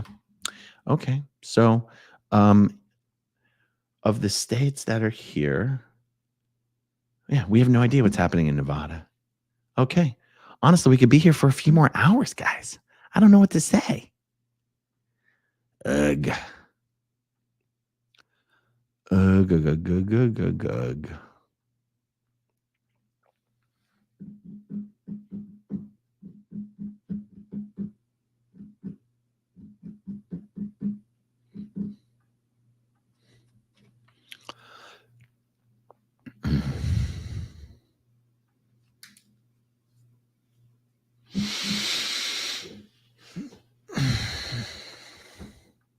Well, Wisconsin, Michigan, and PA all have to be called tonight in order to have a resolution to this election. I can't imagine Arizona being called tonight only because it's so freaking close that I feel like it would almost automatically qualify for a recount. Why do we have no idea what's happening in Nevada? Can anybody give me? Oh my goodness. Venus Blue says the lines to vote in Reno, Nevada are still hours long. Okay. Well, that's a pretty good argument for this race. Well, look, if Okay, so I said Wisconsin, Michigan, and Pennsylvania all have to be called in order for there to be a resolution to this election. I think Wisconsin, Michigan, and Pennsylvania are states everybody does expect will be called tonight. Holy crap. KPSI Bobby, the DVD is titled Operation Do Something About It. The story of the planet's greatest global volunteer response. It says Scientology Network original documentary on the cover. Wow. Okay, here's my best guess, KPSI Bobby. My best guess is that some Scientologist who lives in your area is working on some sort of an amends program or some sort of an eligibility program to get onto the OT levels and has purchased a bunch of copies of these DVDs because these DVDs Scientologists do not care about. Promoting the volunteer ministers is just something that's done for good PR. And even then, it doesn't even really bring good PR. Like, it's just obnoxious. Scientologists don't actually care about the volunteer minister program. So, but it is the kind of thing that a Scientologist would do if they're trying to make up the damage, come out of lower conditions, do an ethics program, make up amends. It might even be someone who's been declared a suppressive person and is working on their A to E steps to get undeclared. That is the kind of stuff that you would expect. It's not a new organization. But that's interesting. Man, you were right. It really is Scientologists. Fantastic. All the way out there. Now I sort of wonder if it's a Scientologist who's maybe, I was going to say who goes to the New York org instead of the Philly org. Yeah. But yeah, you don't have to worry about a new org popping up in your area, though. Okay. Got nothing better to do but to hit refresh.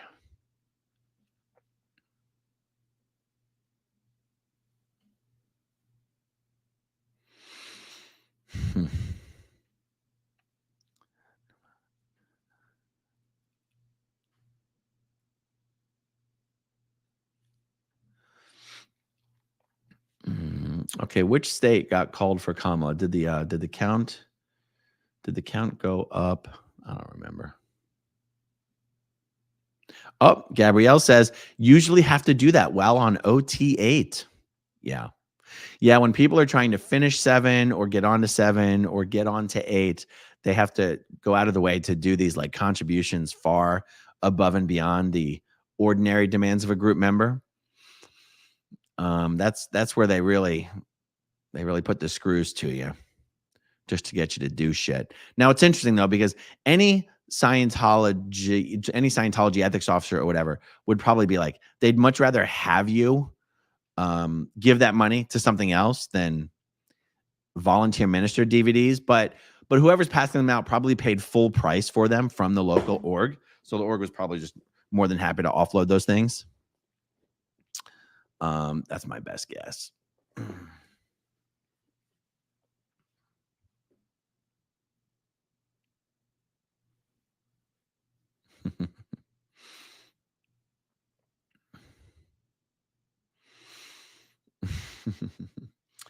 Okay.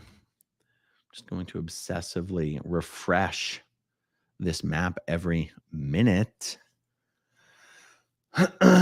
Wisconsin, Michigan, PA. Wisconsin, Michigan, PA. Look at this, guys. Oh, wait. Guys, is it just me? Is there really only one? Is there only one area that has not reported in Pennsylvania? Who understands Pennsylvania enough to know what the hell's going on there? Look, every single part of Pennsylvania has reported except that one little gray area right there.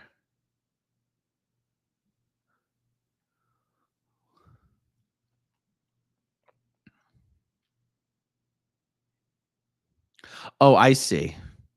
You're saying those areas have not necessarily all reported. They're still partially reported. Okay. All right. That makes sense. That makes sense.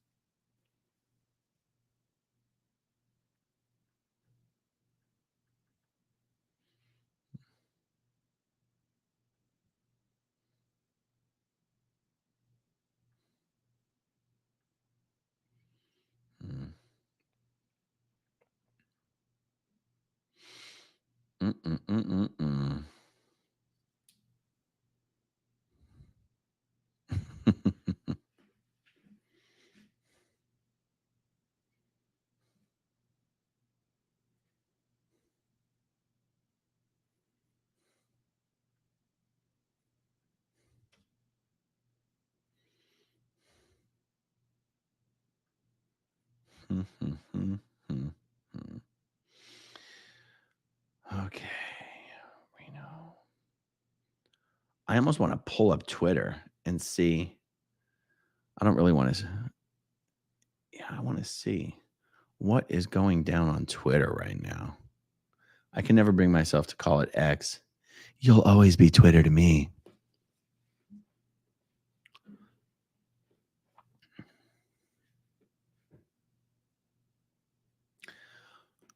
Okay, it says Kamala Harris's headquarters goes from noise to nothingness. Is it finally nap time? Who wrote this? Oh, it's a parody. What? Jesus.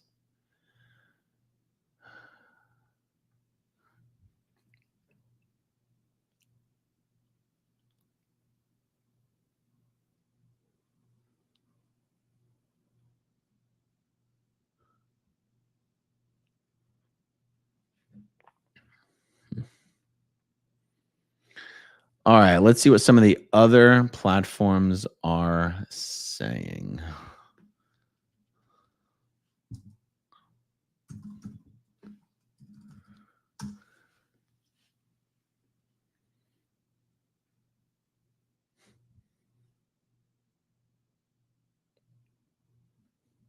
Okay, so I'll tell you what. Here's interesting. How about this? One of the characters, one of the gentlemen, one of the individuals, one of the characters who's become a pretty relevant part of the conversation in this election cycle is a hedge fund manager, very famous billionaire on Wall Street named Bill Ackman.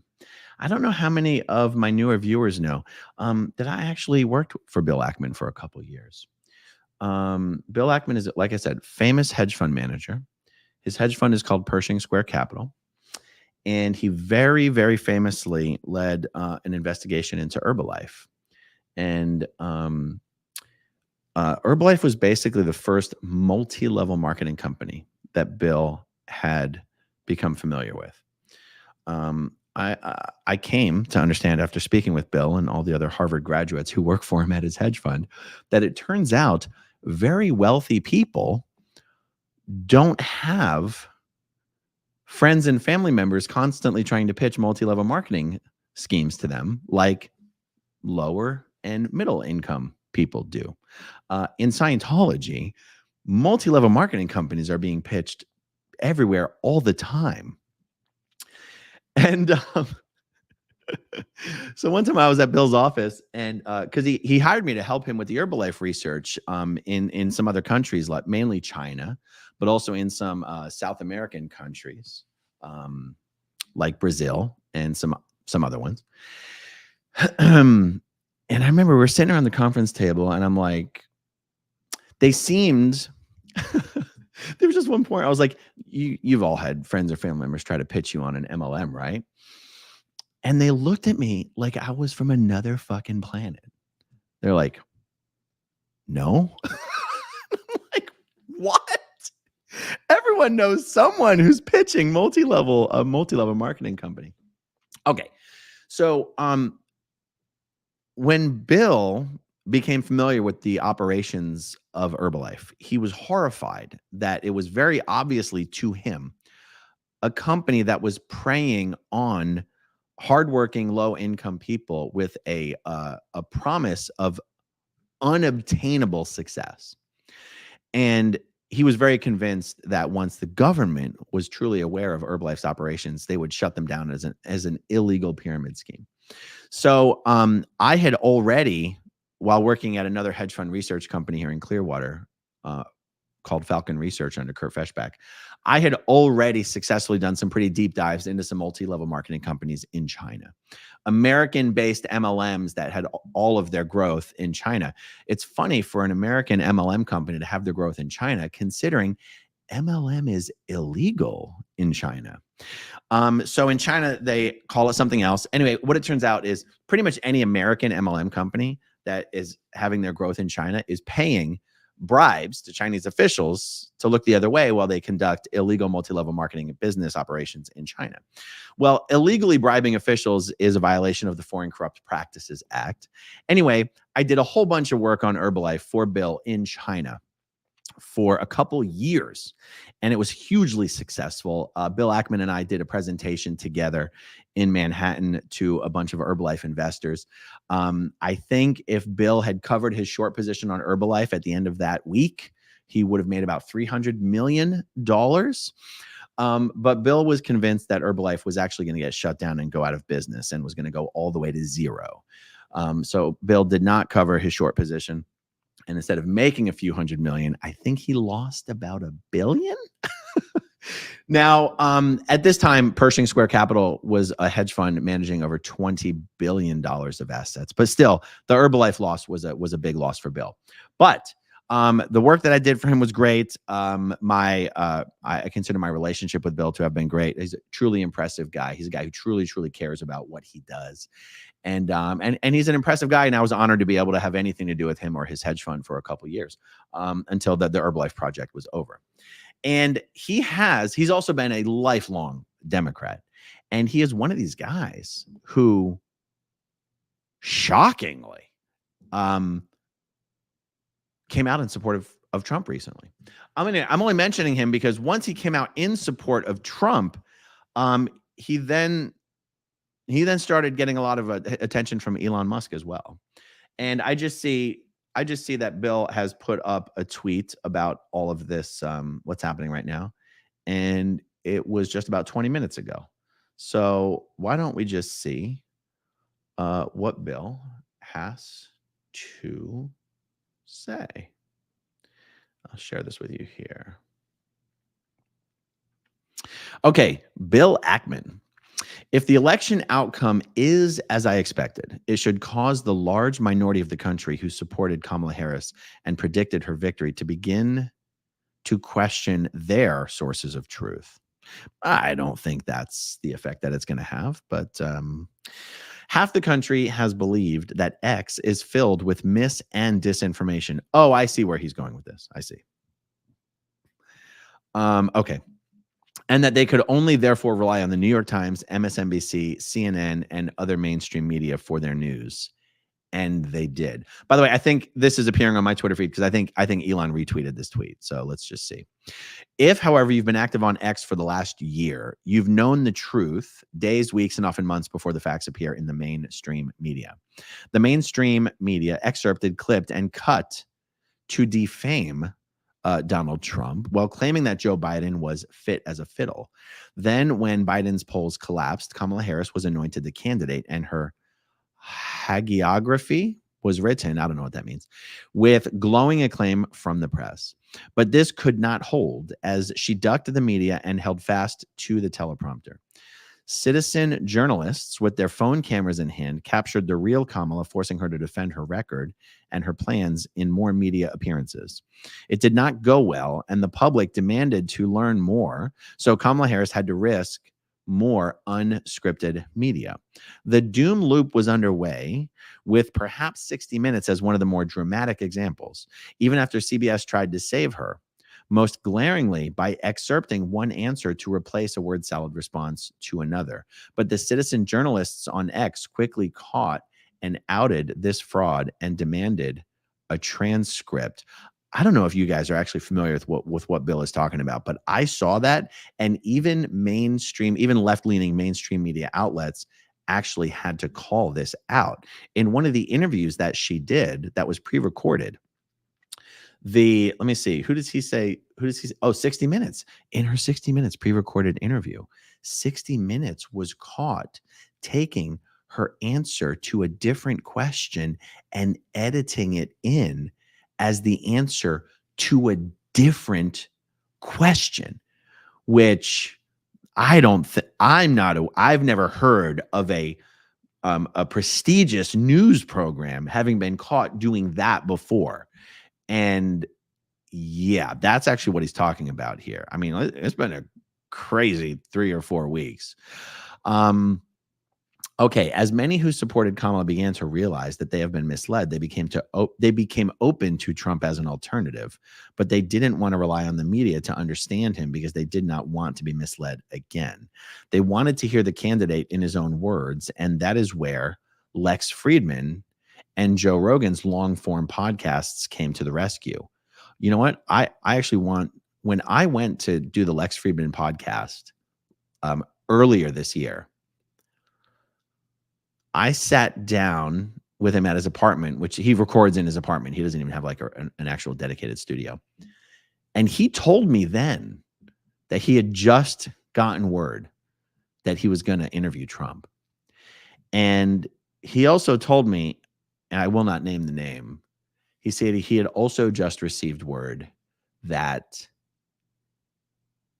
he'd received the green light from the leader of a foreign country to interview that leader as well.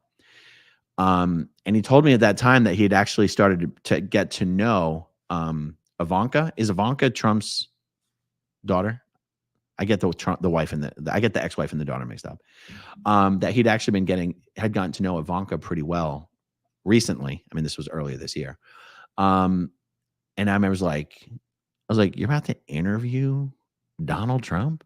Now, since then, Lex has interviewed like Jeff Bezos, Elon, like he's interviewed. It's unbelievable what Lex Friedman's podcast has become. But I couldn't believe that it actually took, like, I think Lex's interview with Trump only aired a few weeks ago. He told me that he got the green light to interview Trump back in January.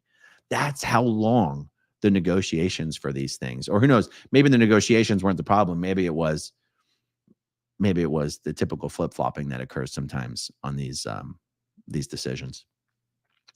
Okay, so they wanted to hear the candidate in his own words, and that is where Lex Friedman and Joe Rogan's long-form podcasts came to the rescue. When Kamala was offered the same opportunities to explain herself, she rejected them, and the voting public could only draw a negative inference. When the story of this election is written, I expect it will be as much about how half of America woke up to the reality that they have been manipulated by the media. This should lead to an abandonment by many of the mainstream media as their primary source of information. It will push more people to X, to podcasts, and to other empirical sources, and it will lead to a more informed public. The other outcome I hope happens is the implosion of the Democratic Party. This is a guy who's been a lifelong Democrat and a massive donor to Democratic causes and the Democrat Party. Okay. The other outcome I hope happens is the implosion of the Democratic Party. The party lied to the American people about the cognitive health and fitness of the president. It prevented, threatened, litigated, and otherwise eliminated the ability of other candidates for the primary to compete, to get on ballots, and to even participate in a debate. That is a very interesting point. The Democrat Party, is it Democrat or Democratic Party? The Democratic Party did not allow its constituency to hold a genuine primary or any primary, to let the process, I mean, I don't have much faith in the process, but to let the process do its job in at least letting the Democratic Party constituency choose for real who they wanted their nominee to be. Who knows? I don't know. Would Kamala have been the Democratic nominee if there had been an actual primary? We'll never know.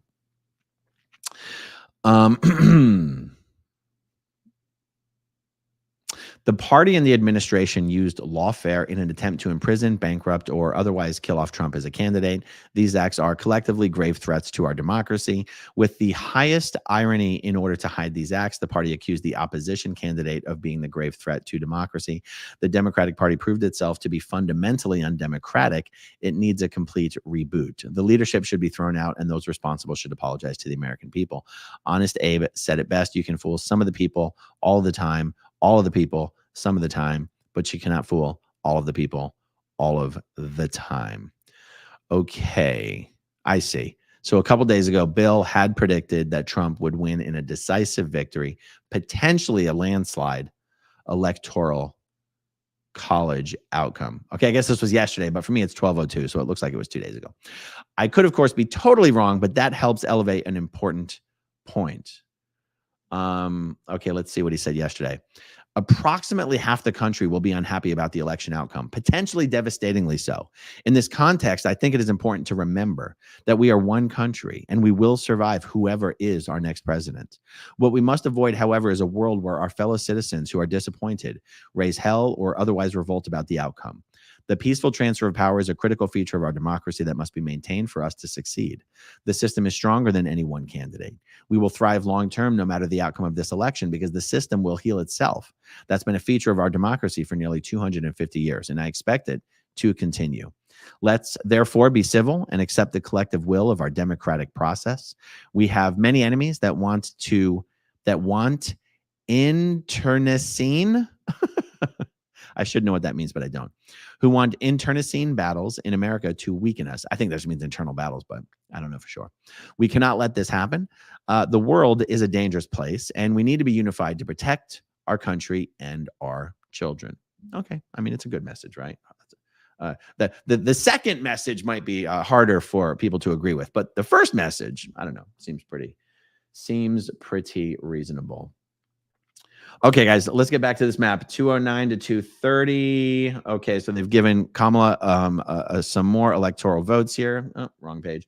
Okay, here we go. What's the percentages here? Pennsylvania, 83%. Michigan, 45%. Wisconsin.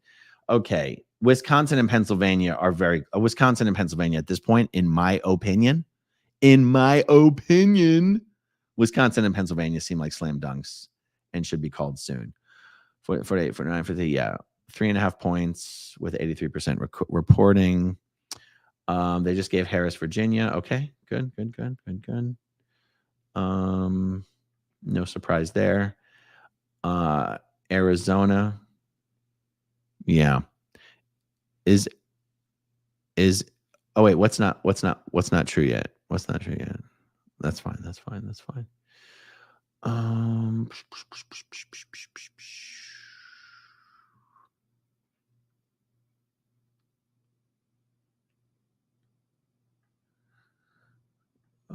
see what's happening here.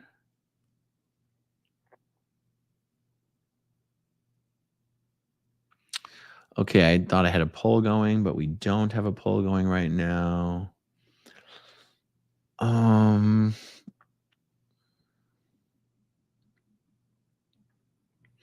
Okay, how about this? Well, whatever. Here's a poll. It's kind of an open-ended question. No, that's a stupid question. I'm not going to ask that poll. I'm not going to ask that question.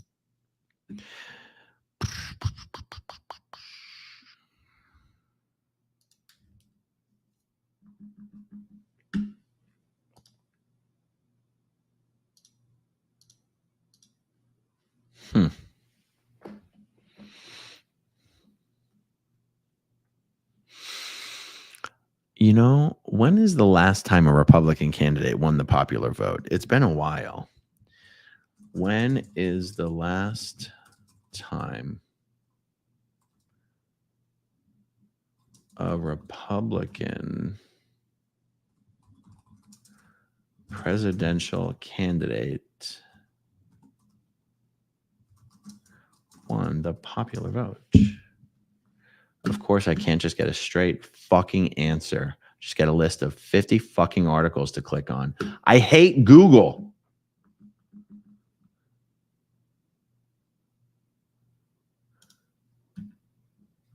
Yeah. This is why AI is going to replace actual search engines. So ridiculous.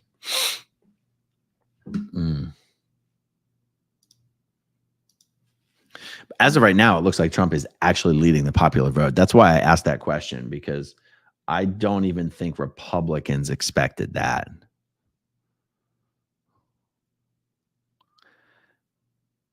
And And honestly, I think that's kind of what Bill Ackman is talking about.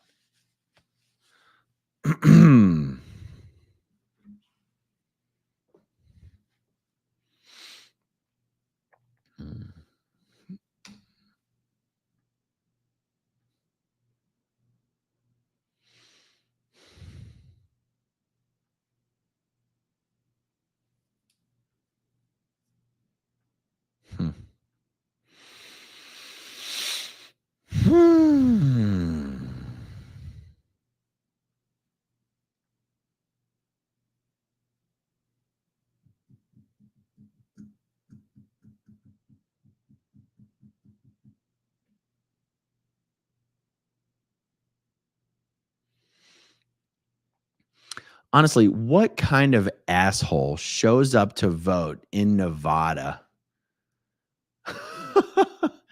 like 30 minutes before the polls are supposed to close? Like just consider having 3-hour lines to vote in Nevada on election day. Do they not have early voting in Nevada? Is there something I'm missing about why the polls would close and there's still hours of people in line to vote?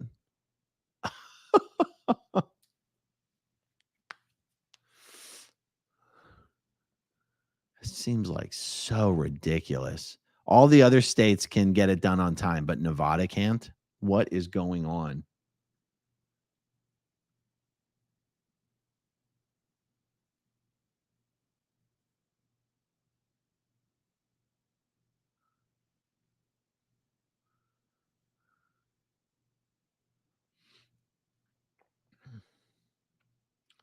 $77, $46, $84. Okay, I'm gonna have to write these down because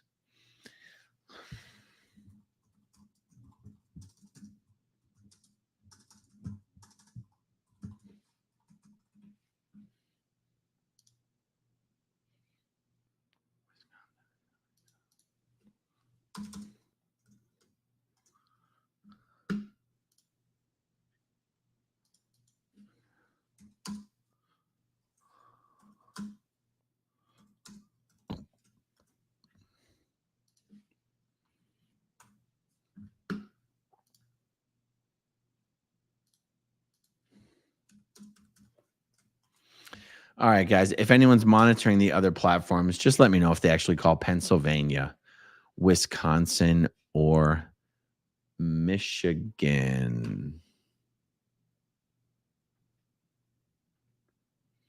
Because Google sure as hell isn't going to.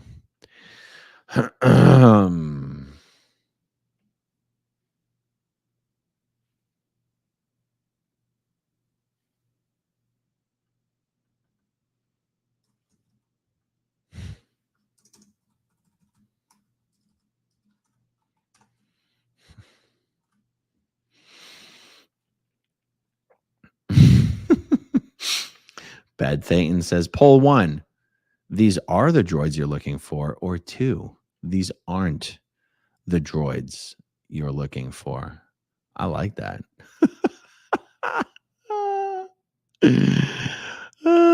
KPSI Bobby. Thanks, Aaron. You're the best, man. My pleasure, KPSI Bobby. Donna Hanna. Aaron, I hope you know I will always have your back. Thank you, Donna Hanna. I appreciate that. All right. Well, since we are hanging out here, let's put up the poll. Okay. Which one is correct? Let me get this thing out. Which one is correct? These are droids you are looking for.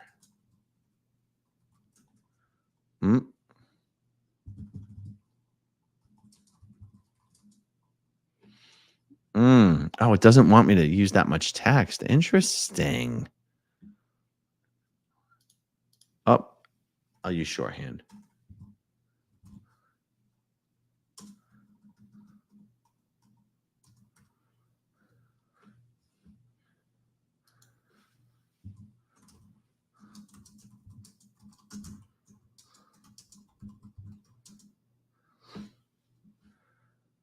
There we go.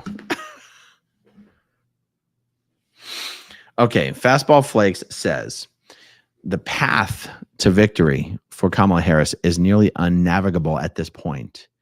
Arizona and Wisconsin take it for Trump, and Pennsylvania doesn't even matter at that point, even though Trump seems to be overpowering in Pennsylvania. Okay. Oh, that's the wrong one. Allison Palumbo says, I think your map is behind. I'm seeing 216 for Harris and 232 for Trump. Oh, does that mean they finally apportioned Maine? Because how's Trump getting 2 electoral thingamajiggies? Yeah, I mean, this map's always behind. It's freaking Google. They don't want to do anything.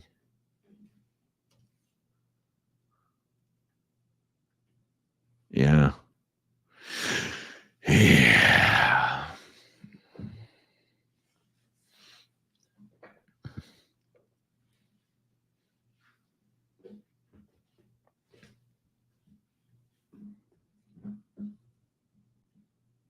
CBS has Trump at 261.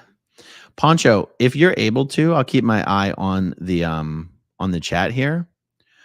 What states has CBS called? Oops. Oh, Hawaii. Hawaii was called for Kamala. What states have been called for Trump that we have not? Oh, the chat keeps saying refresh the page. Okay, 210 and 230. I'm refreshing the page. It's still giving me 210 and 230, you guys. I'll do it one more time.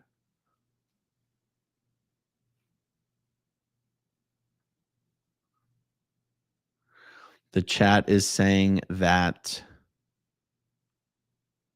CNN still has it at 230 and 182. Okay, so they haven't given Kamala some of her states yet. I saw another person here, Fastball Flakes. Decision Desk has 247 to 213. If someone can just put into the chat what states CNN or CBS or Decision Desk have given to Trump that are not yet reflected on Google's results. I'll update. Oh, yeah. Okay. Yeah. Anyone who can give me the states, I'll do what I can do.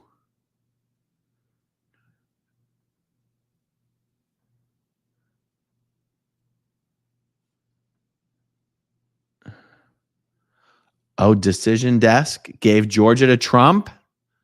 Yeah. Yeah, I get it. So that doesn't help, though, because, yeah, because Georgia's not going to call it tonight.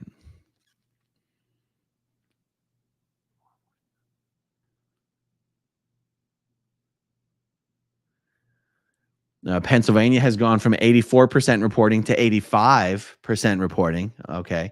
And Michigan has gone from 47 reporting to 48 reporting. Wow. Okay. Well.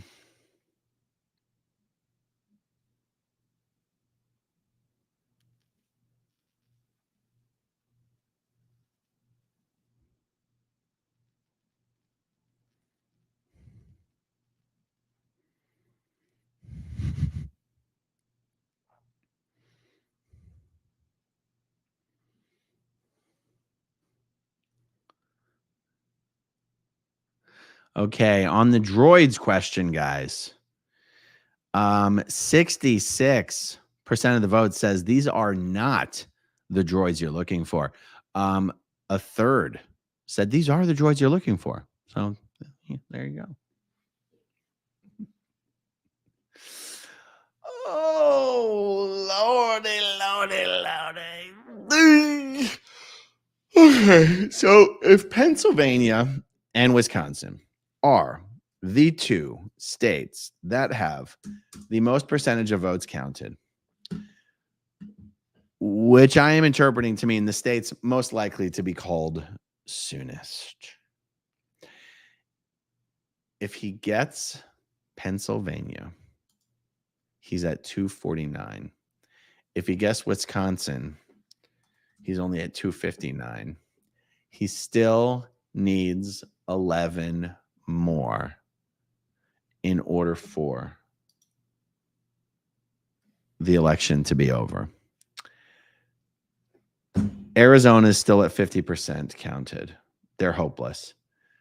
Georgia is at 93% counted. It doesn't matter. They're not going to call it tonight. They're hopeless. Michigan is still 50% as well. So I guess Michigan and Arizona. Okay. So it's going to come like it's either Michigan or Arizona. Whoever gets there, they're both at about 50% reporting. Trump's over 6 points ahead in Michigan already.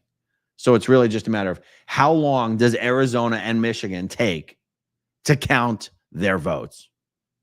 It might be longer than I'm willing to stay up. I don't know why I'm being such a sissy about this. It's only 12 o'clock. I never go to bed, hardly ever before 1 or 2. I don't know why I'm getting so antsy, you guys.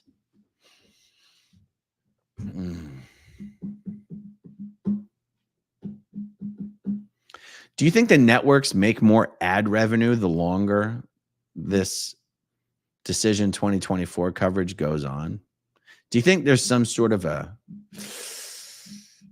conspiracy between the media companies and the people who count the fucking votes in Michigan and Arizona to keep the coverage going for as long as possible so they can make all that sweet, sweet drug company money?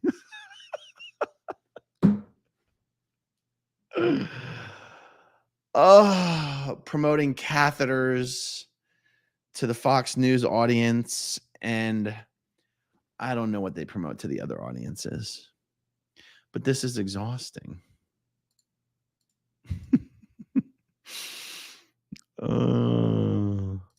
Kim White says, isn't Michigan one of the states that counts their early votes after the polls close? I don't know anymore.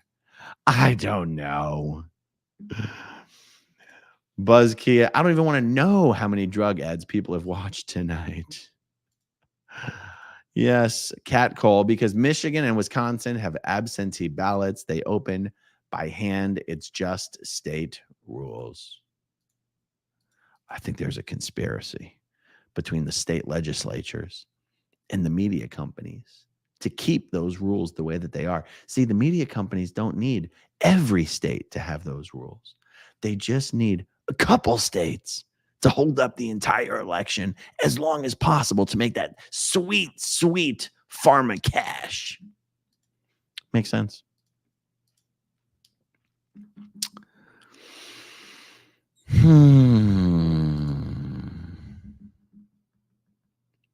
Uh-oh. Mandy Roddery says, Michigan resident here. We still have 5 counties that haven't even reported anything yet. And yes, all ballots get counted at the same time. Yes.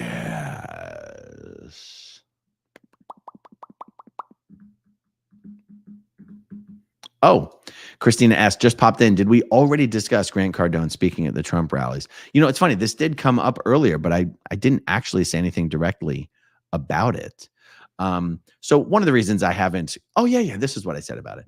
One of the, Grant Cardone is just such a piece of shit. And I said, I have had some people express concern to me about the likelihood of, if Trump won, that he's actually friendly or favorable to Scientology because of all the Scientologists that you see sucking up to him and raising money for him and giving him money.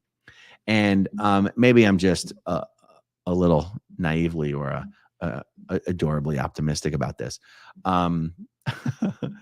But Trump doesn't give a damn about Scientology. And I don't think Kamala Harris gives a damn about Scientology. And I don't think, no matter who's in office, don't expect either of them to do anything about Scientology. And when you see how desperately Grant Cardone has been begging for Elon Musk's attention, and Donald Trump did actually speak at one of Grant Cardone's events. Do you have any idea how many millions of dollars Grant Cardone pays the people who come to speak at his events? I mean, he paid Tom Brady about $4.25 million for, I think, about 45 minutes of stage time. Lord only knows how much he paid Donald Trump to appear, because the only people showing up to speak on stage at celebrities at Grant Cardone's events are people who are being paid cash. So I simply don't like, Grant Cardone would be sucking up to whoever it is he thought was going to end up in power. I just don't think it matters. And that's the other thing I said. If any one of the administrations themselves, or the political parties, or the candidates, or whatever, was themselves putting out information or doing and saying anything negative or positive about Scientology, I would cover that completely. But Scientologists just trying to suck up to various politicians or parties, I just don't consider it newsworthy, especially not when I have kind of my no politics rule on my channel. So that's all we said about, that's all we discussed about that earlier. Okie dokie. Let's see what's popping. 210, 230. Nothing has changed there. Let's see if the percentages have changed. Pennsylvania was at 84%. Now they're at 86. Boom! They're getting there. Okay. And so let me change my little note. 86. Wisconsin was at 77. Do we think it's changed? Boom! 80%, baby. Okay, I like these numbers. I feels like we're getting somewhere. And Michigan they were at 47. 52. Oh my God, it went up by 5 points. Damn, you guys, this night might actually come to an end. Wow. Okay. Fox News says Harris is at 216 and Trump is at 232. Okay, well, who have they given Trump? Where did Trump get 2 things from? Where did he get 2 things? Where did he get 2 things? Is Alaska in the mix? Is New Hampshire in the mix? Is Maine in the mix? Who did they give him to? Acupunk. No politics on live election results live stream. Yeah, but I haven't said any shit about partisan politics, so that's the difference. CVS says Nevada is expected to go red. Huh. How can they say that about a battleground state that hasn't even begun reporting? Are the exit polls just like massively lopsided? Wow. Wow, wowie, wow.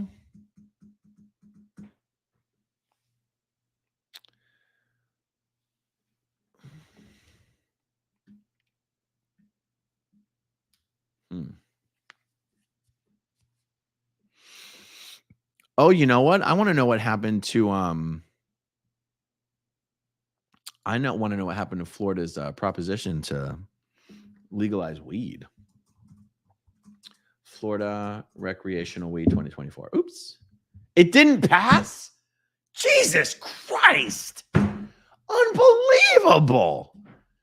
God, Floridians are ridiculous. It's ridiculous. You know what? I feel like business vested interests are behind the lobbying against that. There's just no way that's attributable to just conservative religious folks that don't like weed. I don't buy it. That cannot be the reason. That cannot be the reason this measure does not pass. What do you guys think? What is the reason? What is the reason Florida cannot pass a recreational marijuana amendment? I don't get it. Oh, fastball flakes. A majority of the voters did vote to legalize weed, but Florida law requires a supermajority. You take that supermajority and shove it right up their asses. God damn it. So ridiculous.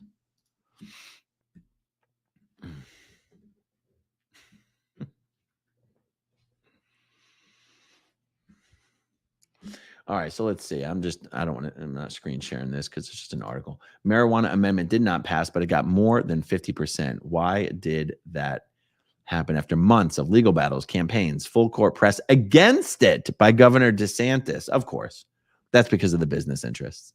The recreational marijuana amendment appears to have failed to pass. Recreational weed remains illegal in Florida, but it got 55.7% of the vote, according to the unofficial returns. Why wasn't that good enough? Florida added a higher threshold for amendment approval because, of course, they did. Most states require a simple majority vote to pass a ballot measure. So did Florida until 2006 when they passed a constitutional amendment changing, so it happened a while ago, changing the threshold for voter approval to 60%. Ironically, oh my God, guys, get this. Ironically, the measure to increase the threshold to 60% passed with only 57% of the vote. That is hilarious. Hilarious. Supporters claimed that well-financed special interest groups were pushing through changes to the Florida Constitution to protect their interests. Of course they were. Critics said the ballot initiative process was necessary as a vital check on government, especially if gerrymandering creates election-proof legislators. So now, even if a majority passes a constitutional amendment, the vote must be 60% or more for the amendment to be approved. Wow. Yeah. Well, it's my guess, guys, that if recreational weed was made legal, then all of the medical weed dispensaries would essentially have their business undercut, which is why I'm sure they spent an absolute mint to try to kill this thing. And even still, it almost passed. Interesting. God, that's such a shame. Okay, let's see if there's been any update to this map. 210, 230. Okay, let's check the percentages. PA was at 86% vote counted, still at 86. Wisconsin was at 80. They're at 81. Well, take your time. Don't get it all done too fast. Michigan was at 52. They're at 53. Okay, well, small wins, you guys. Small wins. Donna says Aaron just wants to go to bed. I do want to go to bed, but not as much as I want to see this election concluded, you know? Okay, these other guys have Trump at 248. That's quite a jump. Oh, but that's because of Georgia. That's because of Georgia and some other unspecified 2 electoral votes. They're saying Wisconsin will not know until tomorrow. That's because Wisconsin sucks ass.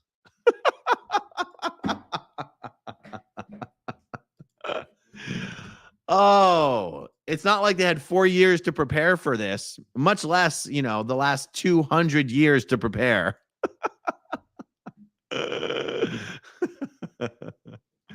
Oh, Lord Almighty.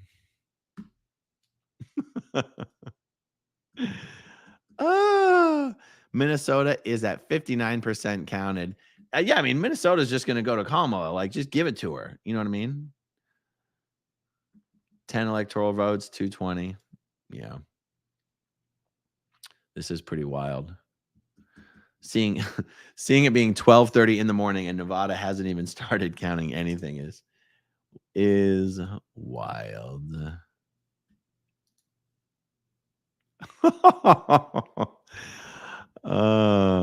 Kendra Rowe, Florida has had 24 years to prepare. That's why they count fast. Why? What happened in 2000? Was that the hanging Chad thing?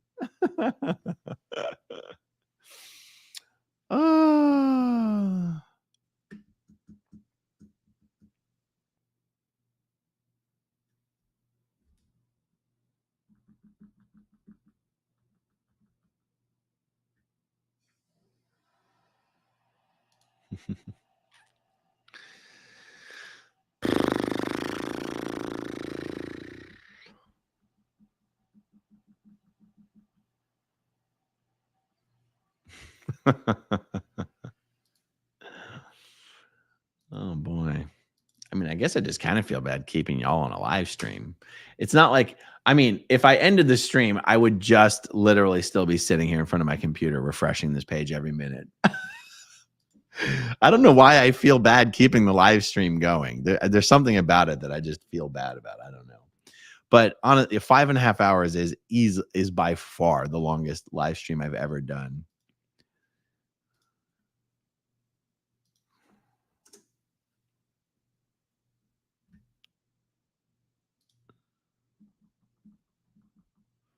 Wow.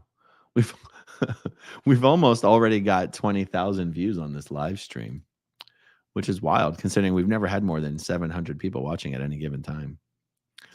Linda, and Dreesy. To be fair, you are a lot more entertaining than the news outlets. Failed pessimist. I've been here for 5.5 hours. Yeah. 5 hours and 24 minutes to be precise. Tony Lynn, Aaron, you're not forcing us to stay. That's true. It's true. Just made coffee.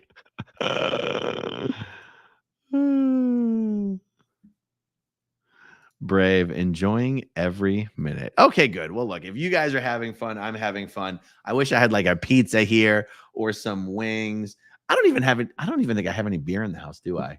I don't think I have a single beer in the house. I don't want to keep drinking mixed drinks. I already had 2. That's enough. Give me a sec to see if I have any beer in the outside fridge. Hold on. Give me 1 sec, guys.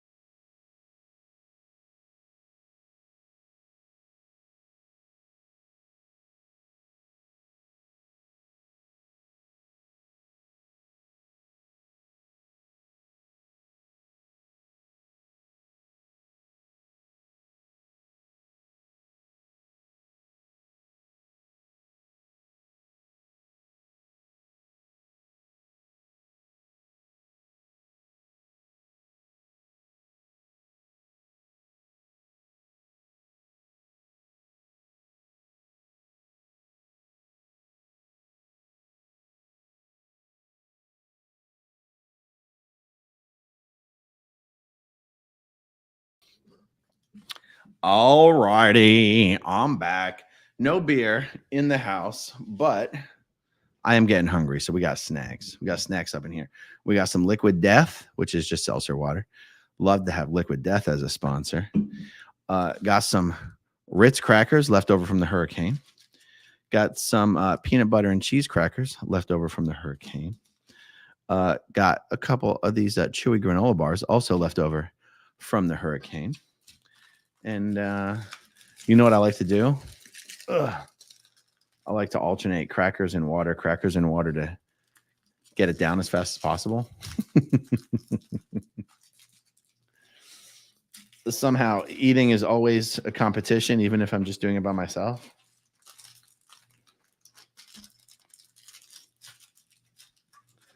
No way. Trump just won Georgia? I don't believe it. Okay, let's refresh. Not according to Google. Who said Trump just won Georgia? You lying? You telling lies, cutesy? Cutesy. Trump, CNN just called Georgia for Trump. What? What? Fastball Flakes. Hey, Aaron, give us your address and we'll deliver you a 30 rack of your favorite beer. Why, I do declare, I accept your generous offer, kind sir. Send me an email and I'll send you my address. Yeah. Growing up in Scientology at gmail.com.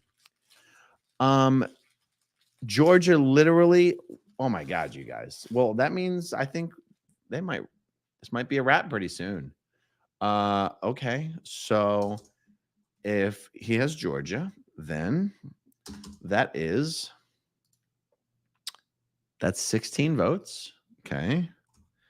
And that's 246. Puts him at 246. Okay. All right.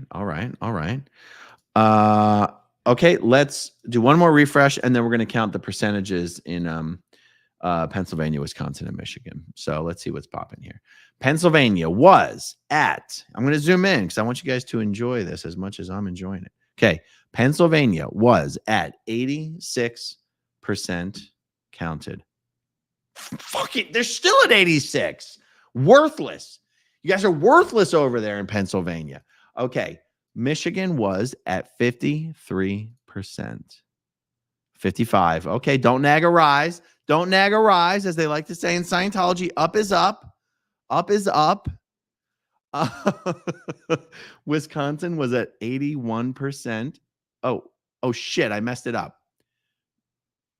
Wait, Michigan was at 55. Now they're at 55. Wisconsin was at 81. Now they're at 82. Okay. All right. And it's Pennsylvania that didn't make any progress. So they're in an emergency condition, as Scientology would say. Okay. If they had just gotten the number up by 1%, they could have been in a normal condition. All right.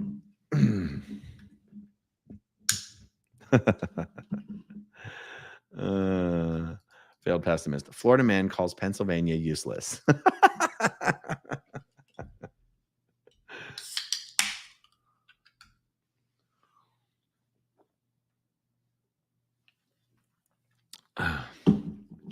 Liquid Death. I like their seltzer water, but water still does taste better in a glass bottle. It's always been true. It'll always be true. Even if Liquid Death becomes a sponsor. Well, maybe Liquid Death should start putting their stuff in glass bottles as well. Okay, CNN is reporting 246 for Trump. Yep. Well, that's what it would be if he has Georgia.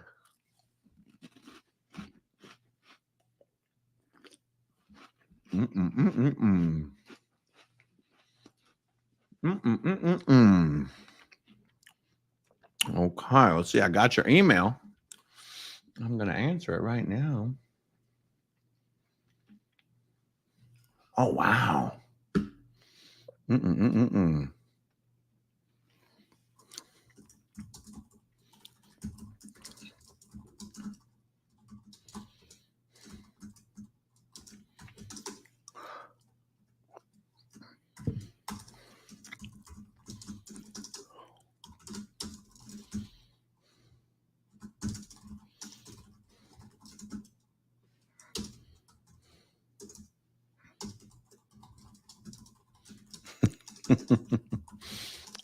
Fun.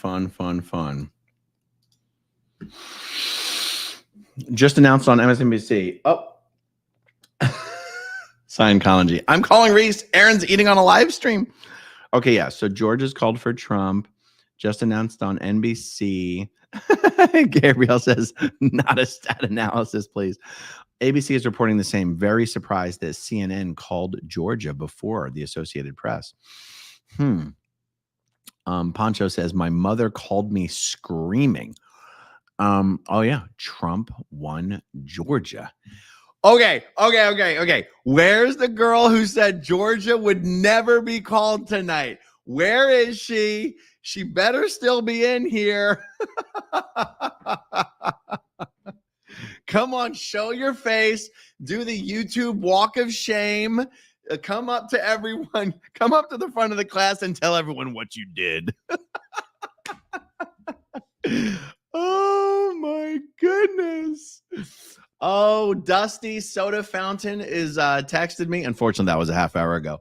Dusty says, we are watching your stream from my stream. Say hi to everyone. Oh, let's see if you're still doing it. Sorry, Dusty. My texts are on Do Not Disturb just because I'm using my phone as a camera. Let me see if you're still live. Dusty Soda Fountain. No, they're not watching. Okay, I'm going to jump in and say hi to them in their stream. Hey. Okay, that's so funny. Cheryl and Dusty and who else is there? I can't. Oh, okay. Okay, let's get back to business. Nada from Nevada. Yeah, I mean, I think if the election is over, like I think if Trump gets 270 before Nevada even reports, can we just kick Nevada out of the union? Like, what purpose are they serving if it's like they're literally made themselves, they're supposed to be a battleground state. They're about to make themselves completely irrelevant. Can we just pass a constitutional amendment? We'll replace Nevada with Puerto Rico as the 50th state, and we can relegate Nevada to like a territory. And we'll do some sort of quid. Maybe we can let Canada drill there for something. I don't know, guys.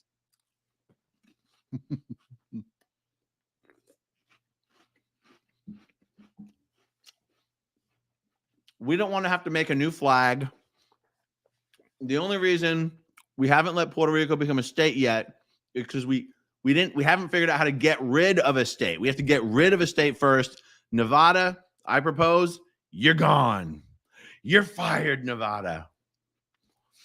Unbelievable.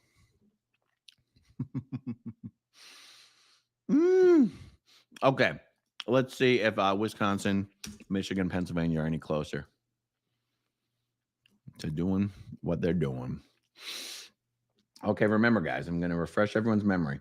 Pennsylvania was at 86%. Boom! 87. Okay, Pennsylvania, no longer useless. Now, slightly useful. See?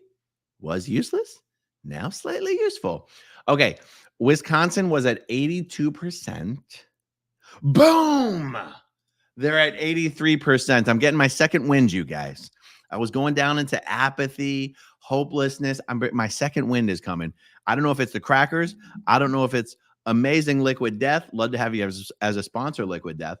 I don't know if it's just knowing that I've got these delicious granola bars coming up here soon. I don't know. Okay, Michigan was at 55%. Boom, 56% across the boards. We made some progress. Okay, but still, you guys. I've got to readjust my numbers here. So if, because remember, Pennsylvania is still the closest one to actually being called, statistically. So if he's at 246, 50s, guys, even if they call Pennsylvania, that does not give Trump 270. We're still going to be here drinking water, eating crackers, and chewing on some granola bars. We're here at 57. Okay, 57. Wisconsin, 83, Pennsylvania, 87. Yeah. Ugh. Okay, so so in Pennsylvania, 246, 56, 65. Pennsylvania would be 265. And then anything else puts him over, basically. I mean, can Maine get its shit together up there? I mean, Maine is at 46%. They're literally the furthest east. Like, they're the furthest east. I know they're still in the East Coast time zone, but still, technically speaking, we don't accept them. Like they're technically an hour earlier than Florida, whether they know it or not. Okay. And New Hampshire, what is going on in New Hampshire?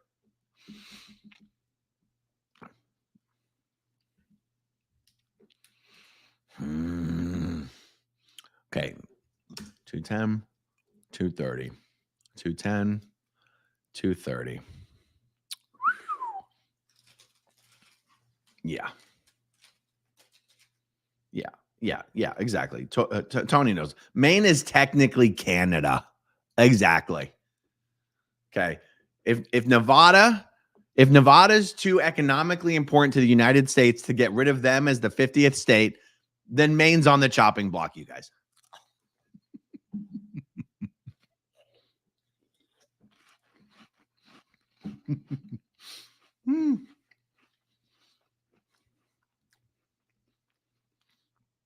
Okay, so apparently New Hampshire is one of these states that has things called wards. Nobody knows what a ward is. No one's ever heard of them.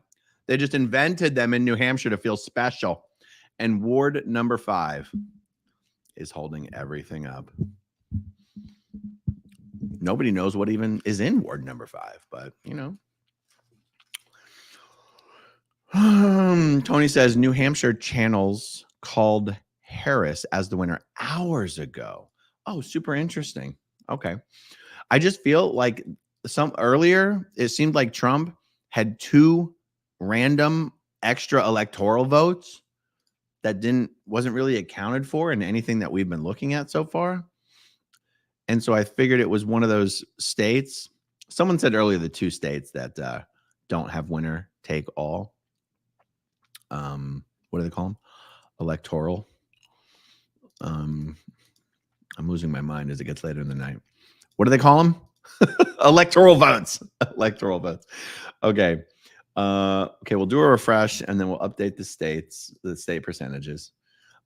Pennsylvania is oh my Lord Almighty. Gotta zoom in a little bit. Okay.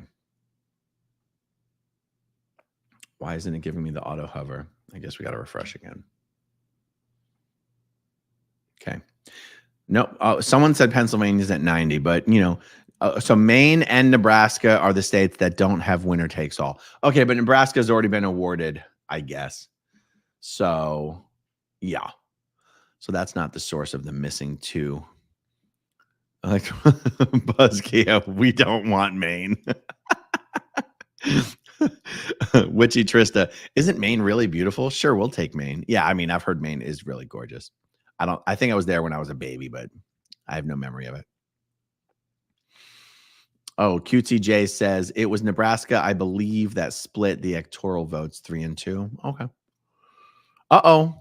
Moonglows, Trump is speaking in 10 to 15 minutes. You know, it does make sense to me that even though some of these states will not have officially like declared the electoral vote situation, that at a certain point, the math will be such that Trump will just be like, well, I don't give a shit what you say. I'm giving a victory speech. You know what I mean? Fastball says Alaska is winner takes all. Okay. What is happening with Alaska? I forgot about Alaska. There you are, you little bugger. Oh, now I messed it up. Okay, let's go back. Oh. Uh-oh. Yeah, Alaska's, yeah. Well, that's because Alaska's literally in a different time zone, isn't it? I think it is, right?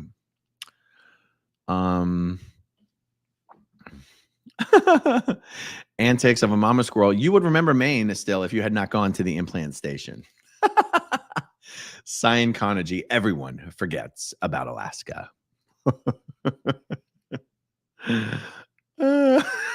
QTJ. Trump would give a victory speech even if he lost. Dino Nuggets legacy. I've declared victory before the end of most competitions I enter.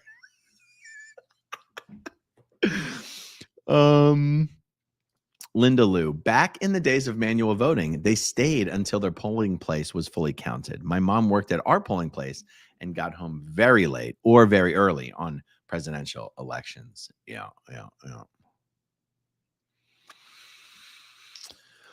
Oh, is Scientology leaving? Let me say goodnight. Where's Scientology? Oh.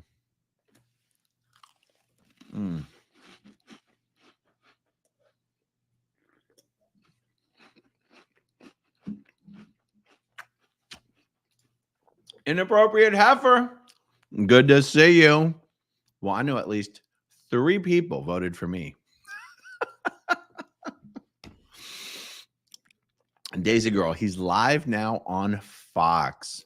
Well, I'm not streaming anything from Fox. I'll get copyright struck instantly, so I'm not playing with that. Okay, John Simon Ritchie, New York Times now projects 95% chance of Trump victory, 306 to 232. Marilyn, great stream. Thank you for covering this. Thank you, Marilyn, for being in here. I think you're here the whole freaking time. Thank you so much, you guys. Yeah.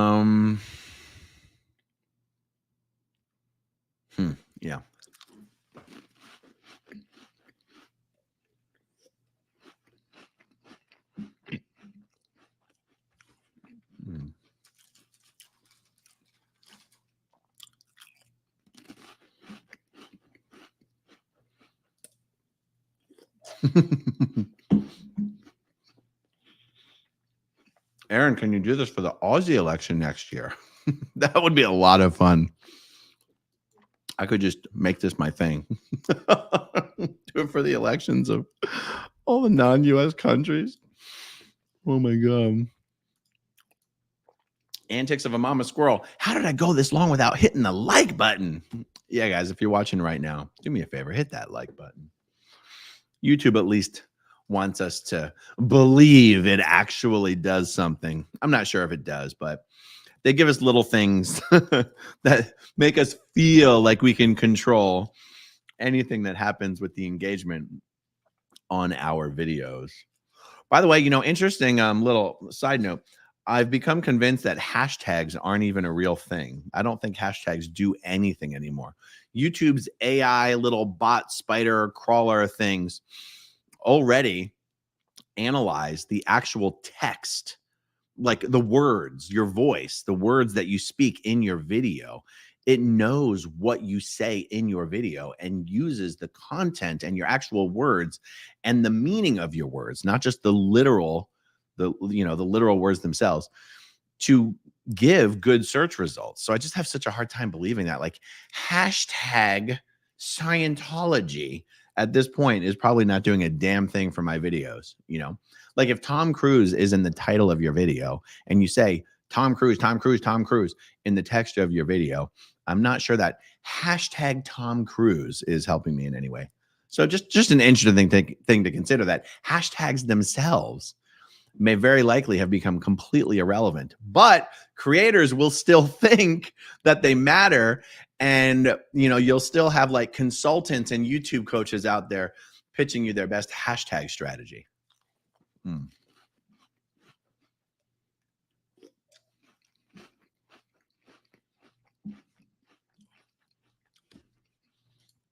Daisy Girl says, has it been 6 hours? Yep. 5 hours, 46 minutes, Daisy Girl.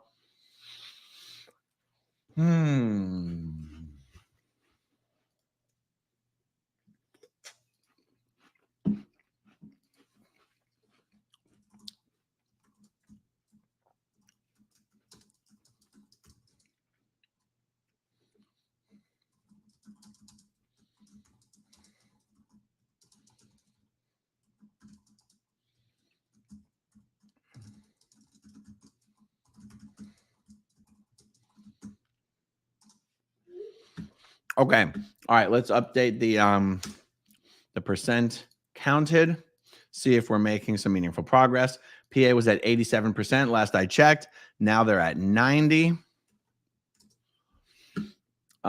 Wisconsin was at 83. Now they're at 84. Michigan was at 57. Now they're at 59. Okay.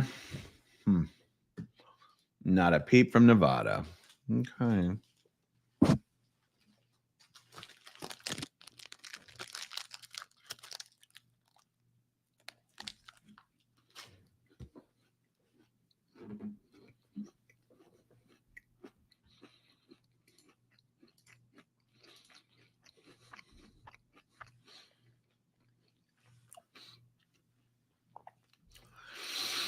I'm seeing some good nights. Old Frizz. Good night, Old Frizz. I'll see you tomorrow.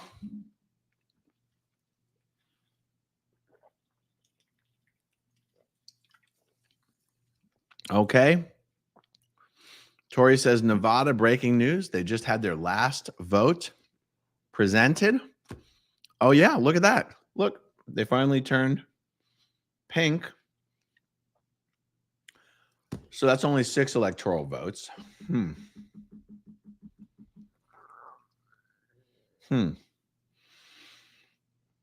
Okay.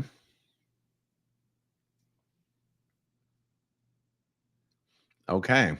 Well, if they call Pennsylvania and they call Nevada, then that's another path to 270, or the fastest path to 270. Like if it's not even close, like right off the bat, Nevada's 70% Trump.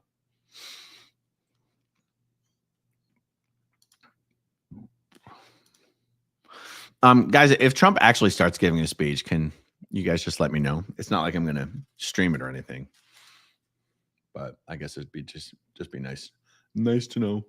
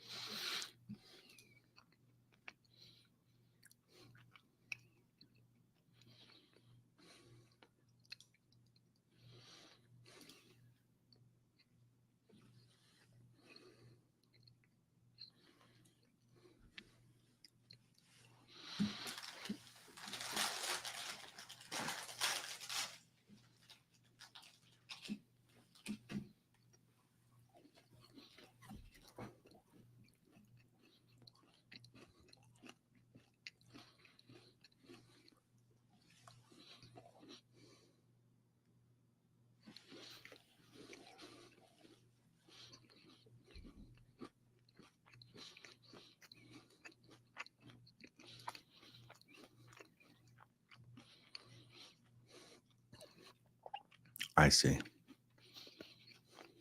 Oh, I see.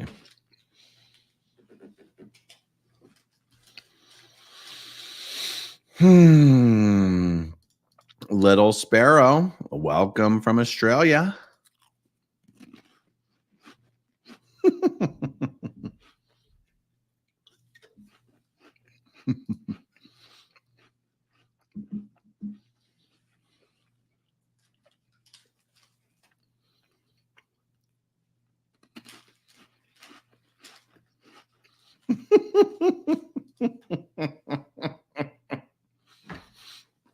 Is it really that loud?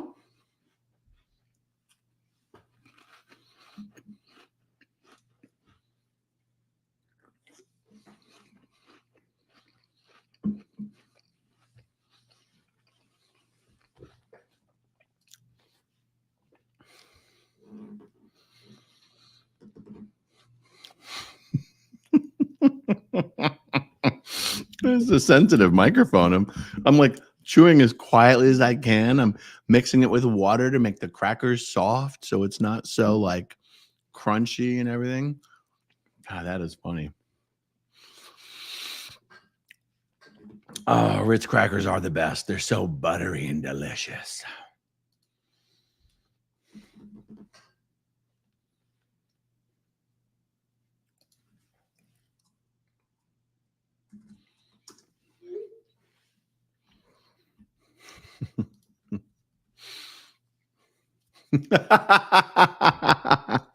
Dino Nugget Legacy. The apology video for the chewing tomorrow will be epic.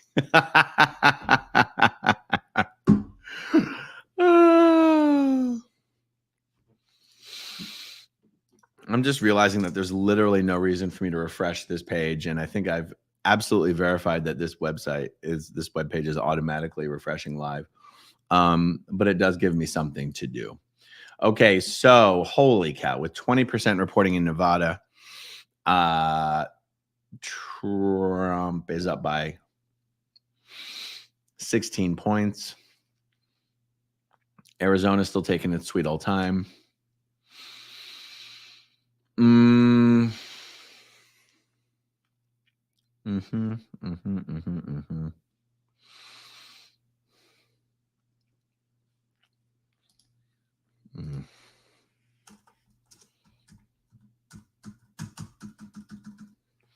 It's funny, now that I think about it, I guess this is a question for the chat.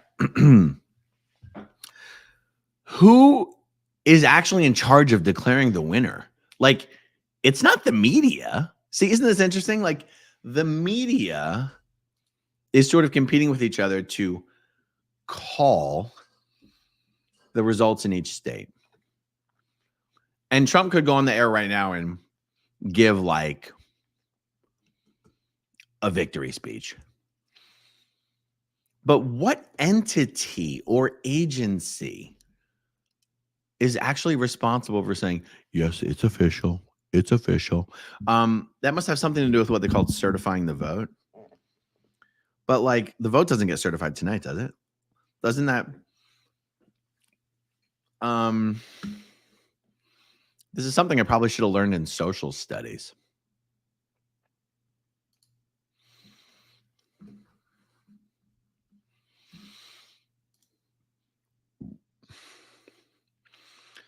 I have got to go back up. It's going to be way up. I keep forgetting the name of the person who said Georgia was 100% not going to be called. Instead of doing an apology video tomorrow, I'm going to flip it and reverse it. I'm going to do a demand for an apology video. I have to find. She made so many super chats. Oh, no, that's not the right one. Was it Kirby?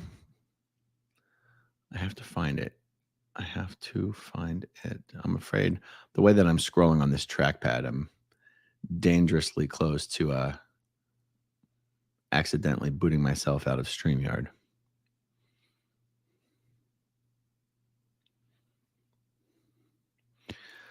I guess that's the thing about doing a 6-hour live stream.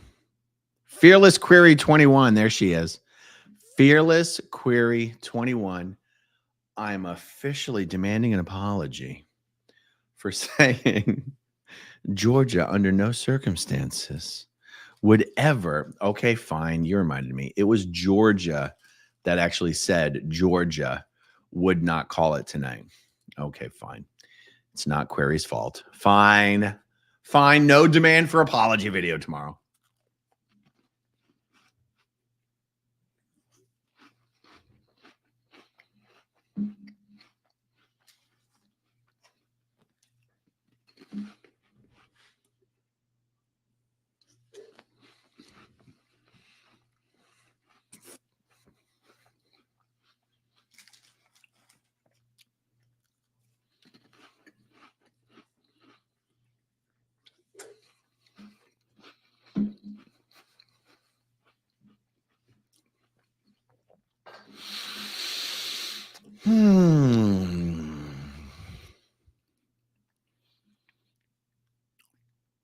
I know. Where's all these ghost yeah,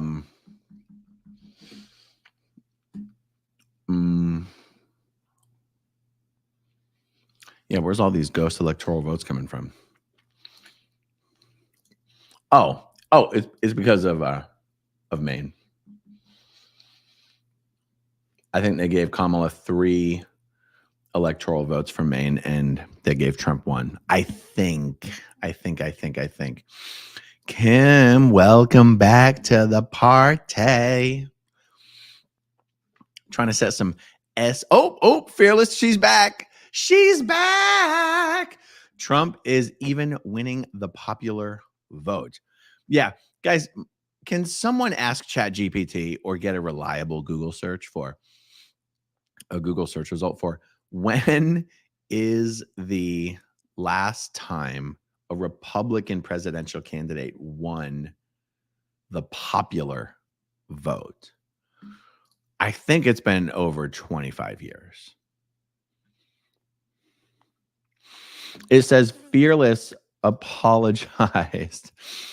Wait, but I thought it was a different Fearless. Oh, Fearless Query. Yeah. I'm sorry. Okay. Fearless Query. Yes. Thank you, Fearless Query. The apology, it turns out, was not necessary. You were only reiterating what Georgia themselves had said. See, Georgia was negging themselves. Georgia is one of these states that tries to put themselves down so that you will give them compliments. It's sort of a version of like, it's an unfortunate strategy for fishing for compliments. And Georgia, you're better than that. Georgia, you don't need to resort to such tactics, okay? You can count your votes on time, okay? We believe in you. You demonstrated it tonight. Now, technically, you didn't really count all your votes. It was just such a blowout that you couldn't justify not calling the state. But still, you got 4 years to practice and get it right next time. And we believe that you can do it. Otherwise, you're right in line behind Nevada and Maine for getting rid of you as the 50th state, okay? And we will do it, okay? Puerto Rico deserves a shot. And we do not want to have to change the flag. George W. Bush was the last Republican president to win the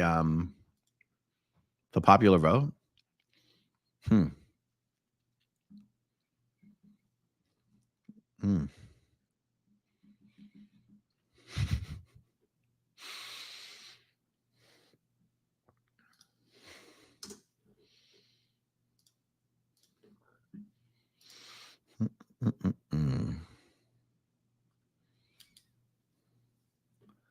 Alaska has started counting. Well, thank God.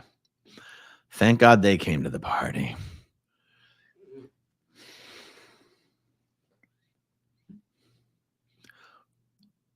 Someone's saying George W. did not win the popular vote. See, you can't trust anything you read on the internet, folks. Not a thing. Anyone giving any concession speeches yet on any cable news networks? I'm surprised he's not doing it on a Twitter space. Is Trump going to give his concession speech on X or on Truth Social or on Fox News? Who's got dibs on Trump's concession? I'm not concession. Who's got dibs on Trump's victory speech? I figured since Elon probably won the election for him, he should probably give his victory speech on X. It's just fair. Do you guys think Truth Social will go bankrupt now and go out of business? I mean, wasn't that like now that Trump's back in office and like Elon's got Twitter, doesn't like Truth Social cease to sort of become a thing?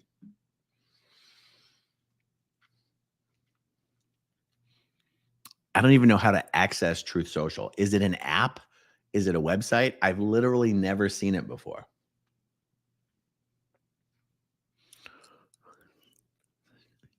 Hold on. Fastball flakes. Hey, Aaron, I'm delivering you beer. Please call out this nerd who says that GW didn't win the popular vote in 2004. Hey, nerd. Get back here, nerd. Get back here. Ugh. Oh, yeah, Mr. Clean. You know, that's funny because people call me Mr. Clean because I'm bald. But Mr. Clean didn't have a beard. So, yeah, I'm trying to find where he actually said it. Come here, nerd. Oh, Mr. Clean. Trump and G.W. Bush did not win the popular vote. The first Bush did. Oh, that's funny. When I said George W., I actually meant HW, but now I don't know. So now I need to know, what did George W. actually won the popular vote for real? I didn't know that. Okay, I'm gonna have to Google that. I thought for sure you were talking about Herbert Walker. Did George W. Bush win the popular vote 24? Wow, it autofilled that like crazy. Why can't I get Google to give me an actual answer? Doesn't Google? I thought Google started using AI to actually answer questions. What? What? Who's calling Kelly a POS? What? Oh, is Kelly arguing with Craig? Guys, come on now. No violence in the live chat, please. Come on. If someone's being rude to you, just block them.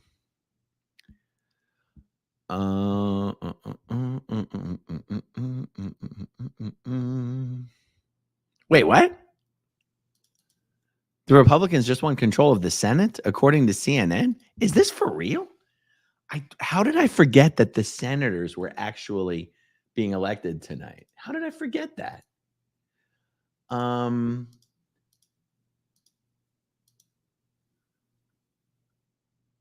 Okay, let's just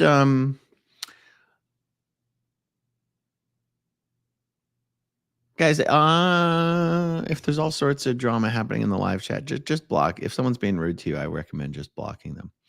Okay, Senate. The Republicans just got control of the Senate as well? Do they already have control of the House? Huh. Oh, so that's still up for grabs. So you're telling me that by the end of the night, the Republicans could control the House, the Senate, and the White House. So look, that is the true test of whether party leadership actually believes in the rhetoric they say to their constituents when they're campaigning. There are so many politicians who will pretend to be in favor of things that they believe are A, popular, and B, impossible to pass, because it's like political virtue signaling. You know that something is excellent, but you also know it's impossible because you're not in control, and to pass because you're not in control. And so you can just say, oh my God, I would want that. I would want that. And I remember seeing well, I won't get partisan about it. I remember seeing a criticism of the last time an administration controlled Congress and the White House, and the party failed to pass some of the legislation that was like some of the cornerstones of the party's platform. And when they had the opportunity to push it through, when they were in control of everything, they didn't even try. And that's an example, where the party leadership is just full of shit. The politicians at the top of that, party are just full of shit.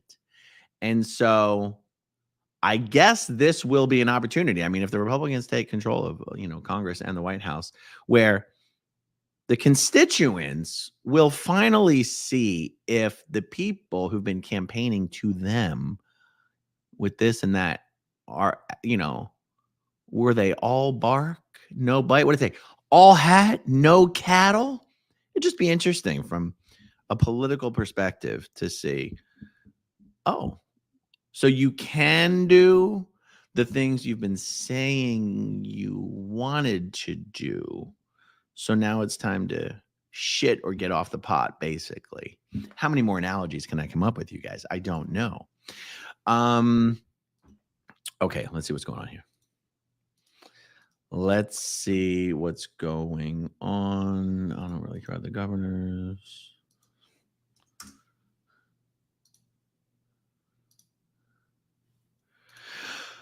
Pennsylvania was at 90. They're still at 90. Wisconsin was at 85. They are now at 86. Michigan was at 60. They're now at 62. Oh, Brian McCann. Clinton had the House and the Senate and the White House and did nothing that he promised. BHO, I don't know what BHO is. BHO has House, Senate, White House, did nothing. Oh, Barack Obama. Correct. Those are the exact administrations that I had seen criticized by their constituency for saying, whoa. You promised us all this stuff. And then you had the ability to give it all to us. And you gave us a fucking turd. Something tells me, and I'm saying this because I'm cynical about politicians in general. Something tells me the Republicans are going to experience the exact same thing. I find it very hard to believe that a lot of the people who've been telling their constituents, I'm going to do this, I'm going to do that. I find it hard to believe that they actually intended to do those things. And if that's the case, they are about to be exposed. So we'll see. Now, I understand that the other party is like, oh my God, no, please don't do all the things you promised. Please don't do all the things you promised. And that's not really what I'm saying. I'm just pointing out that we've already seen two examples where Democratic administrations had the opportunity to deliver on all of their promises and failed to do so. And I'm just so cynical when it comes to politics and political parties in general that something tells me the exact same thing is about to happen, but on the other side. That's all I'm saying. Okay, one more refresh just for the heck of it. Pennsylvania. What? I'm just being obsessive about this at this point. 90, Michigan 63. Oh, okay. Michigan 63 now. Wisconsin 86. Yeah. Okay. What's happening in the live chat, guys? What's happening in the live chat? It's getting a little late. It's getting a little late. I kind of want to jump in the shower, get this oil off my face, and go to bed. Cutesy says Trump is on his way to West Palm Beach to speak. Well, where has he been? Wait. He's on his way to West Palm Beach to speak? Is West Palm Beach where Mar-a-Lago is? Well, where's he been the whole time? Why hasn't he been? Where's he traveling from?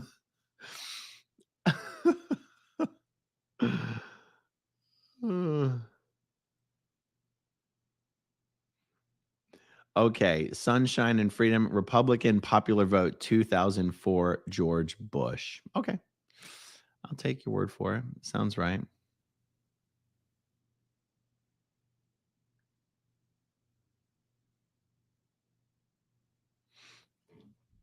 Mm.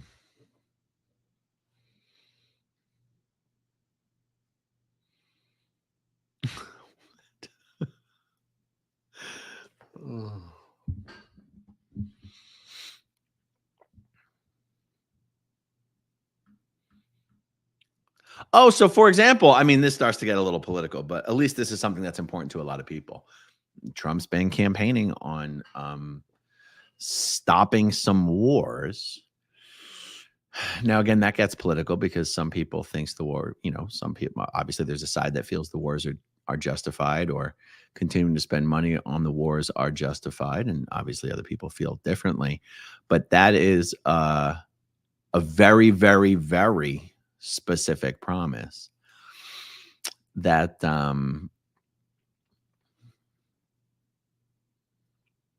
should be pretty easy to deliver on if Congress and the administration actually has an appetite to do it. We'll see, you guys. Oh, and I guess that was I was prompted to say that because someone just mentioned where is it? Where'd it go? Oops, chat's moving. Hold on. Room raid from Dusty's. Oh hell no. How you doing? Oh hell no. I just saw a comment about the military industrial complex. I think I got to go further down.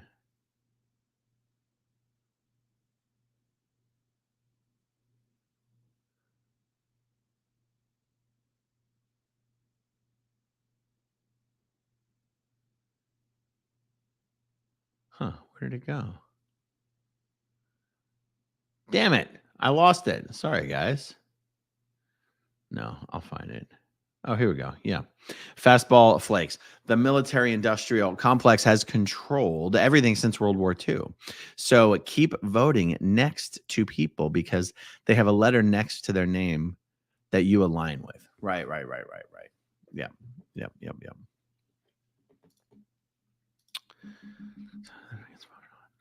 Fat Cat's Heaven. As I recall, there is nothing in Scientology that ever gets voted on. Yep, that's certainly true. Did Pennsylvania get called, you guys? Did Pennsylvania get called? Donna, did Pennsylvania get called? Or are you just expressing your confidence? Oh, Tube Stormer. Pennsylvania was called. Sunshine Freedom. Trump took Pennsylvania. There's no way Harris can win. It's done. Wow. For real? And Nevada's at 75% with Trump up by 4 points. It would be nice if just one of these news agencies actually had the balls to officially call the election. Guys, please let me know. Did Fox officially call the election, Cat B? Or they just officially called Pennsylvania? Fox called the election for Trump? Wow. Let me see if I can pull up a map just for the hell. Let me see if Fox has some sort of a map that I can pull up just so we can put a pin on this and say that it's done. Fox News election map, or just, I guess it doesn't have to be a map. Google is total shit. Like, I'm not going to use Google for anything anymore. How many questions have I asked Google tonight? I don't get a single answer. It's amazing. Amazing when we'll look back on those days. Hey, remember when you put a question into Google and all it did was give you links to websites where you might find answers? I'm so used to using ChatGPT and actually getting answers to my questions.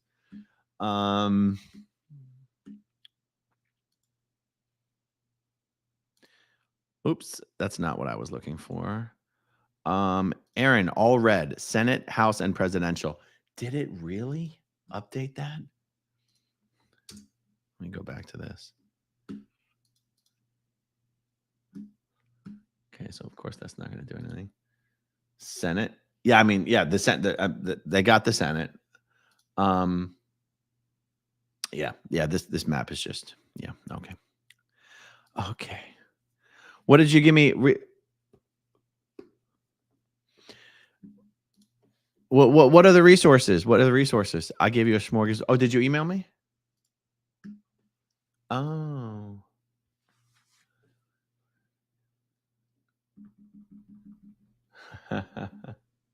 In 20 minutes? I thought you, oh my God. I thought you were, Fastball, I thought you were like shipping me something in the mail. You're actually having something delivered? Holy shit, dude. Get back because before 142. Oh. Oh.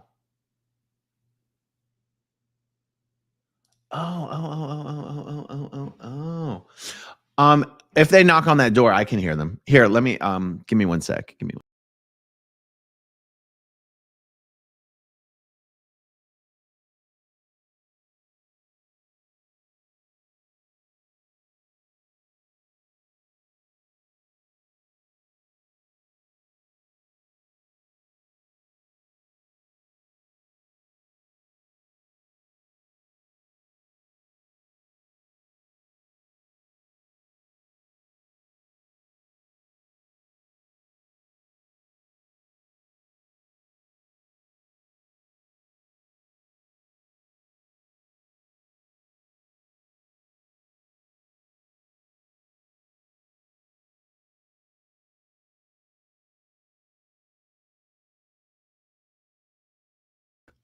All right, now I'll definitely hear a knock on the door.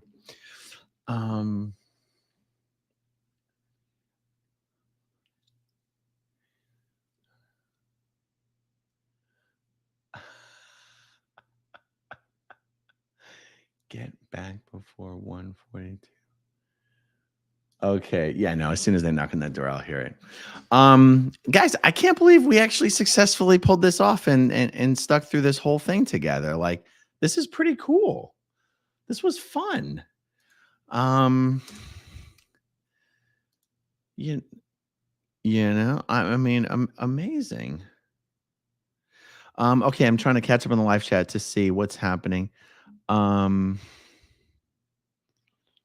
What's happening, Kelly? What's happening, Artology? Guys, don't give Kelly a hard time in the chat, please. But Kelly, please block people who are calling you names or whatever. I can't really see the name calling, but Gabrielle, Fox called the election for Trump. Literally, all I'm trying to do is like find a website that says, okay, Fox News calls election for Trump. Even that doesn't autofill. Election day battlegrounds still too close to call is literally the best headline I have from Fox, guys. I literally got nothing.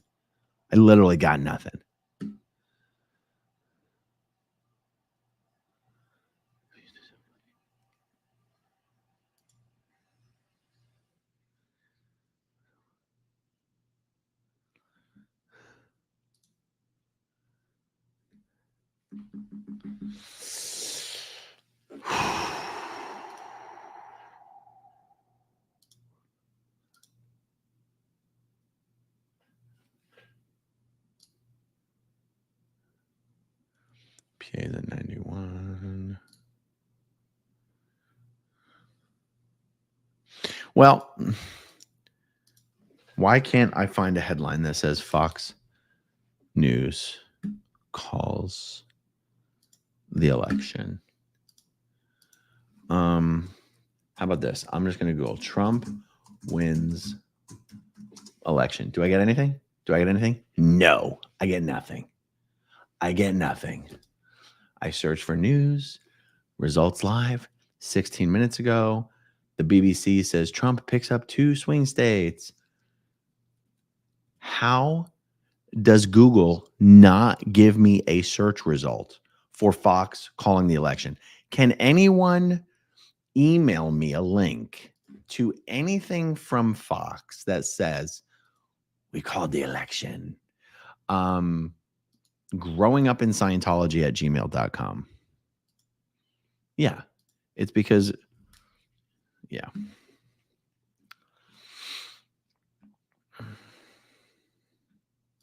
Use Bing. All right, let me try to use Bing. Okay, someone else is saying Fox did not call the election. They called Pennsylvania. Tony says they did not call the election. They called Pennsylvania. I see. Fox is now saying 267 for Trump and 216 for Harris. Trump needs to get to 270. Okay, that makes sense why I'm not seeing any headlines for it. Okay, all right. 3 electoral votes. You see? Hi.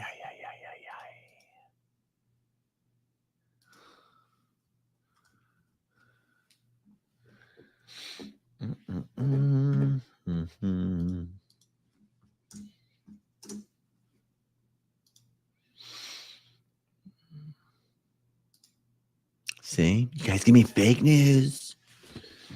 Fake news. You can't trust the mainstream media.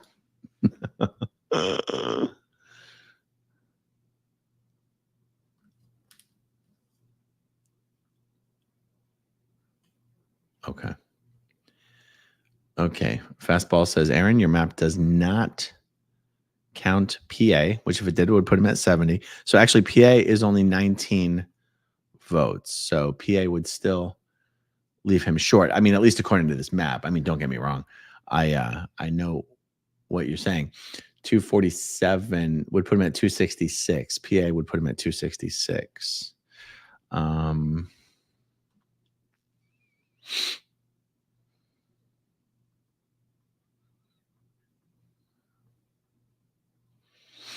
Stardust says, I flip around to all of the channels, and Newsmax has called the election for Trump.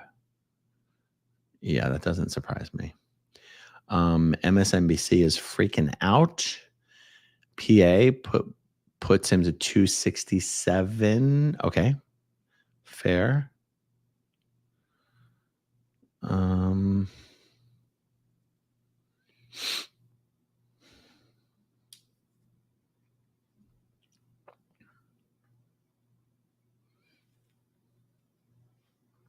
Oh, 247 now. I see. I had him at 246. Okay, so that would put him. Yeah.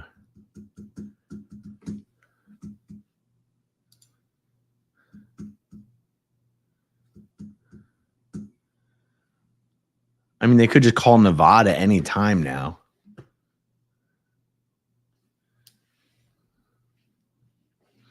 Damn it, guys. I thought we'd made it all the way to the end. We're almost coming up on a full work day here.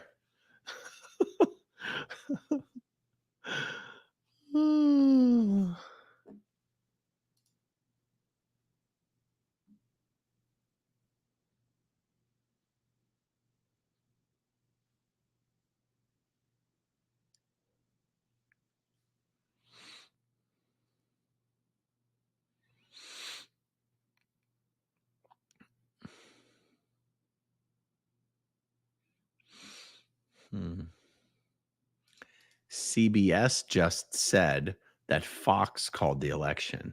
Interesting. All right, fastball flakes. I can hear the door if they knock.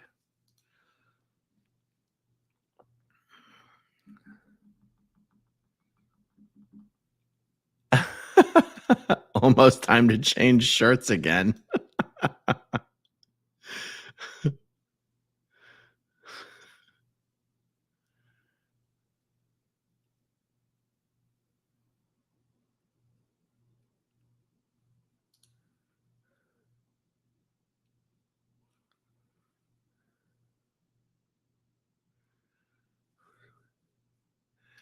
Oops, that's the wrong one. Sorry. Hello, Sarah. Welcome back to the chat.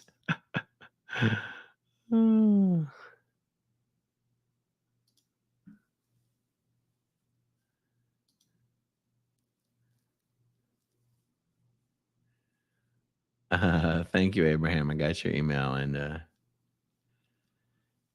thank you. I don't know if the other person wants me to say their name, so I got your email as well.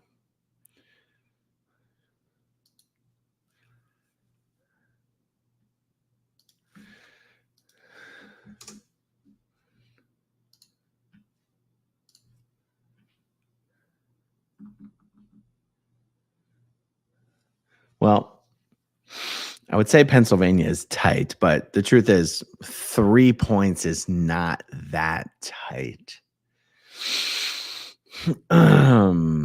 Sure. Could it change? Yeah. But yeah. Fastball Flake says that Pennsylvania is insurmountable, and that is a wrap. This is over, and Trump is going to have another 4 years. It does look that way. It does look mathematically unavoidable. You'd think that if it were in fact mathematically unavoidable, some of these news agencies would just call it. But what do I know, guys? I grew up in a cult. Arizona's only 50% done counting. Nevada's still at 75%. Pennsylvania 93, Michigan 64, Wisconsin 88. And honestly, it's not even close in Wisconsin right now anymore. He's over 4 points ahead with 88% counting. So it really is. I mean, it really is a victory. Like we're sitting here waiting for someone to announce what's already obviously occurred. But how about this? since I'm in no particular rush right now. And since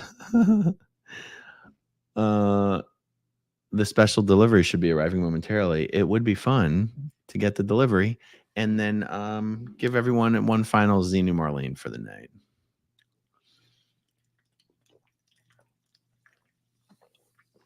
So let's just do that. And then we'll call it a wrap, you guys. I never dreamed I would do a 6.5 hour live stream. Absolutely incredible. I figured 3 hours max. Linda and Juicy. Aaron, you should just call it. You had a press pass once. That's actually a good point. Yeah. SPTV has called the election for Donald Trump.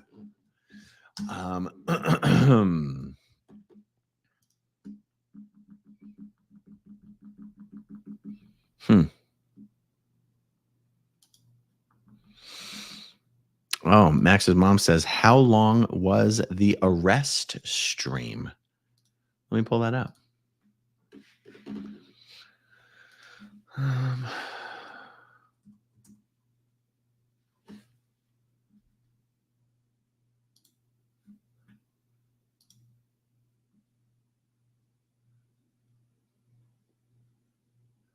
3.5 hours. Yeah, the arrest stream was only 3.5 hours. Okay, Robert Verstraeten. It's been called. Trump to give speech in a few minutes. Robert, who called it?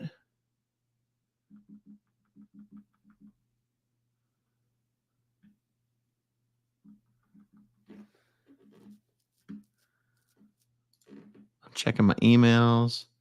I'm checking my text messages.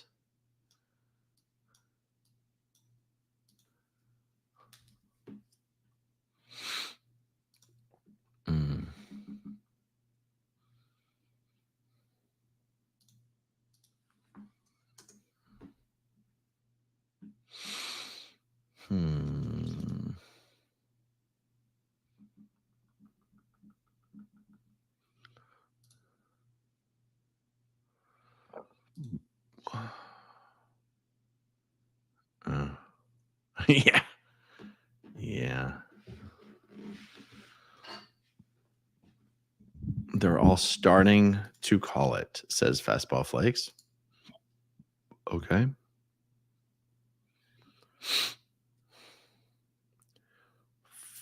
Fox says that Trump wins. Okay. Well, if that's true, and it sounds like it's true, I do believe you guys. Hopefully, Google will do me the favor of giving me a search result.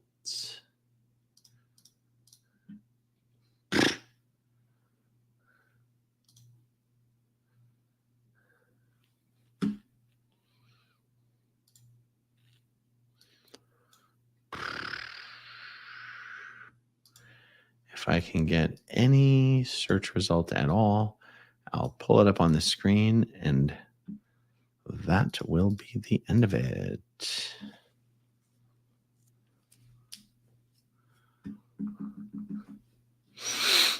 Oh, someone just said Pennsylvania's been called.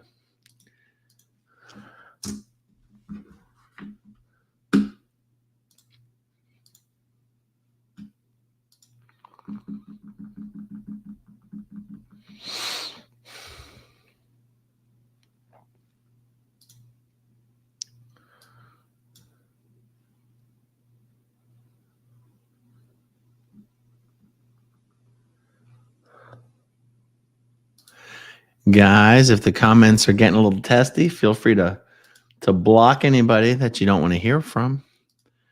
But or feel free to fight. But see, I have something that looks like a doorbell out there, but it doesn't actually work. And I'm always afraid someone's trying to ring the doorbell. And then I just hope that eventually they're just going to knock instead. So I'll go check in a minute here. CNN predicted 304 electoral votes for Trump. What? Is this the Wicked Witch? Is this the Wicked Witch? It couldn't possibly be The Wicked Witch. D-list Scientology failed celebrity Wicked Witch? I don't even believe it. It couldn't be.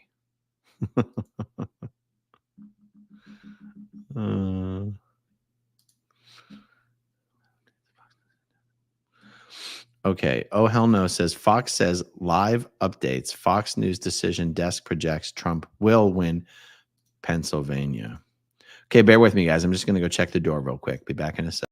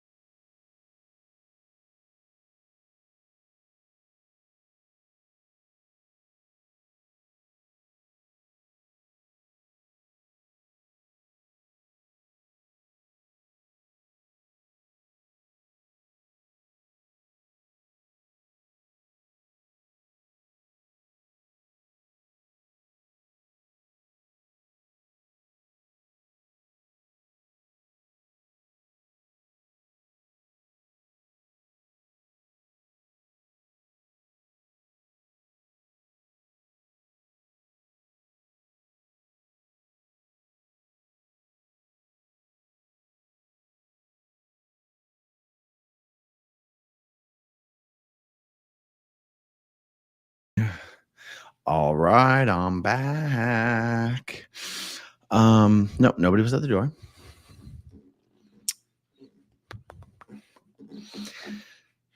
CNN has called Pennsylvania for Trump. Okay.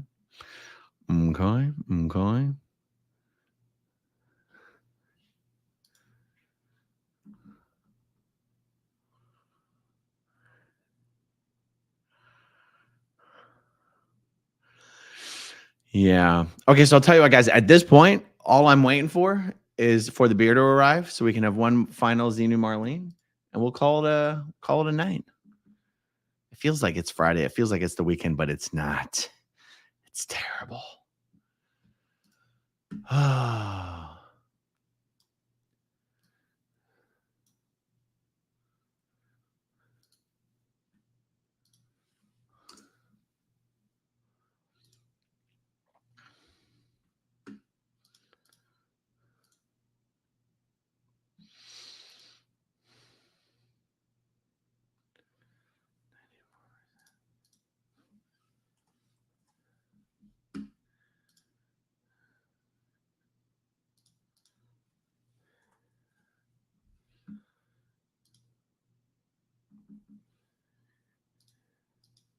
Yeah.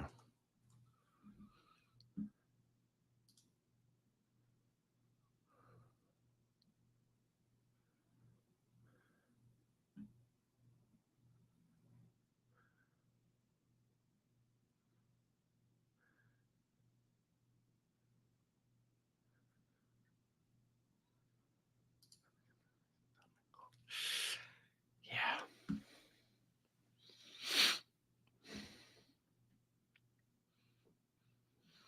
The chat's getting so nasty, you guys.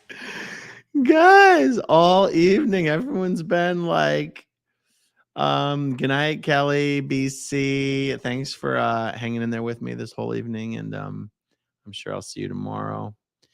Guys, there's no reason to fight. There's no reason to fight. Everyone's tired, but this is going to be our last election, as we all know. No matter who won, we're never going to have another election in the United States. The republic is doomed. Yeah, that's why it was so important that we captured these final moments of Western civilization on a live stream for posterity. And yeah. Okay, checking my emails, checking my texts. Okay.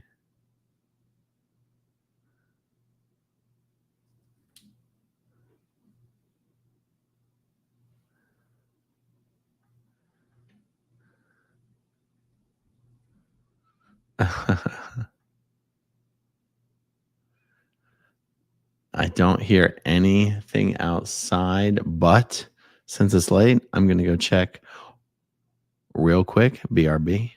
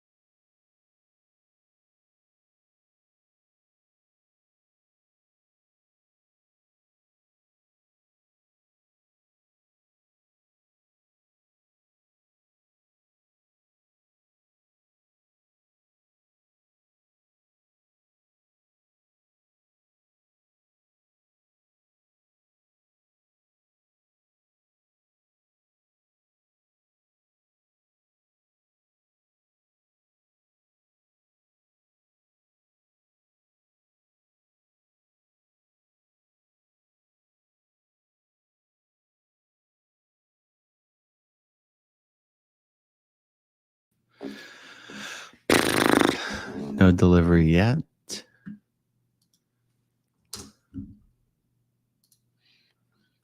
There's, I mean, people are. Fox actually called it. I mean, guys, send me a link, please. I'll just keep looking for it. I'll just Google Trump wins election. You think if someone called the election and you Googled Trump wins. Oh, Mark Cuban just congratulated Trump on winning the election. Oh, Trump. Oh, here we go. The Hill. Trump wins presidency. Okay, let's share this. Okay, The Hill. Trump wins presidency for the second time, completing improbable comeback.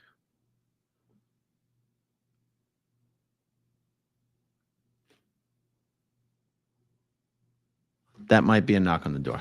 Hold on.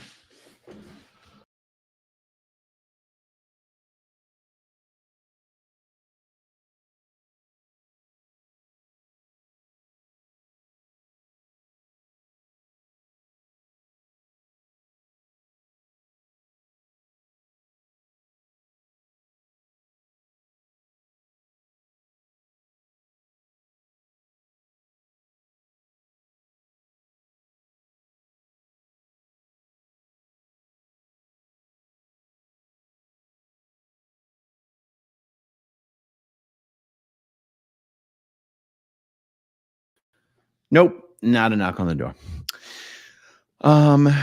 Okay. It says former President Trump is projected to win the presidency, securing a second term nearly 4 years after he left office. Okay. That's fine. I'm going to look for another headline.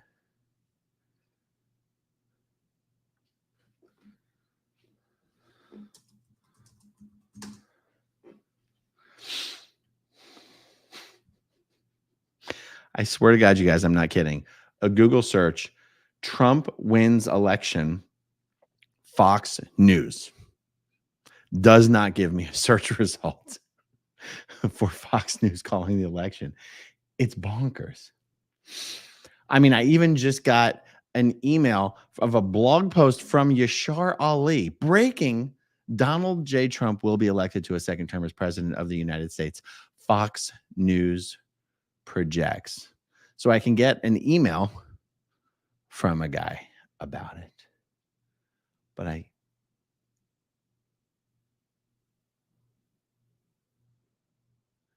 can't get it from Fox News. Let me just go to Fox News. Fox foxnews.com. There you go. You go to foxnews.com. It's right there. You Google it. Nothing. Oh, I see. I have to turn off my ad blocker. Okay, fine.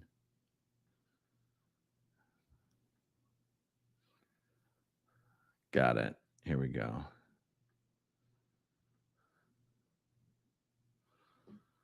Okay. Okay. I love how everyone's now just quoting Fox News calling the election because they don't want to call the election themselves.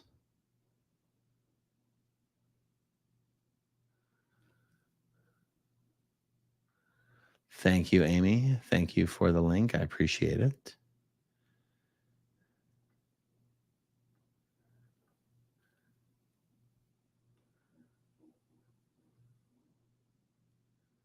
What I thought was knocking on the door is actually people setting off fireworks. I can hear the fireworks now. That's true. That's true. Kitty Jones points out projected is not the same as confirmed. You know, I think that is the language that they use because it's actually not the media's job to declare the winner of an election, meaning they don't even have they don't have the authority to declare the winner of the election. So I think that's the reason for the specific language in the headline.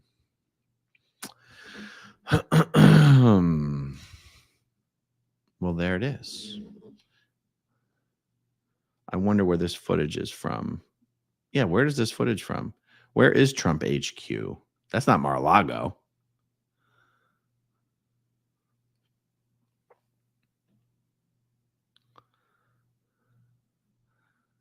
Is that Anthony Hopkins? No, that's not going to be Anthony Hopkins. That is Mar-a-Lago for real?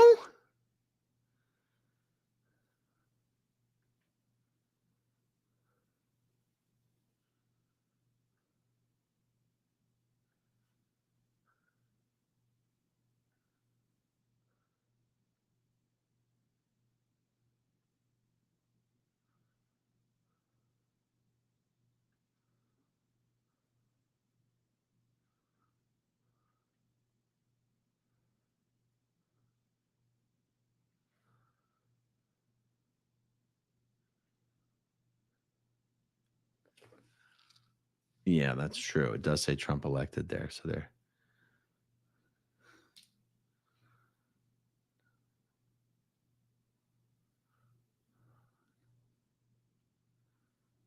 Oh, that was John Voight? Okay, yeah. I guess John Voight.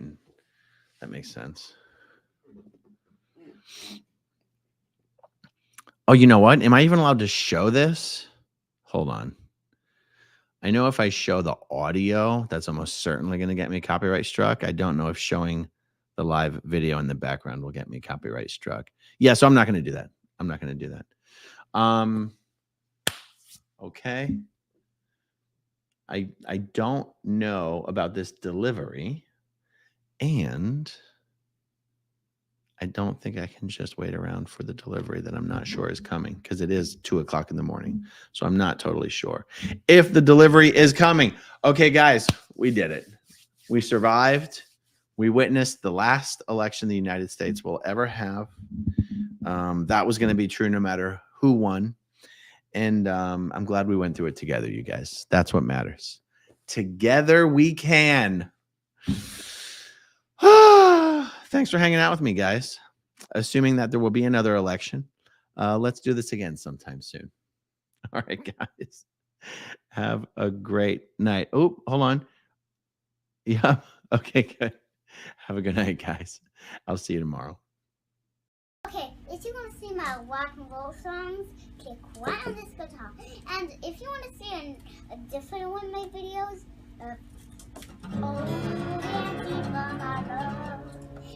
then you could click right inside here. If you have subscribed or not, subscribe right here. Bye.